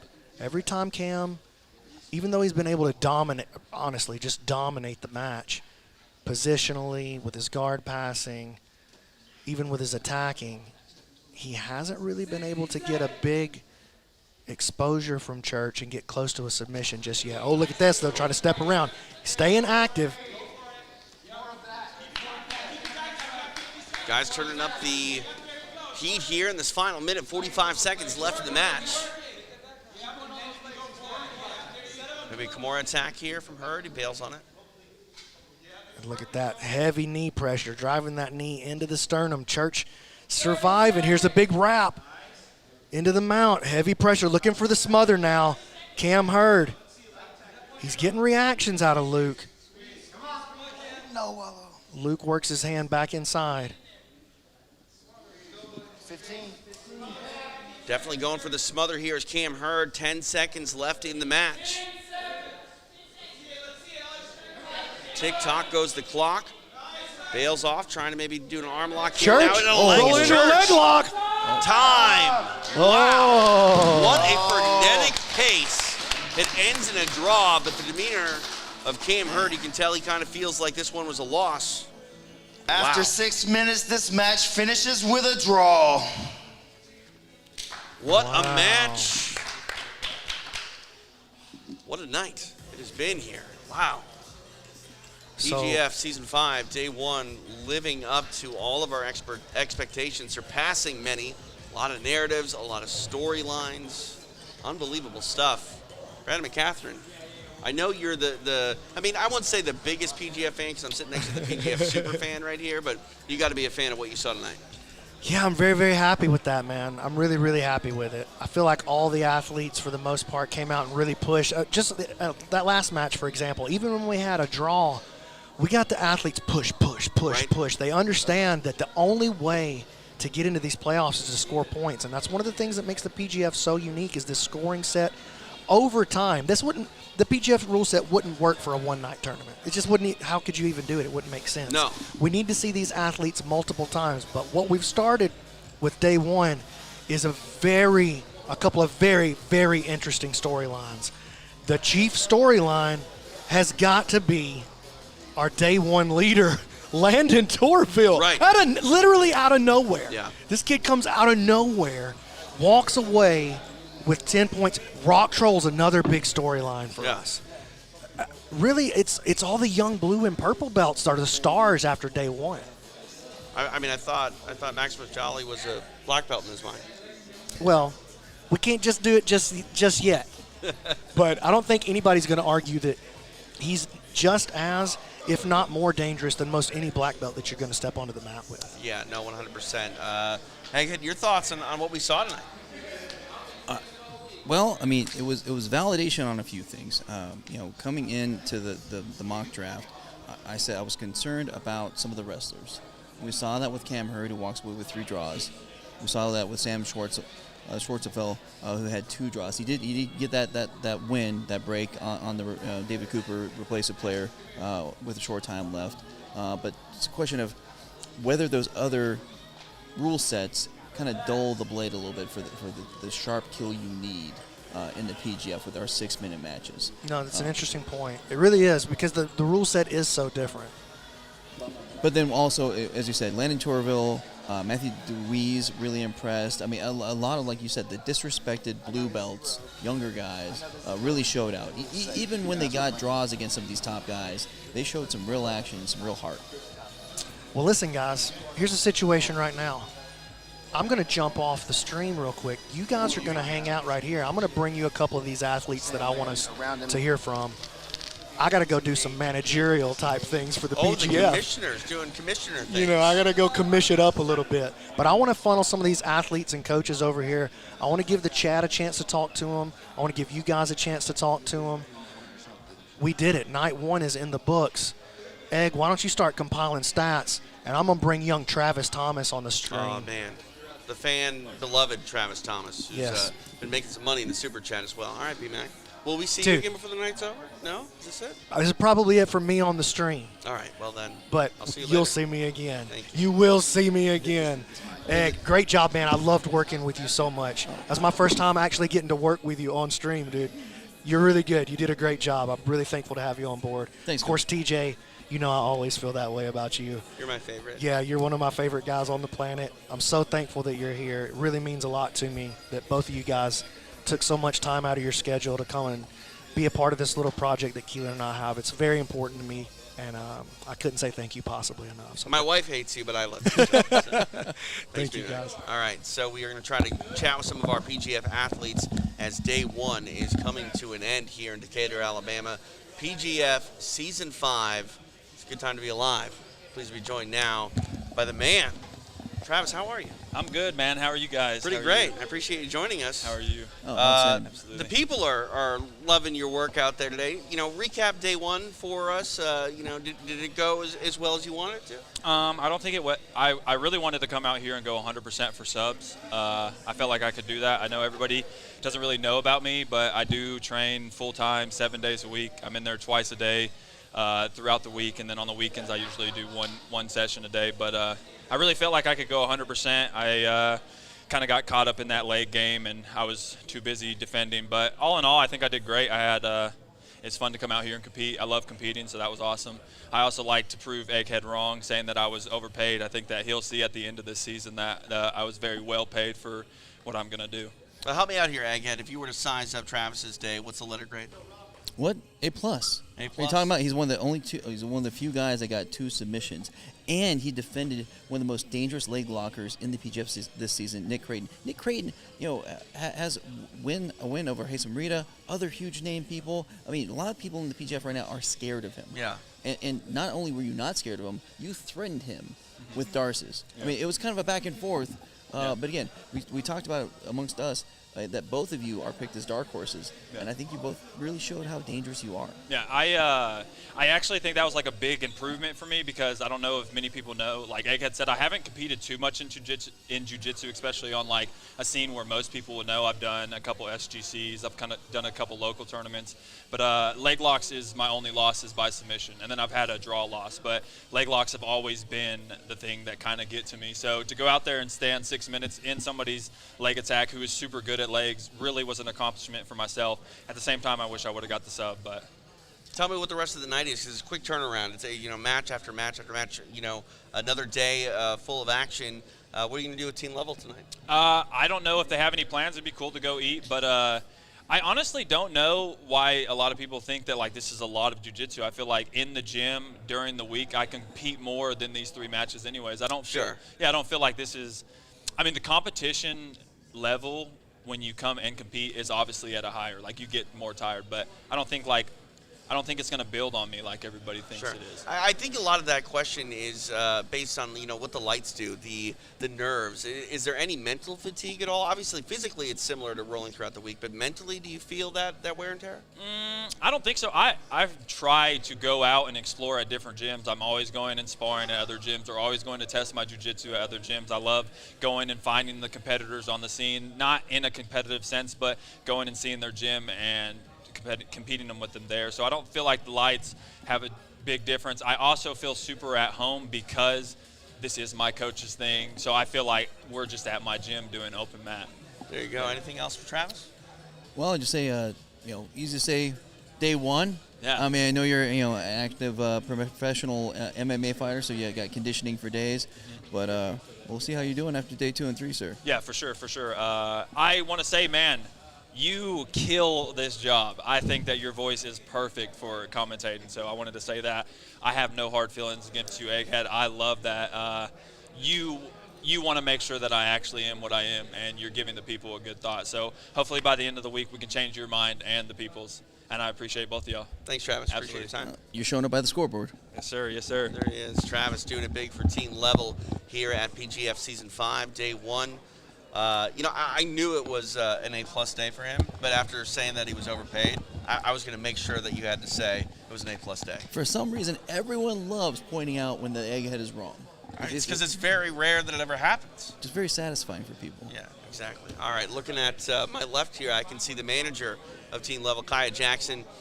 Your thoughts on Day 1? I'm super glad that my guys came and showed that they weren't like a C-, you know what I'm saying? Yeah. I'm sorry, I had to pick on you for a second. Listen, See? I do understand. Hey, you did say it was feast or famine, and it was a feast kind of night for team level. Yeah, we came out, we showed some good things. Man, Luke Church Oh, man. showed up. He was the alternate, and he came in and he proved that he needed to be out here, and I'm super proud of him. I couldn't be more happy for him. Travis did exactly what I thought Travis would do. And then as far as the other guys, we talked about like what's obvious, like what we need to go back and work on. So we're going to work on that at the open mat, and then we're going to move forward. It only gets better from here. First day is always like nerves. You got to blow the lungs out. We're ready to go. I mean, so much right. Block 2, 12 points. Just blew everyone out of the water. Man, they were ready. Once you blow it out, and once you blow the lungs out and you get the nerves out, you get used to being out here, you know how things go. The guys are ready to go. So, as the first female champion of the PGF, and having that experience of coming out night after night, what have you told your team to get them ready for that experience? Honestly, I just said go out there and do what you know how to do. Like, stick to your game plan. I'm going to give you some subtle cues, but I'm not going to be trying to coach you into a certain type of game. Once we hit, like, the 3-minute mark, all right, maybe pick up the pace a little bit more. Once we hit the 1.5-minute mark and you feel like something's there, pull it. Just play with the rule set a little bit, go into your game, go where you're comfortable. I'm not looking for you to score chokes if you don't want to choke. I'm not looking for you to pull off a break if you want to break. Like, no. Play your game, go where you're comfortable. Get comfortable out there because you have to do this all week. Well, it's safe to say, in my opinion, that team level leveled up, and you're going to continue to try to do so throughout the week. What are the plans tonight? I mean, obviously you got to get back to work tomorrow, Kaya, but any sort of celebrating with your team tonight? You enjoy the moment? Job's not done yet. When the job's done, we'll celebrate, but we're just going to talk to each other, try to game plan for tomorrow, and, yeah, get back out here and do it again. Awesome. We'll celebrate when the job's done. There you go. Appreciate you stopping by. Thank you. Kaya Jackson, you. kind enough to join us, the manager of Team Level, as they put in a heck of a day one here at PGF Season 5. Uh-oh, look at this. How are you, sir? Good, how are you doing? Heck of a day today. Oh, thank you. What are you thinking? I think I did pretty well. I really wanted to get a choke on Matthew as well. Yeah? And I really wanted to get a submission on Sam, but I couldn't get anything going on him. Give me a letter grade for this man. A plus. 7 pluses? I mean, how many you want? You want 10? We'll give you 10. Yeah, I got 10 points. I mean, be 10 honest. pluses. Real quick, you had no idea that today would turn out this great, did you? No, I did. Really? Well, looking at the matchups, yeah, I knew I was going to get at least 10 points. I was hoping for at least 12, though. At least 10 points? Yeah, because, I mean, I won the qualifier that both Carson and Matthew were at. I made a post saying I was going to guillotine Carson 2 or 3 weeks back. I did that. I didn't expect him to go unconscious like that. Hopefully he's okay, but I came close to guillotining Matthew a few times. I was close to guillotining him in the qualifier as well. I ended up getting that leg lock, that Jacob Couch finish, ADCC trials. So that was cool to get. But yeah. I mean, it was cool to watch. Everything was cool to watch. How are you going to enjoy the rest of your evening? I'm going to go back to the house, eat a rotisserie chicken, and go to bed. An entire rotisserie chicken? Probably. Maybe Fedor is going to eat an entire one himself. I don't know. So, I mean, obviously, you were looking ahead. Have you looked ahead to tomorrow? Are we going to see more of the same, or are we going to see better? Yeah, I think you're probably going to see about the same as today, hopefully. I'm trying to get at least one choke a day. I did look at my schedule tomorrow. Obviously, my matches for today were a bit easier than they're going to be tomorrow and upcoming days, but my plan still remains the same. Yeah, you got Luke Church, who's definitely showed out today as well. You got him in that first block. You be able to take him? Yeah, I think I can. But then you got Cam Hurd. Yeah, I wasn't. It seems like a very nice guy, but I don't think I was that impressed by his performance, to be honest. You don't fear his front headlock or the wrestling game? I mean, maybe he submits me, he smashes me, but his submission only jiu-jitsu. So. It's true. You just gave him a lot of fuel there, bud. I like the guy. I was in a house with him. Really nice guy. I don't think he's going to smash me, if that's what you're asking. Very well. I mean, you got to be confident. You're definitely showing it. I mean, that's how you win, right? Yeah. Well, you have a day one like this, I think you're entitled to some confidence. So we saw in there, and TJ said this. I do want to bring one more thing up. I believe Cam just got his purple belt. I'm about to get my purple belt as well. So it's not like he's a black belt, and he's just going to come in and roll over me. We're almost the same rank. It's not like he's outclassing me necessarily or has any huge wins. He's just going to roll me over. Just because I'm younger than him doesn't mean that he's going to roll through me. I know that he looks more stronger, But and he's wrestled in college, so obviously he has more credentials. But again, this is submission-only jiu-jitsu, and you win by submission. That's fair. So, TJ, we've noticed that your favorite submission is the Boston Crab. Are we going to see one of those this season? I actually do love the Boston Crab. I don't know how you knew that, though. It's, I was hoping. this guy. My plan was, I'll reveal it now, I guess, because Fedor's on my team. I was going to let him get closed guard and then step over and crab There you him. go. There you go. That's how you do it. But unfortunately, I drew him on my team. Well, fortunately for me, I guess. Maybe he would have beat me, but Wow. You're going to share that rotisserie chicken with him, right? yeah. Awesome. Thank you, sir. I appreciate your time. Thank you, guys. Awesome. Have a nice night. It's okay. It's okay. All right. Man, this was such an experience for me that I'm a little bit tired. You know, like there's a lot going on, a lot to digest, and I'm excited. You're going to crunch some numbers. We're going to have all those stats and everything as we get ready for tomorrow. But I mean, how outside of the realm of possibility did you think that our leaderboard was going to look the way it does today? Because the fact that we see, Landon come out and dominate and do so well, like I feel like those were 100-to-1 odds that he would be the leader after day one coming into it, the way that people, are so used to the stars being stars, that unknowns to dominate the way that they have, it says a lot. I think Clark Griswold said that if I woke up tomorrow with my head sewn to the carpet, I would not be more amazed than I am now. What movie was that? This Christmas Vacation. I never saw it. My wife wants to kill me for Well, it. Halloween's on the edge here. Yeah. We're about to be there. Yeah. So, the Halloween, the Christmas stuff is already in the store, so it had me in the spirit. I mean, Christmas stuff's been in the store since like September. That's some of them. That's fair. August, yeah. All right. But yeah, Landon Tourville leading us with Fedor Nikolov coming up behind him, and Maximus Jolly just 1 point behind him. I mean, I think a lot of us, especially as PGF real diehard fans, we wanted this for Maximus, but we weren't sure. Right. I mean, I think Epic Roll, and that monster of a team picking him kind of helps them out. We talked about before because they have so many monsters on their team. They don't have to face as many monsters, but still, he showed out so well. 2 elbow genie points, but that's his style. He's going to get out there, grip and rip it. Very excited. 2 draws for Elijah. Doubled his total for his whole PGF career. Yeah. That blows your mind. I mean, that's why he gets $1,300 in the auction draft. That's why he's the consensus #1 pick, because he's the man, and he got stalled out twice. Oh, man, the man has just sat down. I don't know if I can get a rock troll Halloween costume. It is Halloween tomorrow. I can try to figure it out. Maximus, how are you? I'm doing good. Yeah? If you really want a rock troll Halloween costume, just get a wig with some dirty blonde hair. All right. I'm going to try to look into that. All right. Let's talk about today. I mean, you're basically speaking your own truth, saying that you feel like you should already be a black belt. Today was a black belt kind of day for you. Well, I was joking, too, It's always good to be humble, So maybe you'll be humble some other time. Never. Okay. At least he's honest. Yeah. Not always humble, but always honest. Tell me about the rock troll mindset. The rock troll mindset is have a focused mindset. Don't just focus on the winning. It's one match at a time. And this is what I could tell. This would be my advice to somebody who's new to competition, who wants to get started. Don't just say have fun, but just focus on the submission itself. The position comes first, and then the submission. And obviously train and get in shape. Yeah, just the champion mindset. And also, being a champion isn't just about winning matches and having talent. It's putting in the work, doing things that other people aren't doing, not overestimating, but also not underestimating. That's Morse code. So, there you go. Yeah. So, a lot of folks kind of were concerned about your size coming in here. I got a lot of grief for the other PGF insiders when I picked you on my team in our mock draft, because you came from season 4, which was 155, but now you're up at 185, and you're showing out like this. What do you say to those detractors out there? Well, I ain't new to this. I've grappled with heavier opponents in the gym, At the end of the day, it just boils down to how good are you at this sport / martial art.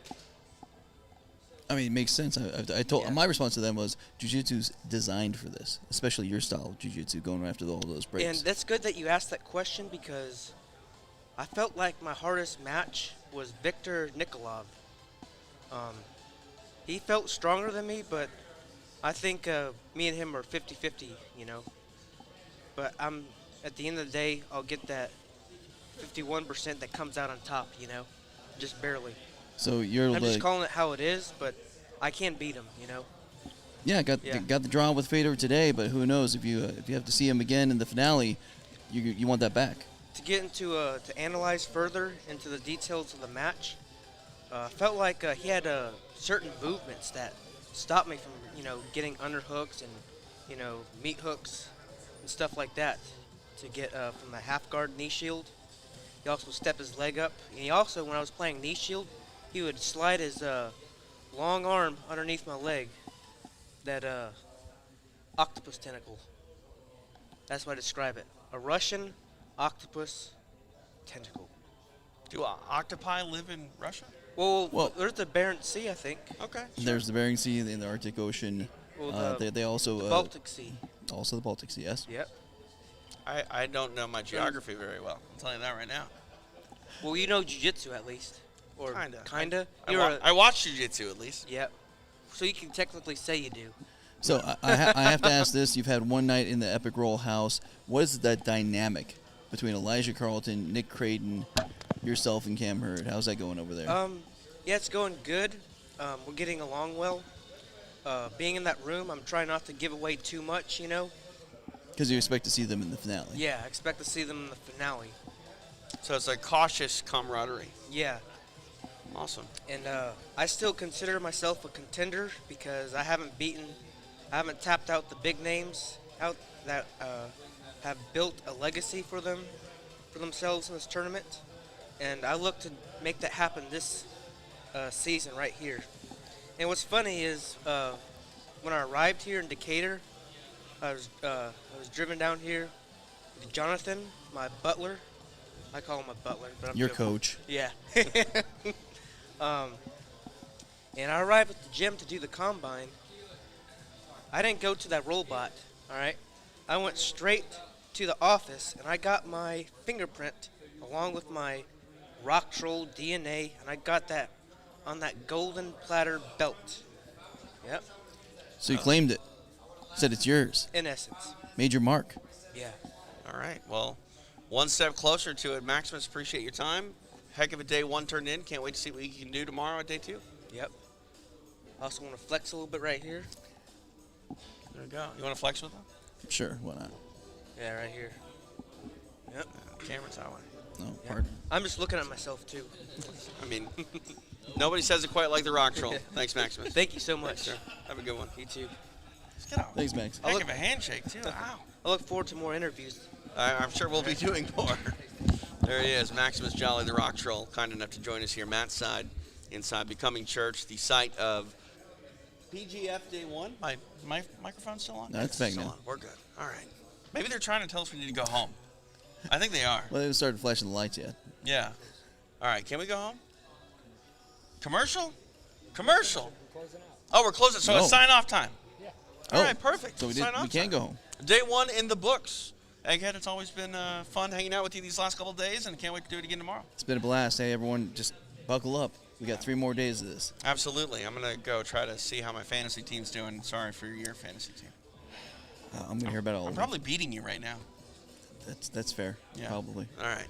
For Egghead, BMAC, Brandon McCatherine, I'm TJ DeSantis. We'll see you tomorrow for match day 2 of PGF Season 5, presented by Ghost. Have a good night.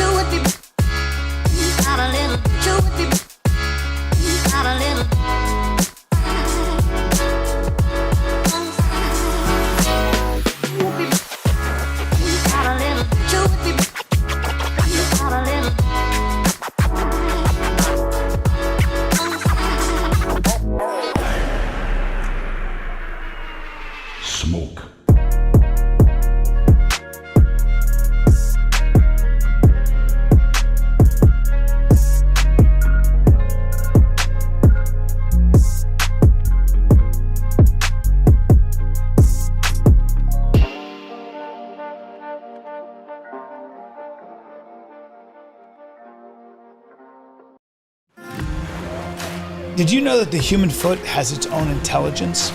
Does it surprise you that your foot has thousands of neurons that can sense shape, texture, temperature, and even density? Did you know that most, if not all, your knee, hip, back, and even neck problems originate in the feet? Those questions may seem a strange thing to obsess over when making something as simple as flip-flops. But those questions are not strange when your goal is to make the most durable, high-quality flip-flops on planet Earth. Because at Toehold, we believe your foot can also feel quality. And that's why at Toehold, we make our flip-flops the old-fashioned way. By hand, from scratch, with a master craftsman using the best ingredients we can find. Durability is our guarantee, and style is our passion. Come try a pair of our luxury flip-flops on, and let us know what you think. Because at Toehold, we're positive you're gonna love it.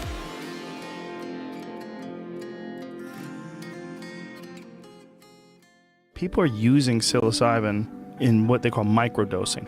And kickboxers are using it, and a good buddy of mine is using it, who says that he can see things happen before they happen. Like, it was almost like he's reading people's minds. These things let you step out of your box a little bit. They let you step out of your usual reference frame. They let the background come forward.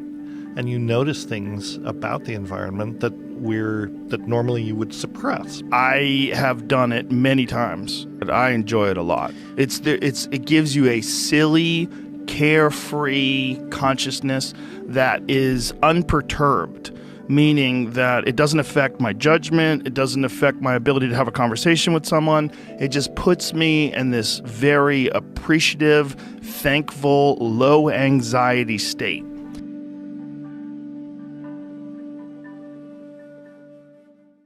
This is brought to you by the Goat Strip, the #1 sublingual male enhancement strip in the world and the only true flash dissolve strip on the market. It's a goat.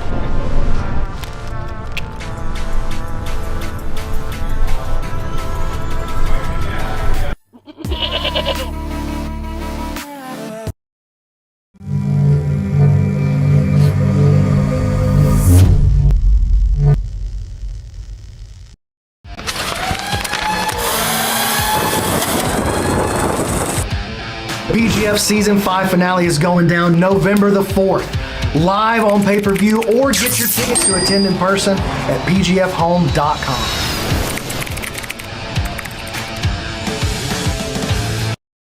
Why we believe the cells coming from the umbilical cord are the optimal to use, and why for 8 years it's what we stick with, it's what we stay with. And the first thing is, when you're using embryonic cells, you're killing a life to get those cells, right? And so you're ending something that is going to be a human being. It's not something we could ever be part of. The science world, it doesn't, many people just stay stuck. In the medical world, it's like hairstyles, right? People keep the same hairstyle that they had when they met their spouse, and 30 years later, they still got that 80s hairstyle or the 90s hairstyle. And not realizing that there's maybe better out there. And so in the medical world, people don't understand that is where a lot of docs get stuck, or scientists get stuck. We now know today that the most effective cell that produces the most amount of change, that makes the most of themselves the fastest, is the cells that come from the umbilical cord after the baby's been born.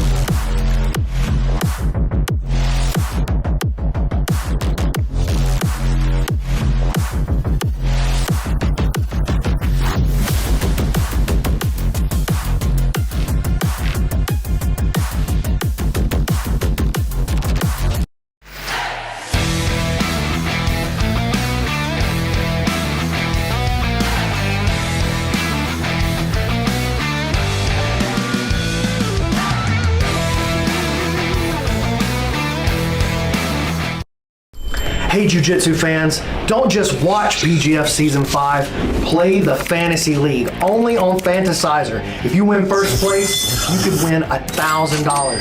Download the Fantasizer app and get started today.